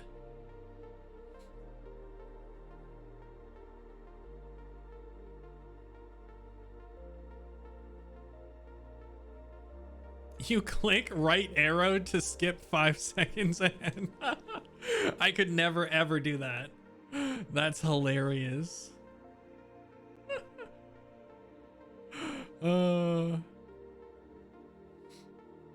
That's so funny.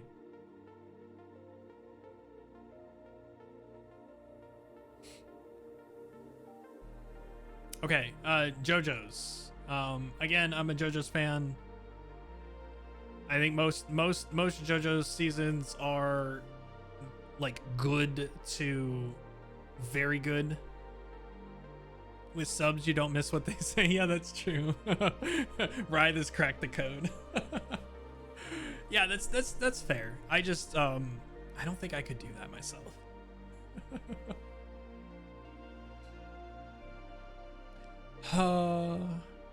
I really liked this one. I thought this one was very cute. So, you know the I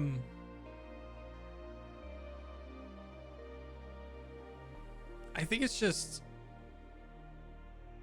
what is the, yeah, Ore Monogatari. So it's just like my story, and then they called it my love story. This show is so darn cute and wholesome. It's just so good. You know how we were talking earlier about like the teasing and the will they won't they? You don't get that with this. You get just a straightforward romance between two reasonable people. You know, they have some issues, they work through their issues, and it's just really wholesome and really good.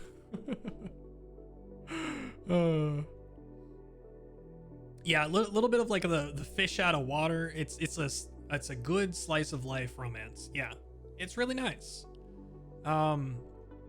You just have this giant dude that gets misunderstood sometimes because he's so large and people get intimidated by him, and he's dating this like tiny cute girl, you know, and they get along so well. It's really neat. I like it a lot. I like it a lot. Oh look, it's The Boy and the Beast. I need to give The Boy and the Beast a rewatch. This is also Ghost Stories English dub. I keep wanting to say Satoshi Kon, but it's not. It's the who is it? Hello? Why don't they have the director here? Hello? Why isn't the director here? Come on, MyAnimeList, get your crap together.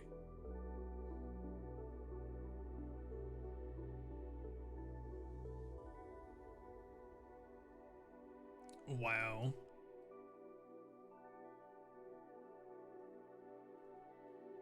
God, I'm pretty sure it's the same person that did.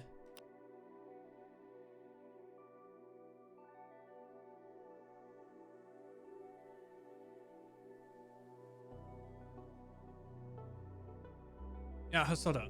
He did yeah, The Girl Who Leapt Through Time, Wolf Children, Belle, Summer Wars. Yeah.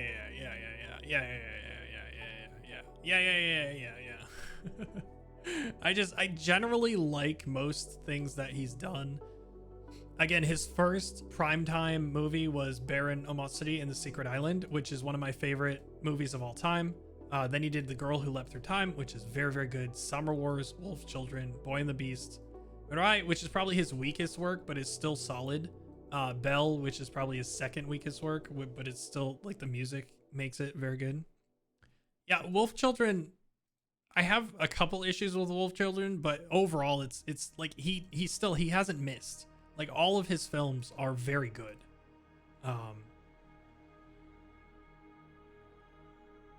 But yeah, I've enjoyed everything that he's put out for sure. Oh look, it's a silent voice.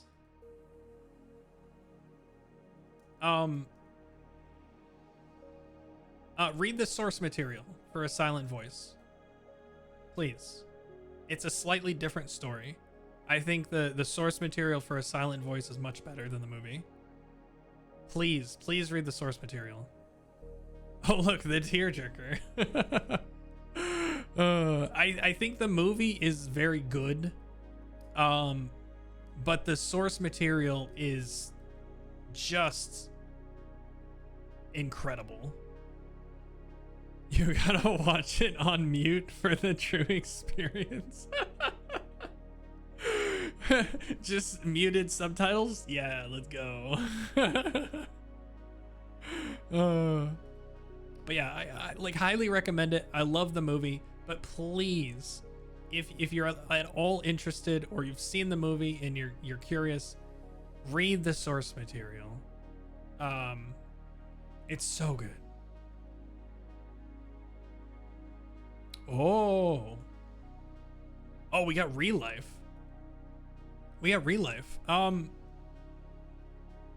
This is basically, it's almost like, it's not really an isekai. It's basically this dude who takes a pill and gets to start his life over from high school and fix a bunch of the mistakes that he made. I thought this was going to be really stupid, and it really surprised me. I really, really, really enjoyed this. 90s endings. I just like, this actually blew me away. I went in not expecting much, and I came away and I was like, wow, that was a very, very good anime. Very solid. I cared about all the characters. I liked the decisions that were made, the choices that were made. I thought everything like made sense. So I definitely recommend this. Like I said, it's not like an isekai. It's like a redo your life sort of thing. But it's pretty grounded apart from the weird drug stuff.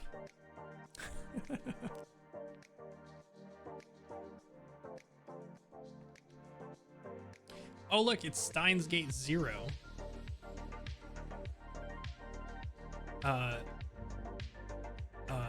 Steins Gate Zero with Best Girl Maho. See, I like this one because it introduces her. But more time travel shenanigans, more ripping your heart out, more depression, more cool things happening. It's like, did you watch Steins Gate? Did you enjoy the pain? Watch Steins Gate Zero, where you get more of all of the above. And it's just so well done. I really can't recommend Steins Gate enough. Just like the entirety of everything. It's very, very good. Oh, it's Bungo Stray Dogs Season 1. Oh, it's Bungo Stray Dogs Season 1. I gave it an 8 because I loved it. And then I watched the rest of the series. We already talked about this one. Bungo Stray Dogs Season 1. Grounded. Limited characters. Made sense. Intriguing. Little bit true to life. A little bit more little bit more like mystery and detective work and that sort of stuff. It's whoa, the supporting character is hotter than the main. The rest doesn't bring down the first. Correct. I still stand by Bungo Stray Dogs season 1 is very, very good. I really, really enjoy this. Just don't watch anymore.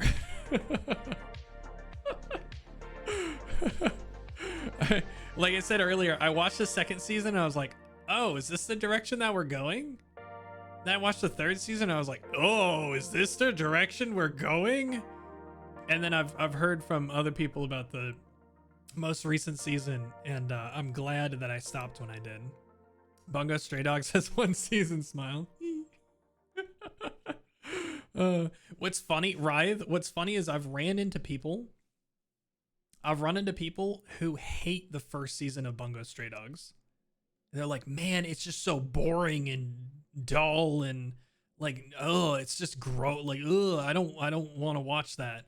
And then I'm like, so you like the rest of the show? And they're like, yeah, the rest of the show is so much better. It just gets better and better and better.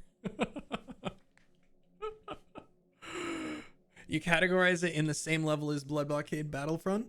Good fight animation too. Yeah, it's sort of the same like ensemble casts. Like the weak MC is surrounded by like people that are more competent and more talented than him. Yeah, I could see that. That makes sense. I think Blood Blockade is way better of a show, but just yaoi fangirls show more people to ship. Maybe, I don't know. I think the people that I talk to are just happy that there's like more action, more power scaling, and it's like that's not like going into Bungo Stray Dogs. I thought it was gonna be a lot more grounded, a lot more like gritty noir sort of feels. And I realized that like it's not totally like that in the first season, but there were hints of that, and I was like, this I could see what it could be, and they just completely went the other direction.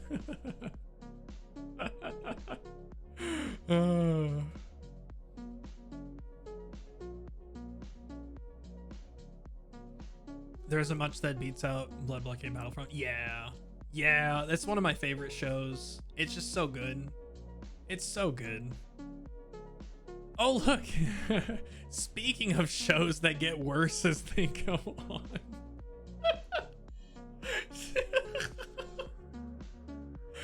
Oh, no.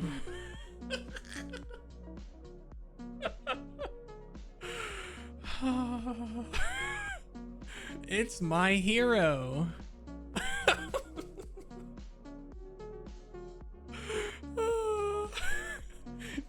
Jenna, welcome in. Manga is better. What a sad state of affairs.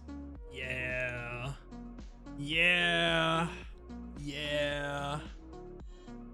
Oh. What an effed up day.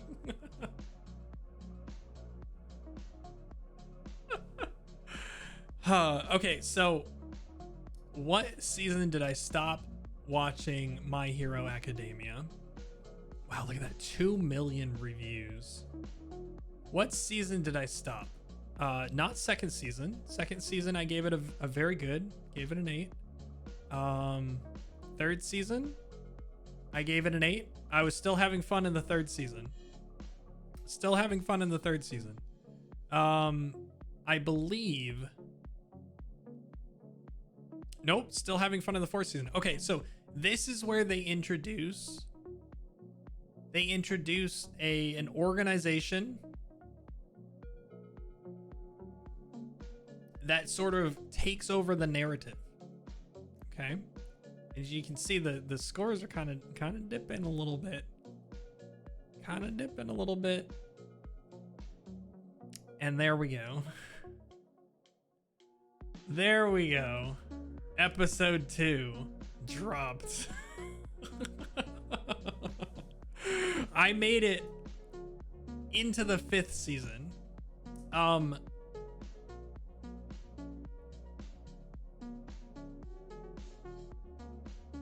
they started the 5th season with a like cross class like battle. It basically turned into like, they opened it into like a tournament arc or something like that. I did read further in the manga.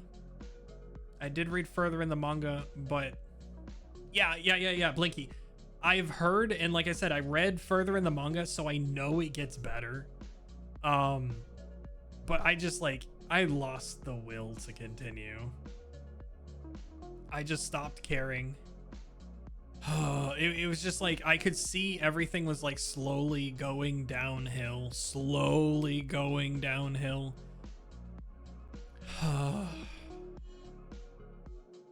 And I was like, you know what? I'm not going to dedicate any more of my time to this, unfortunately.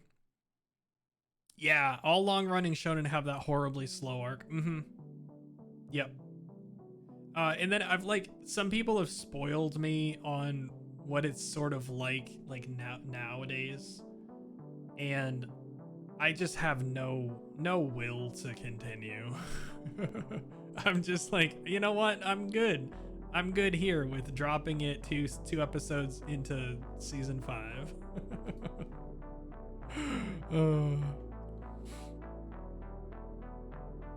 Oh, Mob Psycho. Oh, heck yeah. We already went over Mob Psycho season 2. So, Patho, I actually rated Mob Psycho season 2 as higher than Mob Psycho season 1, because I liked it that much. It's so good. And then season 3 is solid. I was like, how are they gonna make season 3 worth it? Because season 3 only covers like a volume, right? It's a lot less content than the rest of them. But my god, did they pull that off. My god, did they slam dunk at the very end. Oh my god, it's just beautiful. I think I've got this in there. Yeah. It's very good. I think I've got season 1 and 3 I've got as very good, and then season 2 I've got as a 9. Reagan's character arc is so good. Yeah. It just like, they take like the end here, it just wraps everything up in a beautiful bow. You know, it's just so perfect.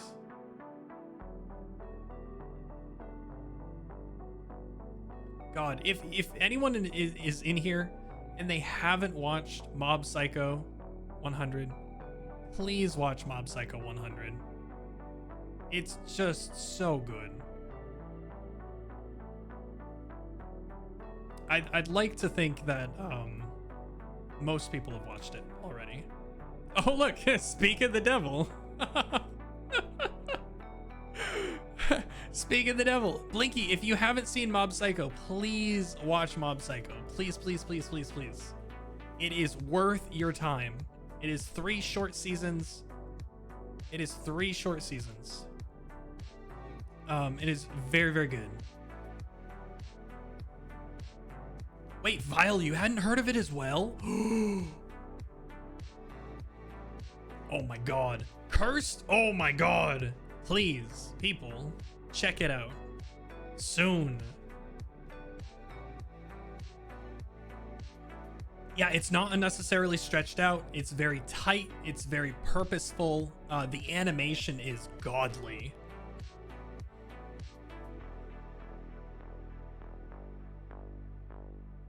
I feel like that's a good Discord watch party.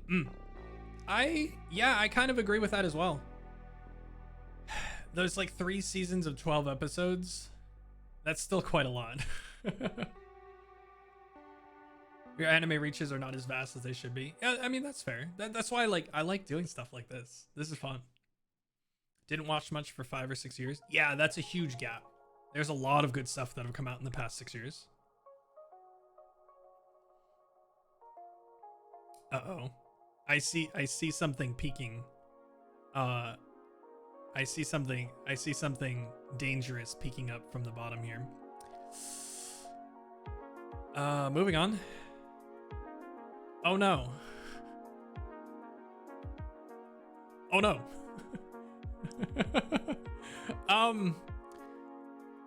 So when I say that I like the Fate franchise,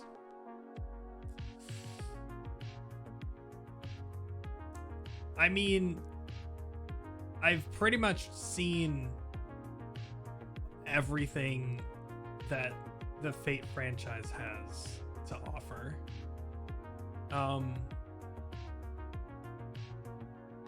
Though I will say, most of it has been fueled by my love of FGO, Fate Grand Order, which is a mobile gacha game.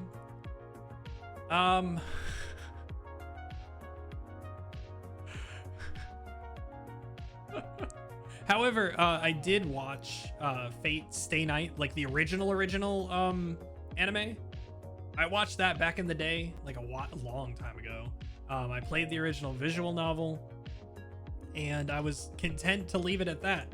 And then I started playing Fate Grand Order, and then I've consumed almost every other piece of media available.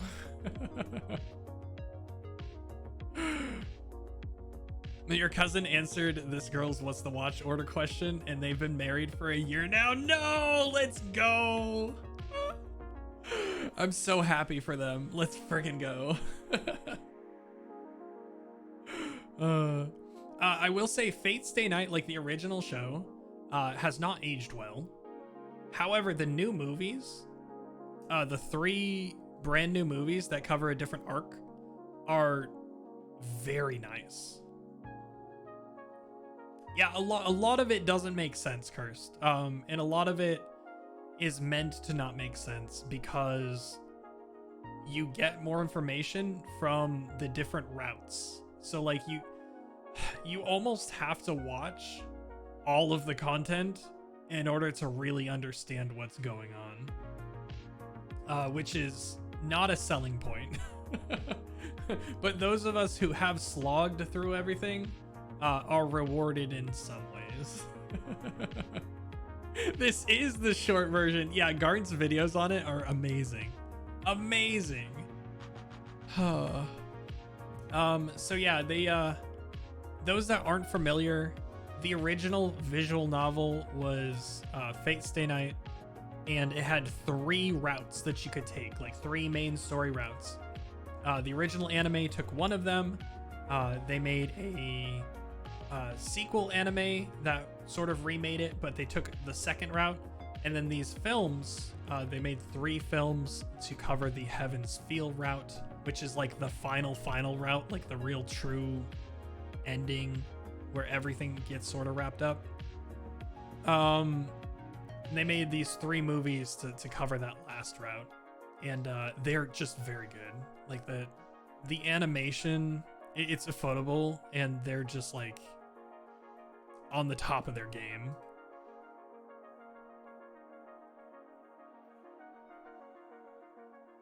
Yeah, I gave the first one a 7. I gave the second one an 8. Did I rate the third one? Yeah, very good. Yeah, I thought they just got better as they went. Isn't this the same series that turned every historical figure into a waifu? Yes. Yeah, the franchise Fate is that, yes. You summon historical figures to fight for you in like ritual combat, basically. And yes, some male historical figures are now inexplicably female. There we go. I got there. Not all of them cross gender. Some of them do.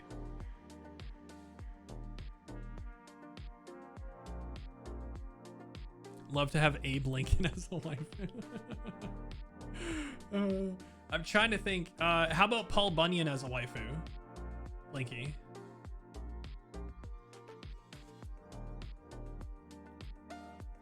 I'm trying to think who else from the US. Most US servants, US based servants are male.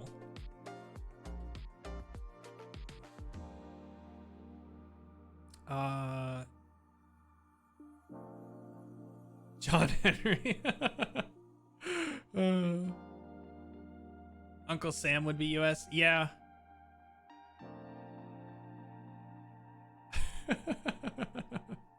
That's a pretty good quote.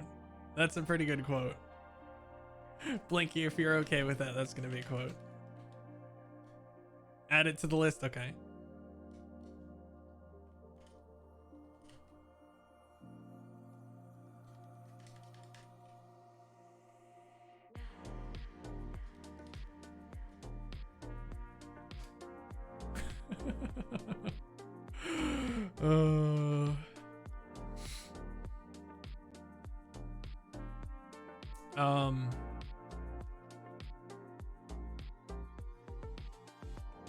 But yeah, we have Nikola Tesla is not American. We have, God, why can't I think? US based servants. Fate. US based servants.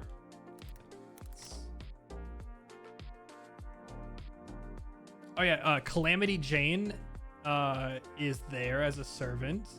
You got Nikola Tesla, you got Thomas Edison, Billy the Kid.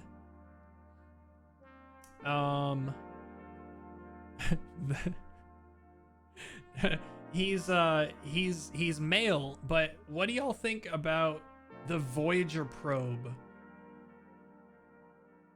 as a person?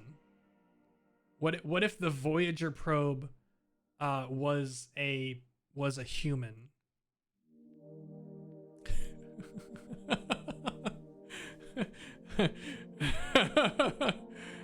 Because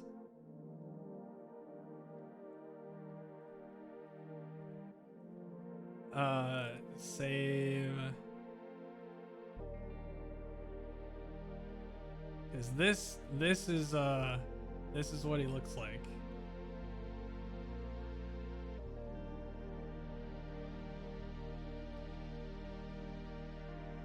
This, oops, I need to get VTube Studio up.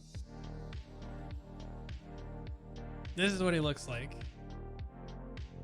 He is a member of the Foreigner class, which is comprised of eldritch beings and extremely otherworldly like space adjacent servants.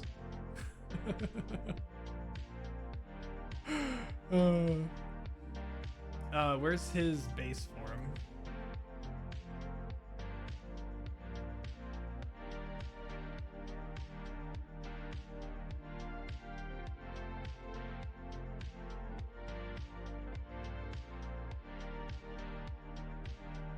All right, here's his base form. There's his base form. He's just a little guy. He's just a little guy.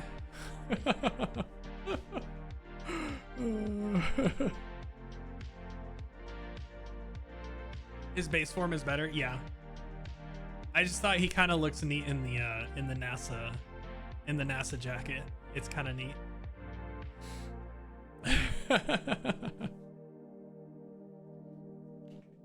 Because as you know, with servants in the Fate franchise, as they evolve, as they get more powerful, their form changes. So that's why some people just put on more clothes, some people change their looks entirely. So how's that for a little tangent?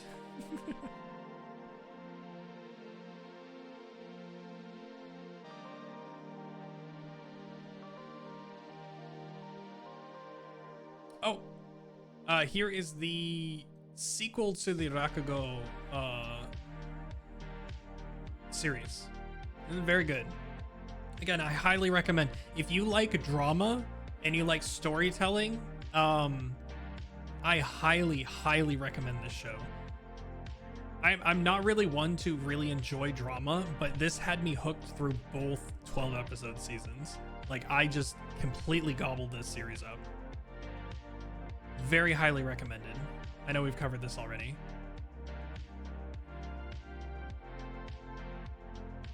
Oh, look! Kobayashi's Dragon Maid. It's just a good, cute show.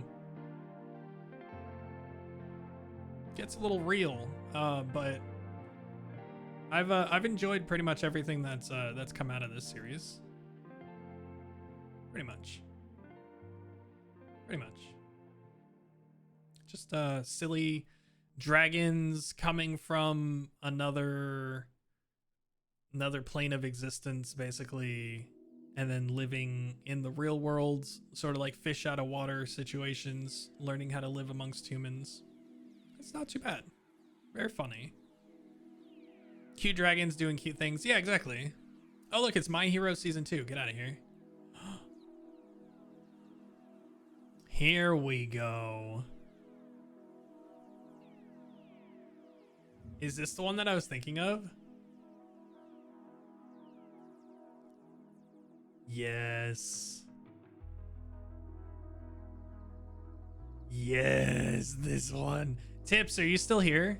Tips, please still be here. Tips, show yourself. Tips, please. Oh no. I need to send this to Tips. So this show is rather unique. Isekai Izakaya. It's an izakaya that is in another world. Japanese food from another world. So the whole premise of this is Nobu is the head chef and owner of this izakaya. And he one day found out that he opened the back door to his izakaya, and he walked in and he looked out the front door, and he noticed that it's like old-timey, like German. He's like in Germany in like the 1800s. And basically his whole purpose in life is he has his door that goes back home to Japan.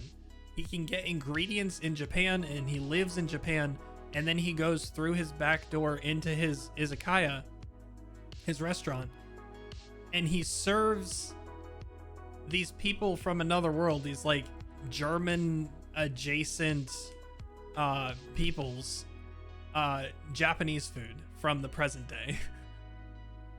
And when I tell you, the food in this anime is some of the most delicious looking and well placed like food porn that I've ever seen.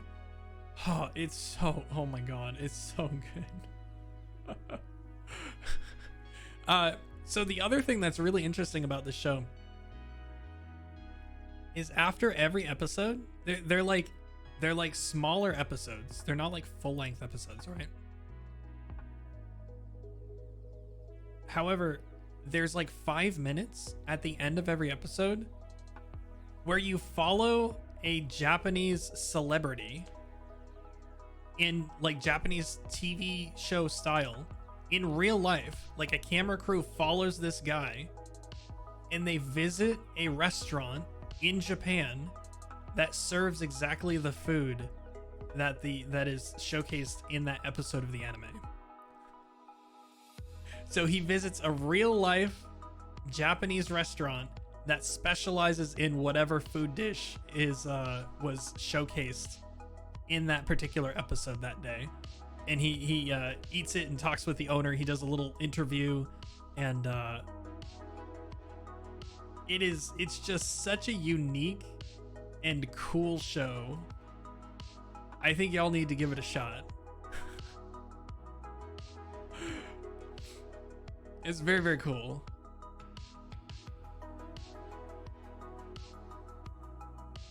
God, I'm really sad that it's done. And I'm really sad that this is the only, like, there's nothing else here. The only other one that's like somewhat close is like Restaurant to Another World, which is completely different because that's like got like monsters and like other things going on, right? There's like an overarching plot and stuff in Restaurant to Another World. This one, there's no overarching plot. You just show up, you see good food being served, you see people's reactions to eating the food, you maybe deal with something that happens in like old-timey Germany that they help deal with, and then we move on. Oh yeah, take care, Vile. Thanks for hanging out so much.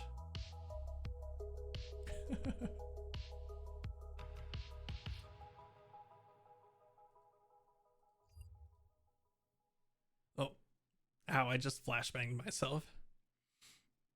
Somehow the vibe reminds me of the Midnight Diner series. Patho, I freaking love the Midnight Diner series. Oh my god. It's not an anime, but it's based off, it's a live action show on Netflix that is based off of a manga. And it's one of the best things that you can watch. The Midnight Diner series on Netflix is so good. It's so good. I love all the interactions and all the unique characters and stuff that they have there. It's so good.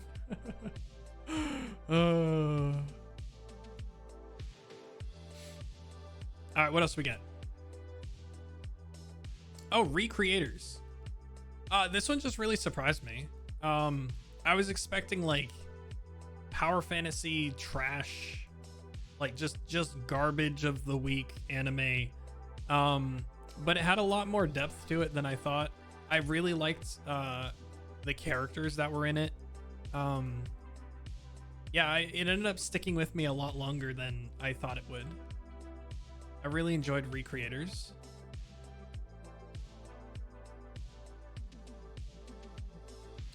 Oh no. Oh, it's Black Clover.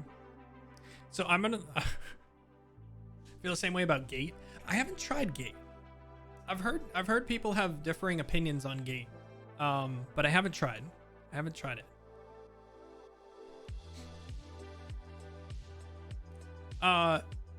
Black Clover, shouting the anime. Yeah, see, that's what everyone says.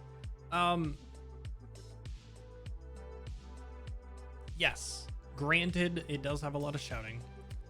However, I still maintain that Black Clover is a very, very good anime. The plot, power systems, and songs are a banger. Exactly. It's well worth your time to get past the crap. It's not even crap at the beginning. Like, he's just a kid. He's just a kid being overly zealous.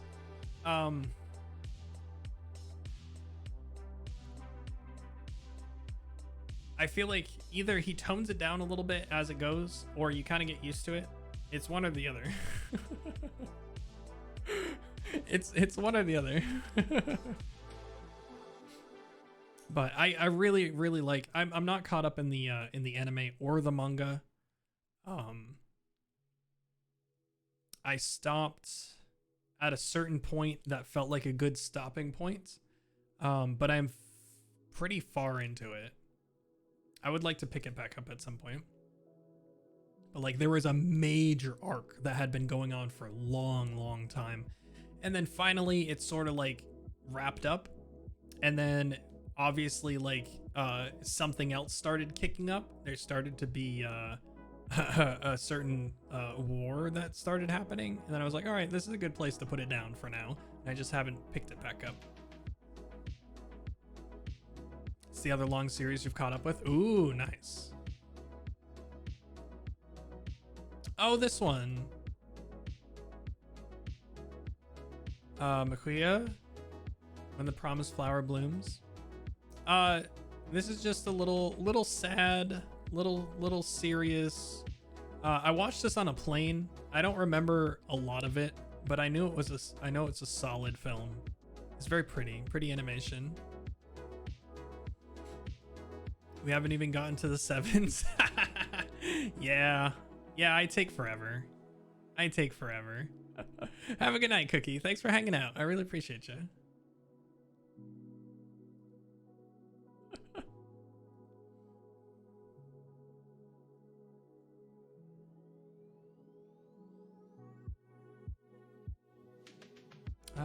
Oh, I never finished this. Hakume and Mikochi. Little cute slice of life fantasy about two little tiny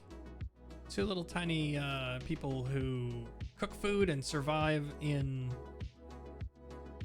their daily lives. It's really cute. Just really cute, really wholesome.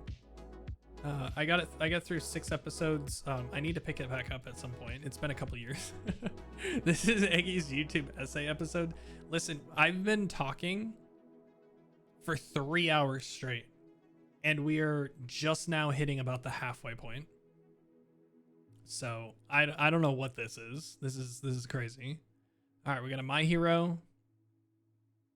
Oh, we've got more. So this is another Fate. This is Fate related. Today's menu for the Emiya family. However, I'd like to make it clear that I love anime, any anime that focuses on food, except maybe Food Wars. Food Wars is like a little bit much for me, but like the everyday like slice of life, like making good food, cooking for the family, you know, that sort of stuff. I freaking love it. And you know what? Every episode, there's 13 of these episodes. Every episode is just them gathering, cooking a specific dish, and eating it together, with very little through lines or anything. It's just a family just chilling, eating good food, and enjoying themselves. I really, really like this. It's very comfy, very cute, and you don't need to know anything about. You really don't need to know anything about Fate at all. It's just go into it expecting good food and people talking. Yeah, let's go, Tips. Tips, you've seen this as well? You like animes that have food in it? Yeah. It's very wholesome. I like it a lot, especially if you know like the Fate series. If you know, seeing some of the people that sit down for dinner with them and interact is like kind of like whiplash. Oh, Tips, if you're here, tips. This one right here. This is what I was talking about. You need to watch this. Isekai Izakaya, Japanese food from another world. If you haven't seen this, please start watching it.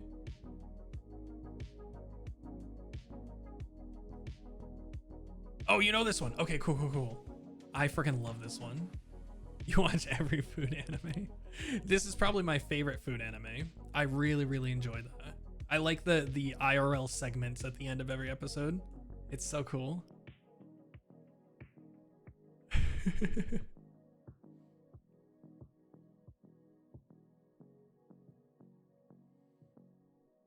Taught you how to make bitters. Oh, batters. I can read. I promise. Batters for more East Asian ways of frying food. Nice. That's awesome. Yeah, it's like educational. It's very, very down to earth for being an isekai. It's so cool.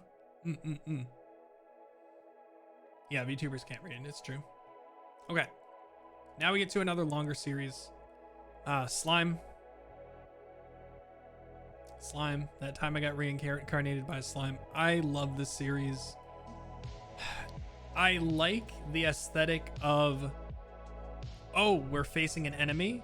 Oh, that enemy's our friend now. Oh, we're facing a more powerful enemy. Oh, that enemy's family now. Oh, we're facing an even tougher challenge. Yeah, you're part of us now. And just like over and over again, it's like who's joining the family this episode? I freaking love it. I love it so much. A little sad. It is an isekai. But you know what? The world building is awesome. All the characters are awesome. I just really, really enjoy it. I think I'm current on the anime. It is fun, yeah.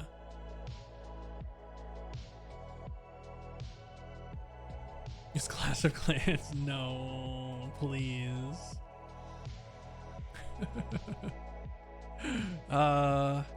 This is from a couple years ago. Rascal does not dream of Bunny Girl Senpai. I liked this a lot. Though I don't think it was anything real special. I just think it was a real solid anime. You go into it being like, what the frick, man? Like, what is going on? Like, why is this a thing? And then it just turns out to be a pretty realistic, wholesome, down-to-earth, like, romance slash slice of life anime. Think about it. The first enlist in your game is goblins, then it's ogres. Oh, look. Yeah, it's nice. I haven't seen, I know there's a movie. I think there's a second season. But I haven't seen more than the first season because the movie was like paywalled somewhere, and then the other content was like not easily accessible. So I haven't really cared that much to like delve further into this show, but I really liked this. It's just a snapshot. Okay, Boogie Pop and others. Very weird. You know the Garden of Sinner stuff that I was talking about earlier? This has similar vibes. It's just very like quiet and mysterious and like little mysteries here and there to solve. Just like it like mixes mundane with like fantasy. I don't know. It's just really weird. I don't know if it deserves an 8. But it was a very unique show. I can't really explain it. It's a remake of an older show. Maybe I'll drop it down to a 7. But it's definitely a special. It's pretty special in its own right. Every time I see this, I just remind myself that I have so much to catch up on. Golden Kamui is one of the best stories that you're gonna find. The characters, the time period, the things you learn from reading this, the many what's the word?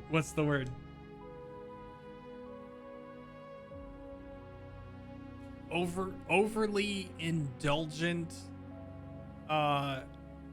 it's not egregious, but it's like if you like an anime that is, or a manga in particular, the anime is a little bit of it, but the manga in particular, if you like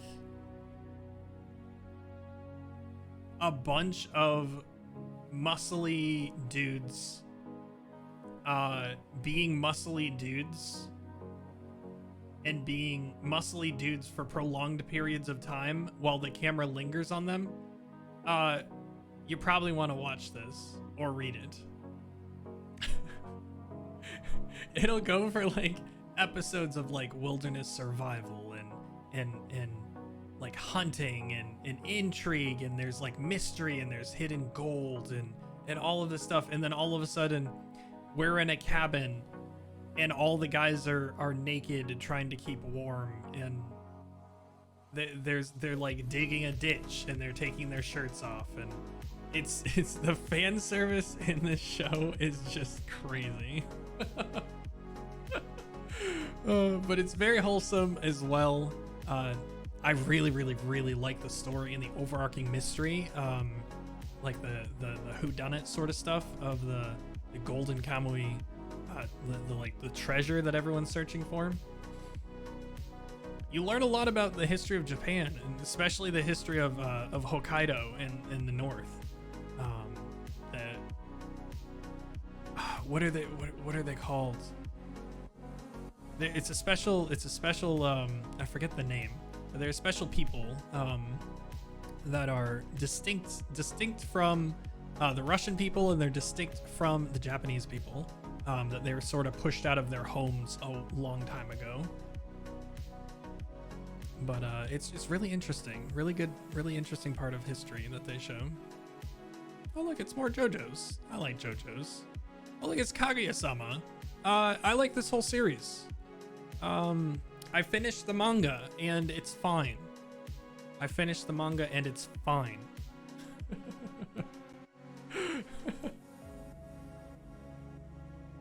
I definitely like the anime.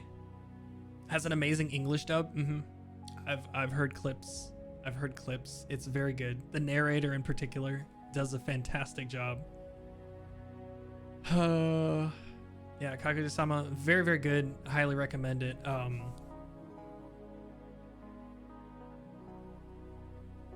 look, it's My Hero again. Nice. Moving on. Oh look, it's Laid Back Camp season 2. More cute girls doing cute things. Comfy Camp version 2. I love the characters. I love the food. I love the locales. It's just like this is like peak cozy anime. Like you just can't get better than this. Dr. Stone. We were one of the things that we were arguing about earlier. It's Dr. Stone. Amazing.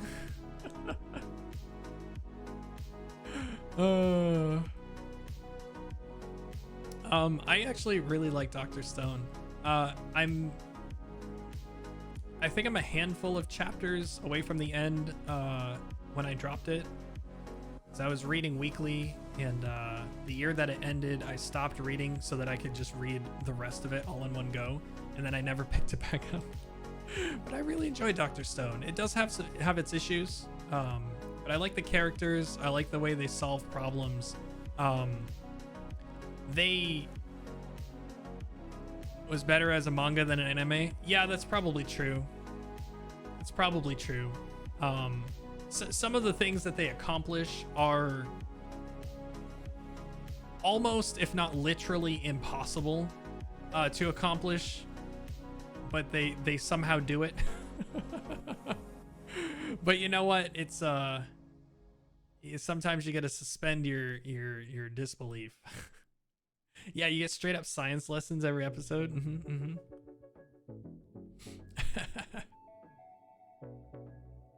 But I definitely recommend the series. Give it a shot. I would say read it, like Ryth was saying. Read the manga. It's very good. Bofuri.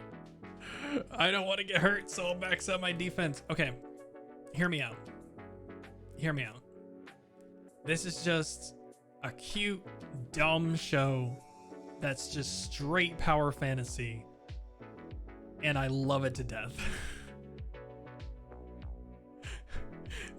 The whole show is a VR game that a bunch of people that we follow are playing, mostly young girls, and basically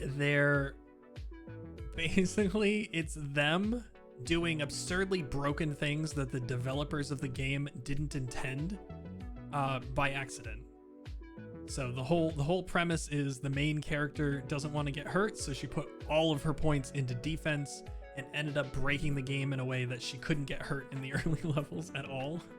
So enemies would kill themselves trying to kill her. And it's just like, it just escalates from there. People like maxing out certain stats.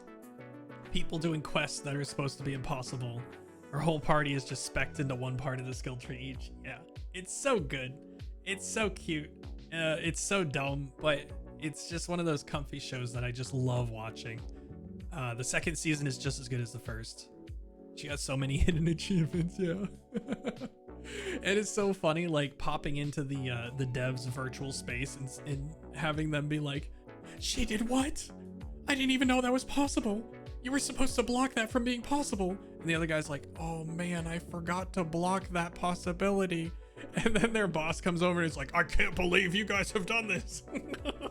It's so dumb. And then at the very end of every episode, there's a chat log of people in game talking about the party, and they're like, "Hey, did you see what they did this time?" And they're like, "No, what did they do this time?" And they're like, oh man, well they talked to this NPC and they got this quest and now they're literally God. And they're like, of course they're literally God. I can't believe they keep getting these powerful buffs. It's so hilarious. Like all the normies in the game are complaining because these people are so powerful. They're like, how do they keep doing this? It's just great. It's great. I love it. I love it.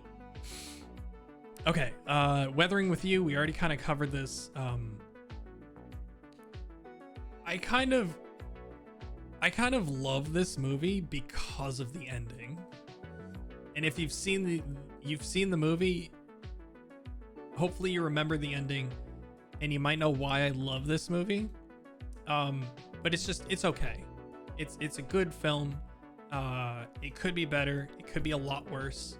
I think it's just a solid film. I don't think it's as good as Your Name, but I absolutely love the ending. More Dragon Maid. It's fine. Probably not as good as the first season. I should probably have this at like a 7. Descendants of a Bookworm. It's an isekai where... Wait, is this an isekai? Is Descendants an isekai? I think so. Yeah, it is. Yeah, it is. Yeah, it is. So she's basically, this girl gets reincarnated and she just loves... Yeah, it is an isekai. Yeah, yeah. She loves to read, so she's read like basically every book in the library. So as she grows up in this like medieval times other world, she starts to introduce all kinds of like technology from our time. And she slowly like shows them how to easily make paper and shows them how to do X and shows them how to make shampoo and a bunch of other stuff. It's really cute. It's really good. I need to get caught up. I don't think I've watched the latest season. I think I have only watched the first 2 seasons. More Golden Kamui. More Kaguya-sama. Oh, look, it's Jujutsu Kaisen. Amazing first season. Amazing first season. I really enjoyed the first season of this. As far as the manga, I got to a certain point and I stopped. It got way too convoluted. There were 10 billion characters and there were 13 plot threads happening at once. And I was like, nope. Nope. So I no longer keep up with Jujutsu Kaisen.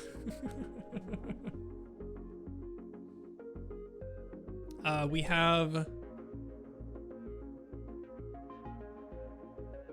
Wait, what was the other movie? We have Silent Voice 2, Electric Boogaloo.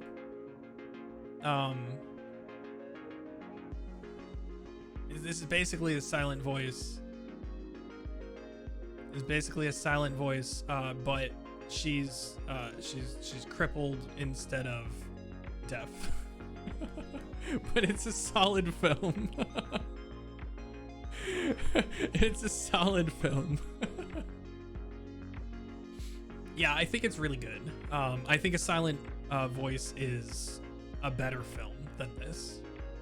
I could probably lower this to a 7. I think it's solid, but it's not on the same level. Yeah, it's really good. It's really cute. I like it a lot. Moving on. Very Iron Mouse adjacent. Oh, that's true. Mm-hmm. That is true. Yeah, I didn't even think about that.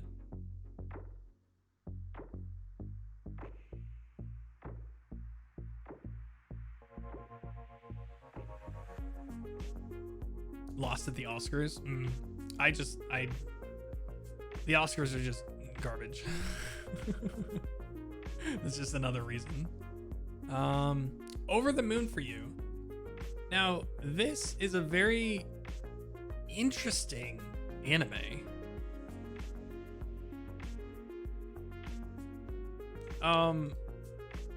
Really interesting anime. Basically, as a kid, this kid gets chases after a girl that he sees and then gets hit by a truck, and then the girl saves his life, and then they promise, like as he's lying there almost dying, he promises to marry her. And then, like, what is it, 10 years later or something like that? She shows up at his door and is like, hey, you still down to get married?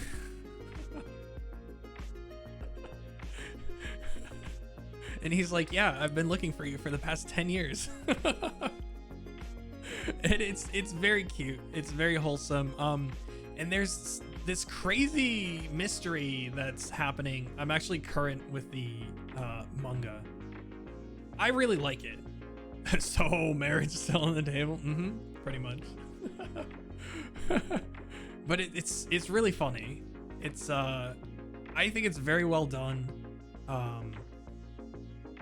He calls her cute a lot, and I think it's a very cute anime. It's like it's also kind of nice because they like actually they get married, you know. It's not like a will they won't they, like teasing like, oh, how long are they gonna last before they get married? No, it's just they get married, and then it's just them as newlyweds living their lives and like getting over like newlywed problems and that sort of stuff. If this is Japan's effort to get marriage rates up, I really do hope it's working, because this is a good anime. Yeah, I really like it. The manga is very much further than the anime. I know the animes get a second season out now or coming out, but the mystery is unraveling. It's unfolding. Hopefully soon we'll get the true answers. More slime. All right, here's a sort of a selfish pick here. My senpai is annoying. This is it's a really interesting show. I think it's cute and funny. These two are the same age, pretty much. They're coworkers. She loves him. He's sort of oblivious. The office worker genre. Yeah. I think it's solid. However, like these two are a couple. It's kind of nice because like they get together right away, so you get to follow like their sort of stuff. But then it's pretty normal except for this.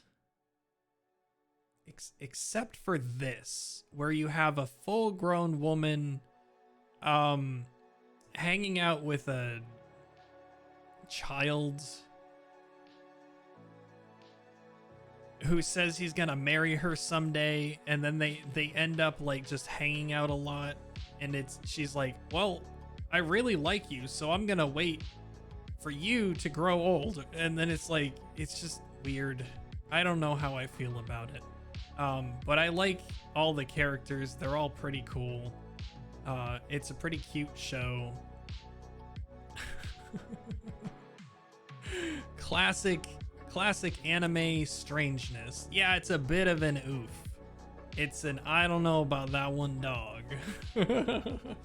Yeah, they hit you with that, like, once you're already hooked, they hit you with the future marriage to the child now. And I don't know how I feel about it. He's so mature for his age, though. Yeah, I know. All right, moving on.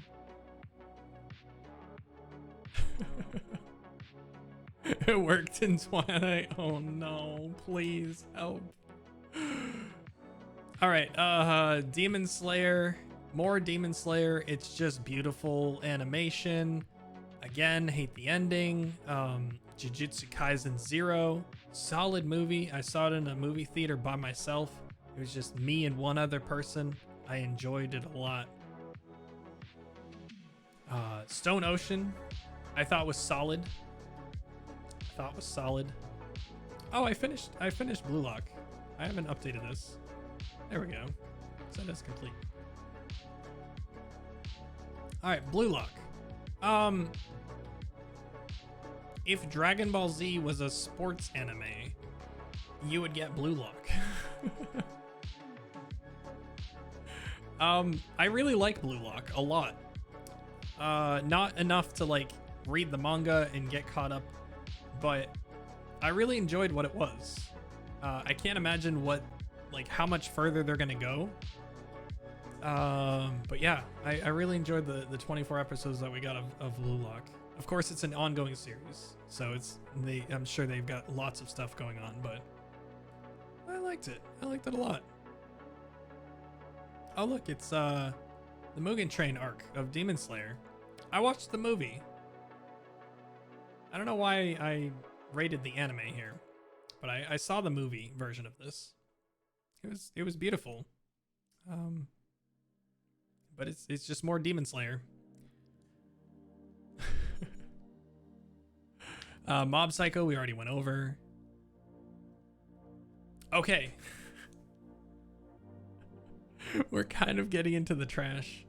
A little bit of the guilty pleasures. I'm quitting heroing. So this was actually a diamond in the rough. I ended up really enjoying this. This is a story about a hero who basically defeated the Demon King for humanity. He defeated the Demon King. He went back, and everyone basically treated him like trash. They were afraid of him. They were like, hey, thanks for saving us, but go away. They were like, if he's strong enough to beat the Demon King, what if he like kills us all? Or what if he like takes over by force? Or blah, blah, blah. So he ended up getting super disillusioned by the whole world and decided to go to the Demon King because he didn't kill her.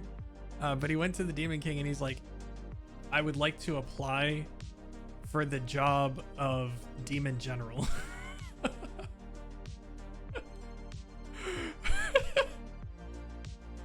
And the whole anime is just him helping the demons like rebuild their kingdom with his power, and with a cool little twist at the end. I really enjoyed this. And yeah, like Tip said, it's a sleeper. It's a sleeper build. It seems like it's just like a run-of-the-mill show, but it gets pretty deep. It gets pretty impactful later, and I really enjoyed the characters. I really enjoyed. It was pretty unique in what it did. I was pretty happy about it. Oh, look, it's Spy X Family. I really enjoyed the first season. I don't think I ever actually finished the first season. I think I watched like the first 8 episodes and then I got caught up with the manga and I haven't touched it since. It's just cute. I like Spy X Family. I don't think it's anything incredible or amazing. It's just good. It's a solid show. Like Anya is just like iconic. She's just cute. I like the idea of the show as well. All right, here we go. Never watched that one. Yeah, it got a little too popular. It got a little too pushed. It was literally everywhere for like a year. I'm glad it's sort of finally falling off. The Anya meme face, I know. It's so good.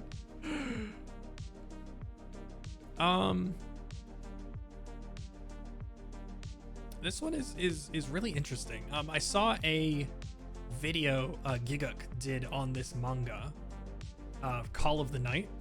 It's about a kid who has insomnia and he likes walking around at night, and he ends up running into a vampire girl and becoming friends with her, and she basically introduces him to her world. Now this is another one where like I could see them being aged up and it wouldn't really change anything, but as it is, they're pretty young. Well, he's pretty young. She's supposedly also still pretty young, but also a vampire. But the animation, the character design, the visuals of the show, just like they took the source material and they did it justice. It's very cool. But yeah, it's just basically like this kid being introduced to the vampire subculture and learning how to like deal with all of that. Very, very cool show. I really like all the characters that we're introduced to. And most of the time, like, people are pretty reasonable with like the decisions that they make, you know? So it's I really like the choices that everyone is making. Really makes it good.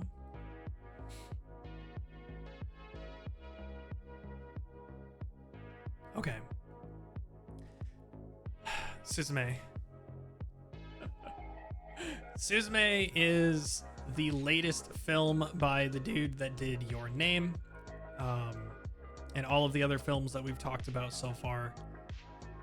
This one is very special to me because I got to see it in Japan last November when it first came out. I watched it. There's obviously no subtitles or anything. But I got to watch it. I understood enough of it that I just enjoyed the crap out of the movie, even though it was all in Japanese. And then I got to watch it again when I came home and I understood more.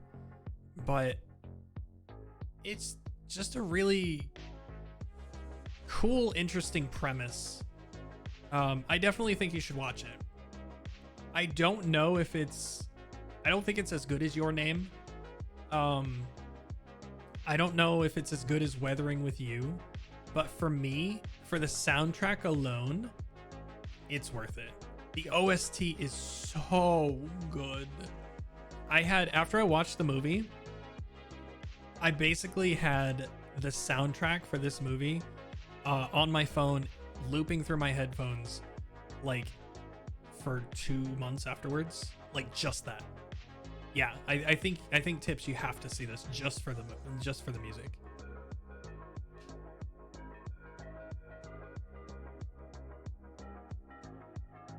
I think so. Even your band's vocalist sings it praises. Yeah, the music is so good.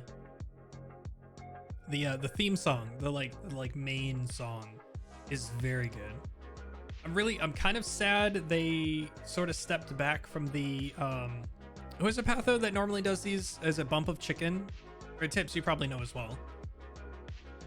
Is it Bump of Chicken that's been doing the theme songs for these movies? I'm trying to remember. Usually there's like this big emotional like climax song sung by that band. I think it is. No, it's not Bump of Chicken. It's we'll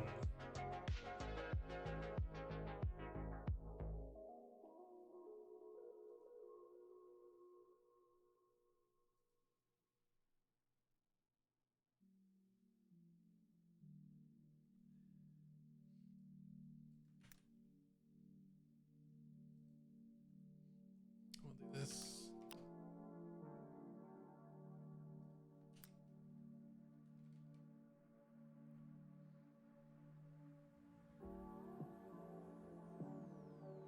It's Radwimps. It's Radwimps. There we go. It's not Bump of Chicken, though I love Bump of Chicken. Radwimps is very, very good. I love them. Yeah. Yeah, they did they've done at least 2 songs for each of his like most recent movies. And they're all like amazing singles, just incredible singles. And they did I think 2 songs for this soundtrack as well, but neither of them are like prominently featured in the movie itself. I think one's in the intro and one is during the credits, which is unfortunate. Weathering with You is some of their best work. Yeah, just the music in all of these films is just so good. Yeah, highly recommend this movie. Just like, if only for the music. All right, Damachi. It's just good. Part 4. So Damachi 4 Part 2, I have rated higher than any other parts because I enjoyed it the most. I just really like where they're going, like the direction that they're going with the characters and all of that. It's trash. I understand it. like it's Danmachi, it's harem fantasy, power fantasy crap. But you know what? I love it, and it's just solid. Like it does the things that it's doing better than a lot of other options. Hestia be the bestia. It's just getting better, you know? It's like the main character is growing up, he's becoming more mature. It does its job well. Yeah.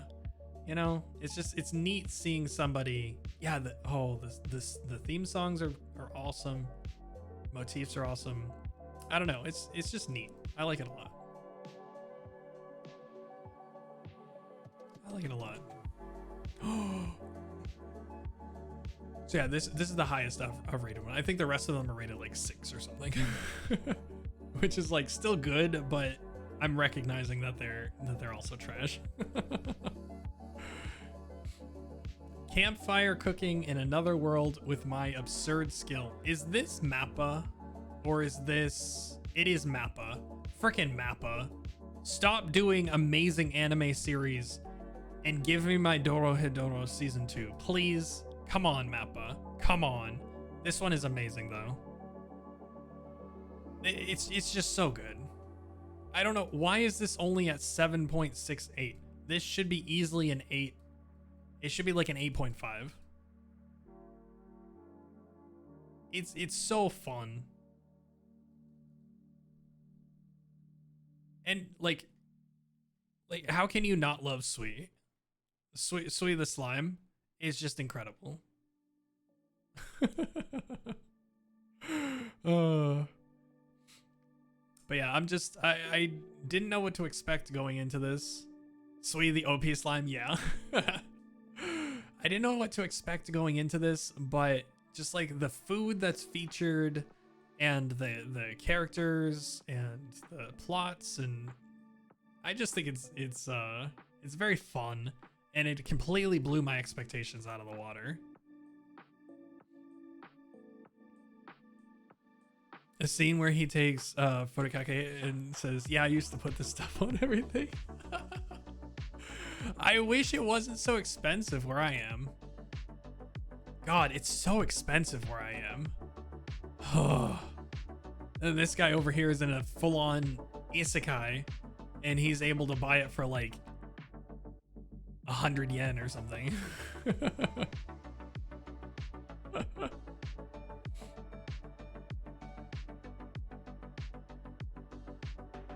Bread.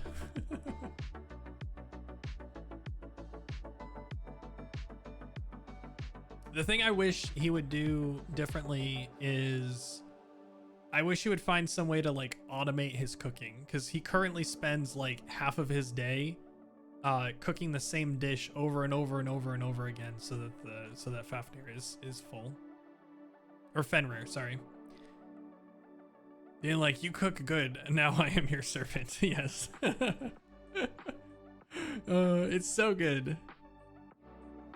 Yeah, this was a recent one that blew my expectations out of the water. I think it's a solid food-based anime that you should definitely watch. Oh look, it's Naruto. It's Naruto with the 220 episodes. I think it's good. It's good. I like Naruto. It's good. I don't think it's incredible. I think it has some incredible moments. Believe it. The longest series you finished? Oh.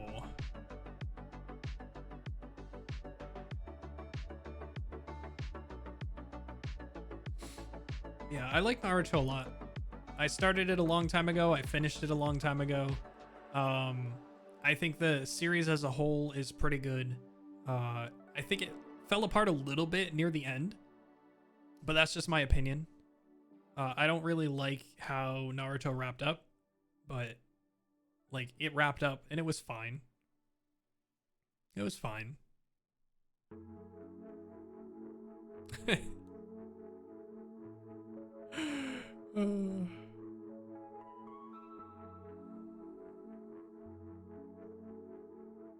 Scared of the One Piece rabbit hole?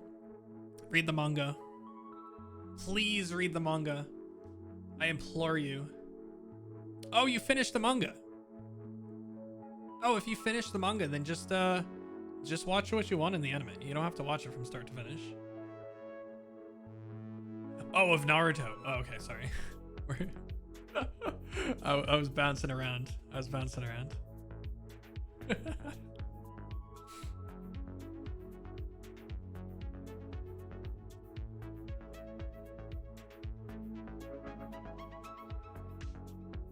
Yeah, I definitely think Naruto should get more credit for, like, DBZ is just so freaking straightforward. DBZ is just like large dude show up, beat large dude, save world, another large dude show up, beat large dude, save world, large dude show up, get defeated, oh no, world in trouble, train, defeat large dude. You know, it's just like it keeps doing that. And at least Naruto has a lot more nuance, a lot more politics, a lot more factions, you know. You have to use smarts to win. Yeah, they introduce a lot of extra stuff. It's not just like, I'm more powerful than you, so I can overpower you. Though sometimes that happens. I'm so glad you liked the live action One Piece, Cursed. It's such a good, I think it's a very good intro to One Piece for people. I certainly hope that they keep making it. Oh, here's Rurouni Kenshin. Yeah, later Naruto definitely gets straight into the power scaling. And then the end of Naruto is just, ugh. Like, it's good. It's still okay, but it's just sad. It's a little sad, just a little sad. We're gonna skip right past Rurouni Kenshin. It's solid. Don't really talk about it because of the author. Moving on. Love Hina. Anyone here watch Love Hina?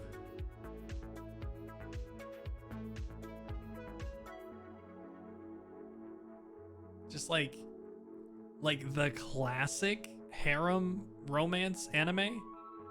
It's like I don't think it's the original, but it's like the quintessential harem romance anime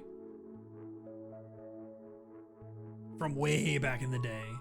Yeah, I have very little recollection of it as well. I just remember it being very enjoyable to watch, and I haven't found anything of the same genre that I have liked as much as my memories of this. Now, if I were to go back and rewatch it, would I feel the same? Probably not. But for now, for my nostalgia brain, it sits here at a 7. Very respectable, very respectable score. I don't know that, or at least I don't recognize the Japanese name of that curse. Oh, look, it's Dragon Ball. Oh, your first was a reverse harem. Oh, wow. To be fair, watching this and Ouran High School Host Club might have been around the same time. I'm not sure which one I started watching first, but they were probably pretty close.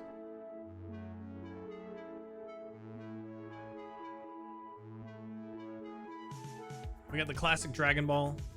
I think giving it less than a 7 is probably a disservice, so I'll keep it at a 7. It's just like, despite 3 episodes of Goku running up a pole, like, it's just good, solid fun. That is way, way more raunchy and adult oriented than I ever thought, until I actually checked out the source material. Definitely not something I would recommend for kids, funny enough. It's so funny how, like, in Japan, the stuff that is okay for kids It's definitely not in the West. Hot take is Japanese authors would benefit more from depicting polyamorous relationships, since I think that's honestly healthier and more honest than depicting these harem situations. Interesting. Yeah, probably. Probably. I think it's just another power fantasy though. It's just like the easy way out, right? It's the easier way to write things.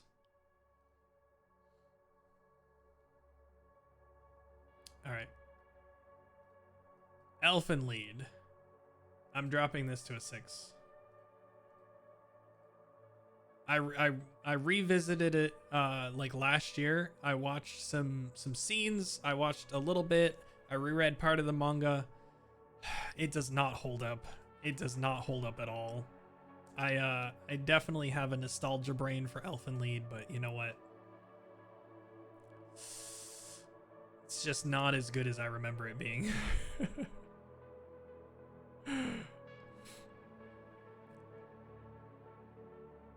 Fully Cooley.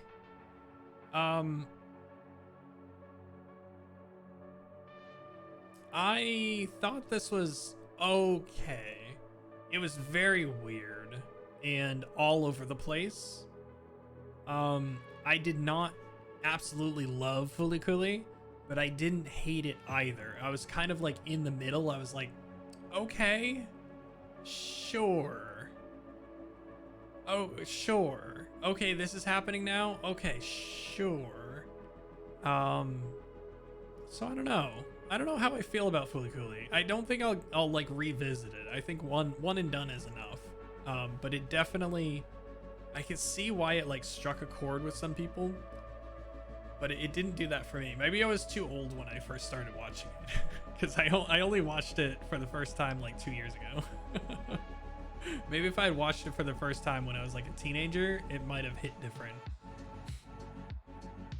Would it be showing a kid any harem anime? Yeah.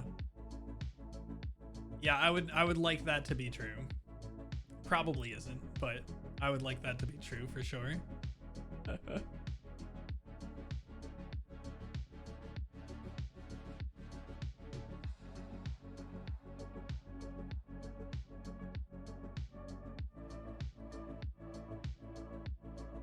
Okay. Great teacher Onizuka. Onizuka? There we go. Jeez, can't read. It's super late, by the way.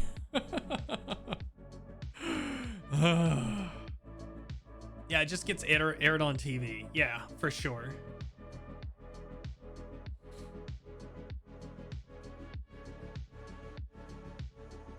Wait, what didn't age poorly? GTO? Yeah. There's definitely many problematic bits in GTO. However, it is very good. Like, there's a reason why it's a classic. It is very, very good at what it's doing.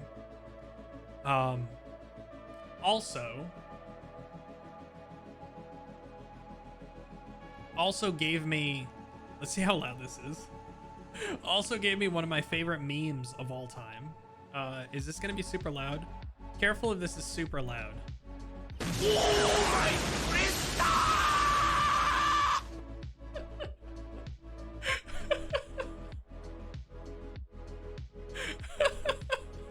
Clever, welcome in.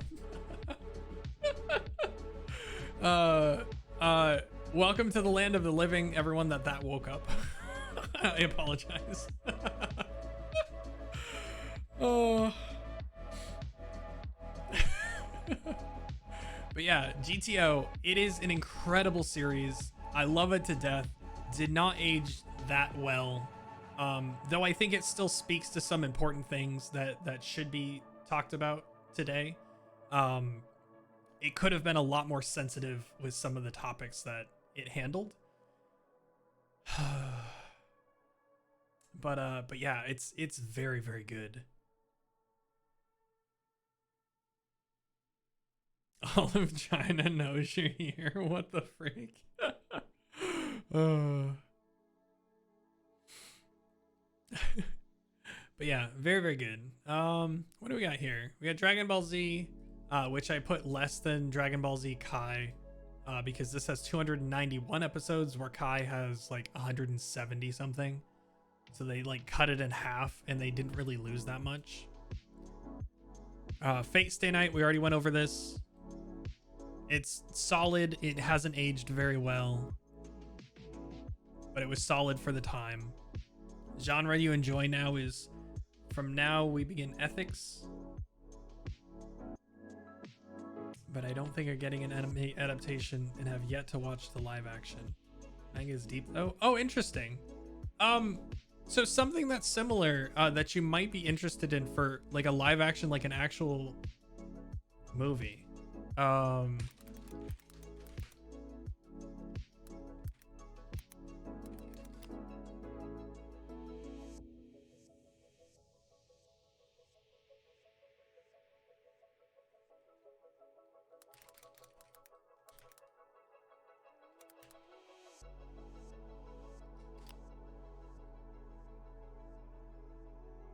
All right, I'm trying to find.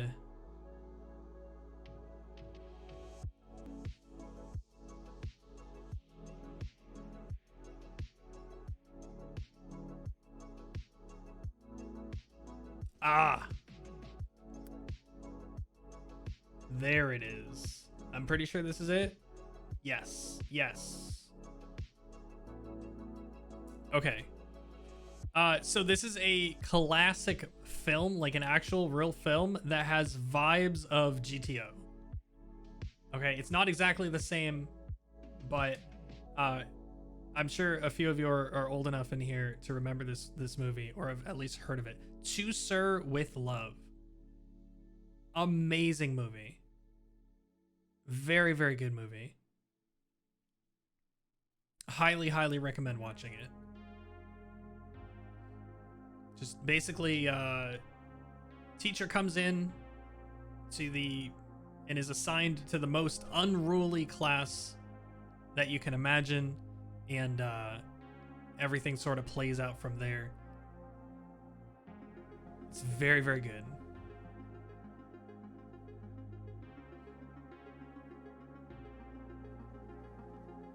Random tangent. Cousin of yours bought an anime t-shirt for you. Oh, wow. The tag on the back, it says made from home.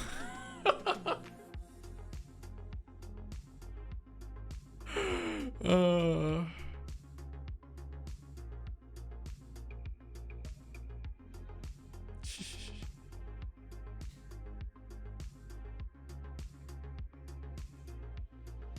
right. Let's start going a little bit faster here. Kaiba. Very unique show. I never really heard anyone talk about this, but it's a very, very unique show. There's another anime called Kaiba. This isn't it. This is the other Kaiba. The Animatrix obviously is here. It's very good. Naruto Shippuden. It's the same rank as Naruto. It's just very good.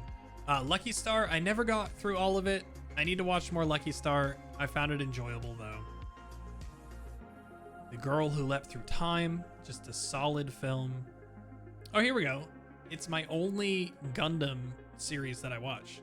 I've only seen Gundam 00, and Gundam 002, I think.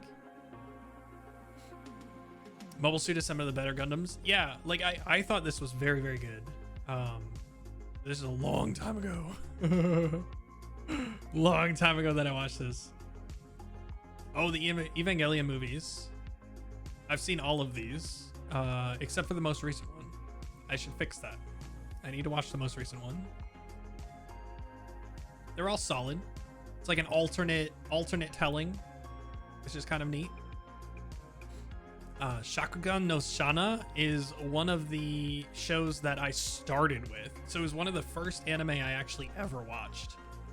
And I binged almost the entire thing because there's like 3 seasons or something like that. But I hardly remember any of it. Because this is one of the shows that I binged where I would stay up all night and then I had like school in the morning. So I would just like watch this all night, drive to school, fall asleep in class, drive home, watch more Shakugan no Shana.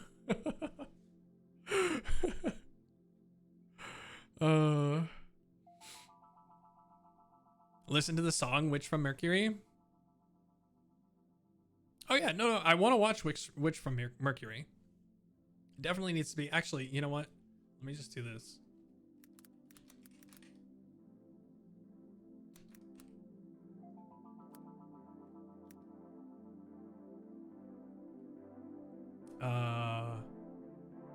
Wait, what's it called?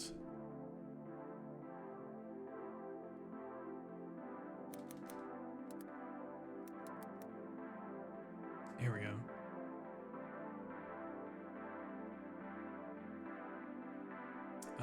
Plan to watch. Nice. Yeah, I definitely want to watch this. Oh, here we go. Time of Eve. Okay, this is what was paired.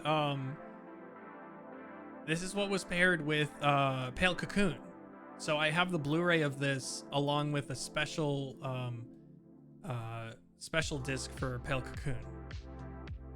This in itself is 6 episodes. It's an OV, like 6 short episodes that is basically a movie put all together. And I thought this was very good. I thought this was really good. It's very unique, very weird vibes about like androids and like other non-human life forms sort of stuff. Oh, look, you found it. It's Soul Eater. You know the problem about Soul Eater? The ending. You know the problem about Soul Eater manga? The ending.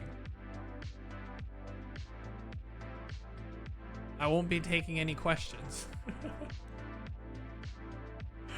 I love Soul Eater to death. I love Soul Eater to death.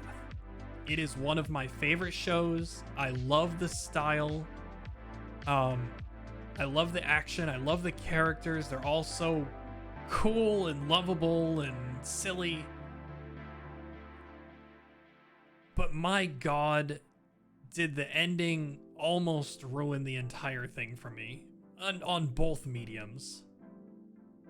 The manga ending was a little bit better, but the anime ending was just complete garbage fire, and I'm so sad. I'm so sad. I don't even want to go back and rewatch and like relive the ending because I don't even remember what the ending was anymore. All I remember is that visceral feeling in my chest whenever I think of the ending. That reminds me of my disappointment. That's all that's left. Yeah, the ending of the manga at least was somewhat on tone for like the rest of it, as far as I remember. It was still a little disappointing. You thought the band Gorillaz was the cast of Soul Eater? I mean, it's very similar style. I'm not I wouldn't fault you for thinking that. That's hilarious. There's more to the anime. So the anime ended uniquely. The anime tried to wrap everything up because they weren't gonna finish with what the manga had. The anime has an anime unique ending, and it's just garbage. And Soul Eater not, I haven't even looked at that. I've heard from multiple people that it's not great, which is unfortunate. Yeah. But it still remains a classic. It will always be in my heart as one of my favorite series, but it's just sad. It's sad. Every time I think about it, I'm sad. All right, here we go. Second Evangelion movie. It's fine. Magical Index. Pretty good. I definitely like the second season better. But this was a good intro. This is the second part of F, Tale of Memories, that we saw above. Again, these are both based off of a visual novel that I remember very little about.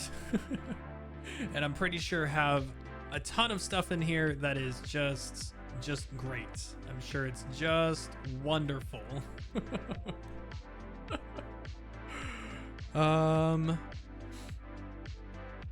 of Sinners continues. This is just like a side thing. It was okay. Eden of the East. Anyone remember this? Eden of the East. I thought it was fine.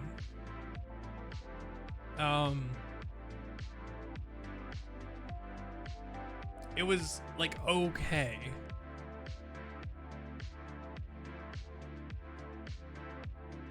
I feel like it was just a little like boring and a little contrived, but that's like what my brain is remembering.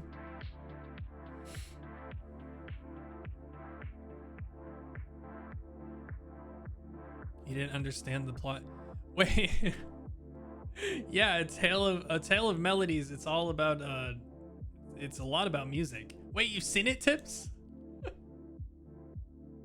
What do you mean you highly recommend it? I saw this one of the earliest anime that I ever watched.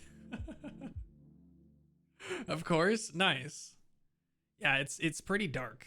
It's the everything that it covers is very dark. But I definitely enjoyed my time with the two series, with those two.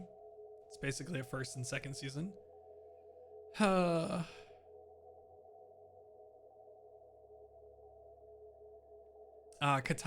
Gatari. I heard so many good things about this. I think I got 3 episodes in. I think it was 3. I think I got past the second one. And I was like, I need to watch this all together. The problem is, this isn't on any streaming sites. So you have to pirate this. Like, you have to pirate this. You cannot legally watch this series, which is stupid. It's the dumbest thing ever. So like, I got sick and tired of like the website that I was using, and I got upset that I couldn't Chromecast it to my TV. And I was like, you know what, this is stupid. I'll just find some other way to do it. And then I just never picked it back up.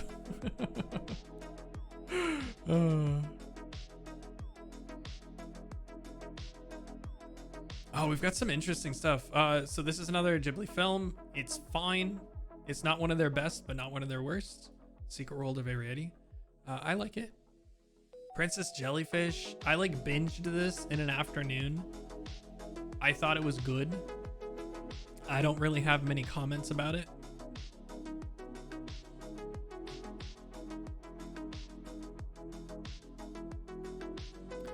Gossip. I actually really like Gossip. I wish I could have finished it. But it was very like you get like the gothic vibes to it. You get like the Sherlock Holmes super smart sleuth mystery, like overarching mystery. It was really neat, but I only made it halfway through the 24 episodes and I never picked it back up. But I really enjoyed what I had. Fate Zero. I don't know why I put Fate Zero below Fate Stay Night. Probably just nostalgia. Let me fix that. Let's go 8-8. And then we'll go...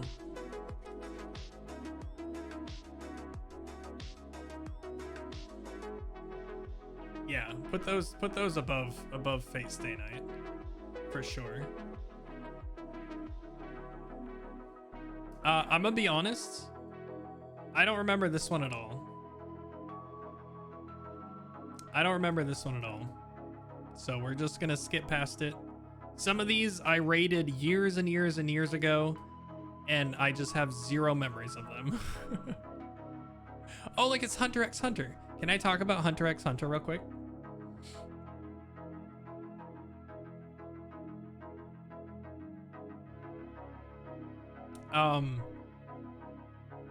Oh yeah, yeah, they'll do that. It's just like Netflix in Australia is basically the same as Netflix in the US. We basically have nothing. So Hunter x Hunter, as you can see, I am at episode 80 of 148. I think I mentioned this before, but I have tried 3 separate times to make it through the Chimera Ant arc. And all 3 times. Now, mind you, this is 3 restarts. So I tried originally, and then I've restarted 3 additional times, and I have yet to make it through the Chimera Ant arc. I know there's cool stuff coming. I know the end of the Chimera Ant arc is good. I've heard that it's very good. Yeah, it's just like everyone always tells me that, Patho.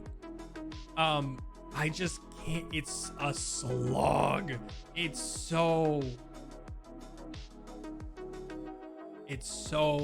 rough.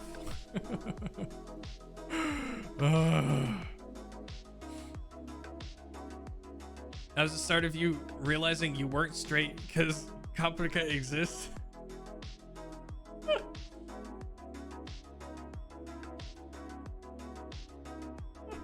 That's funny. He was a guy and you were still okay with that? Let's go.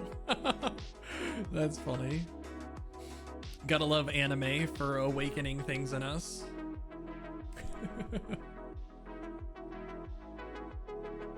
We got Fate Zero season 2. I think Fate Zero is probably the best overall Fate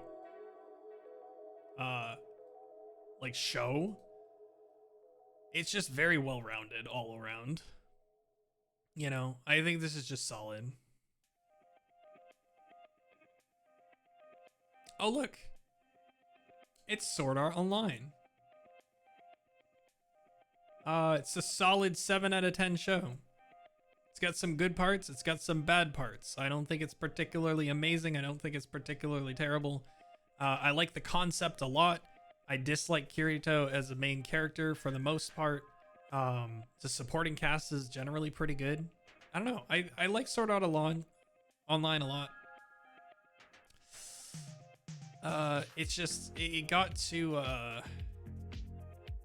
it's like a guilty pleasure of mine now, right? Oh, look, it's Wolf Children. Yeah, I thought it was fine. Pet Girl of Sakuraso. I watched like half of this. I thought it was worth finishing, and then I just never finished it. Just never finished it.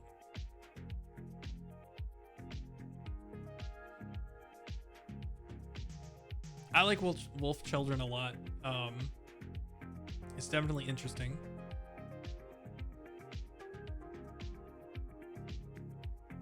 Have y'all seen The Tale of Princess Kaguya from Ghibli? I love the animation style that they did with this. It's very, very unique. It's a really cool looking movie. Yeah, it's really cool.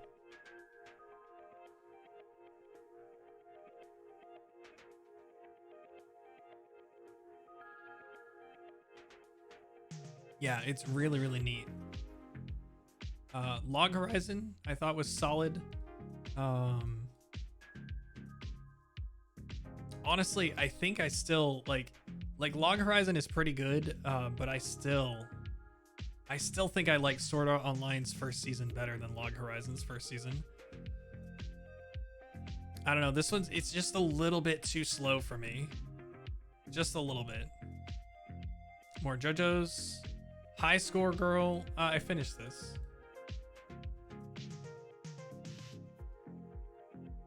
I thought that this was solid.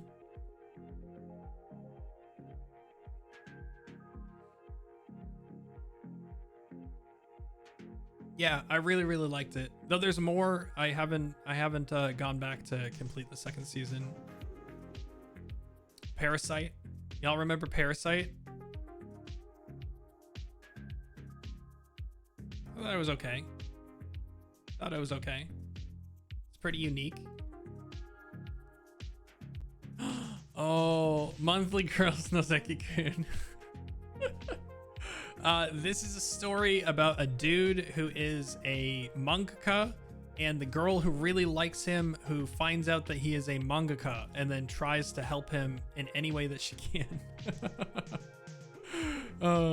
It's really cute. It's really silly.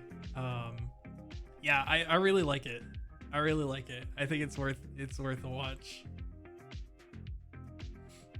When does SAO go to the Elf World? That's season 2. That is season 2. We'll find it. We'll find it.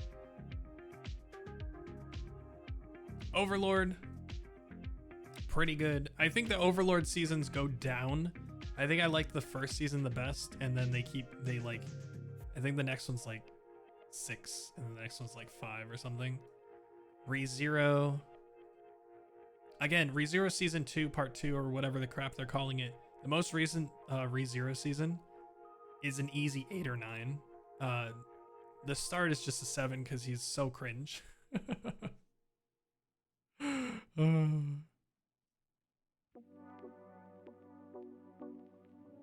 Yeah, the rest are just like meh. Maggie or Maggie. I really liked this show. I watched all of, like, I think it's got 2 seasons and then The Adventures of Sinbad. I thought that this was really solid. I liked the world building, but I feel like the ending of all of this really missed the mark. It really was like a letdown from what I remember. I feel like they could have done so much more with their world building and everything. Should probably look up the source material. Haven't you heard? I'm Sakamoto. No, it's the show. It's the show with the kid who looks like a genie. It's like an Aladdin elegy or allegory or something like that.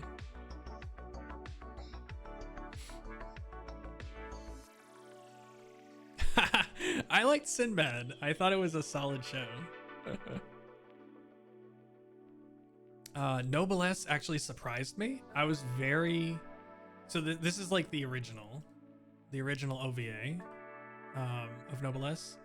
I really liked this a lot.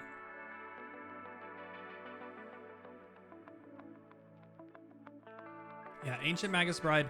So the new season came out last year, and I think there's more. Oh, this is the OVA episodes, the like additional stuff. The actual season's probably coming up. But yeah, I like Ancient Magus Bride. It still weirds me out a little bit, like the whole premise of the thing. But you sort of like suspend your disbelief, and it's just anime, you know. So it's fine. I like the progression that she has.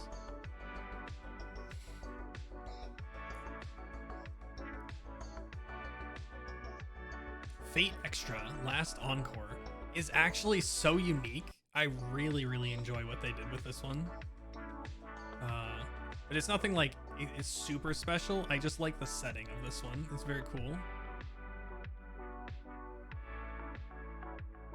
Is a pretty anime to look at. Yeah, Magus Bride is. Yeah, for sure. So Masamune-kun's Revenge.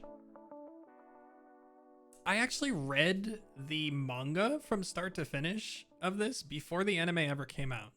I believe it was finished by the time the anime came out. And the manga itself was a guilty pleasure for me.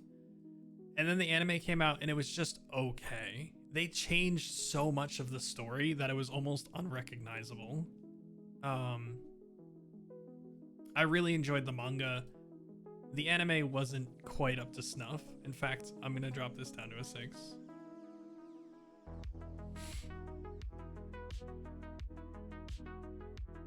Fate Apocrypha. I actually really, a lot of people dog on Apocrypha. I actually really like Apocrypha. You want to admit to someone that you've seen it? Like I said, I put everything that I've watched on here, so.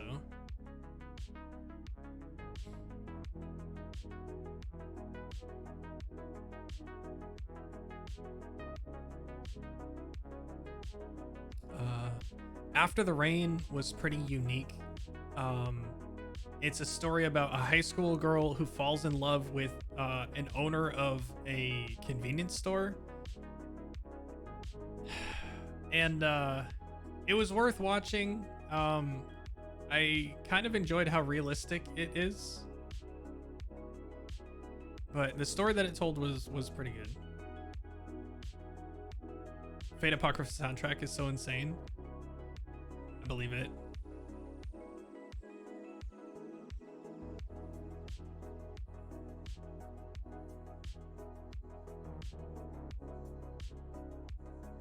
Delinquent Hamsters. It's a very short form anime. There's 110 episodes. I watched everything that was on Netflix. I don't think it's quite 110 that's on Netflix, but I got close. It's very silly, very dumb.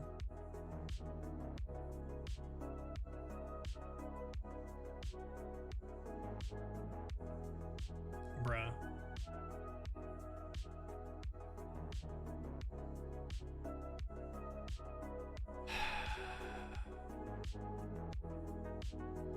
Bruh.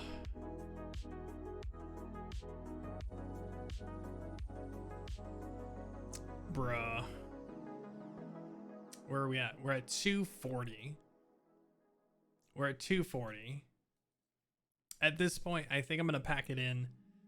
We do still have a lot to go. It's Shield Hero, one of the most disappointing shows slash anime of all time. Yay, Shield Hero. Woohoo.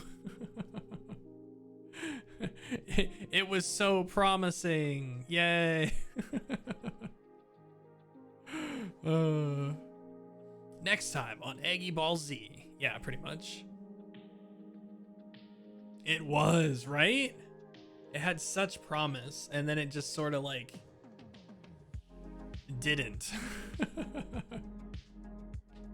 And that's coming from somebody who read a lot of the light novels. It rose so high, and then it just did nothing. All right, so we're about 240. I'm gonna call it quits here. Just real quick. So 240.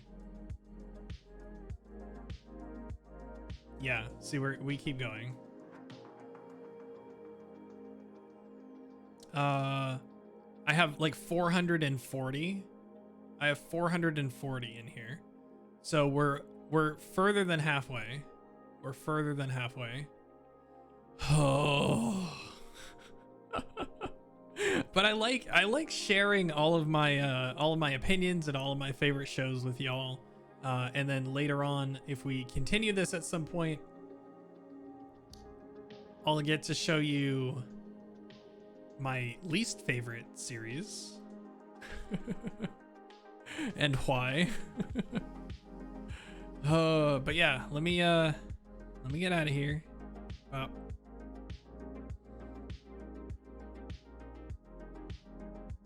we go. Nice. All right, let's see who we have. Is there anybody? Yo, okay. Well, we haven't rated Tobbs in a hot minute. So let's rate Tobbs.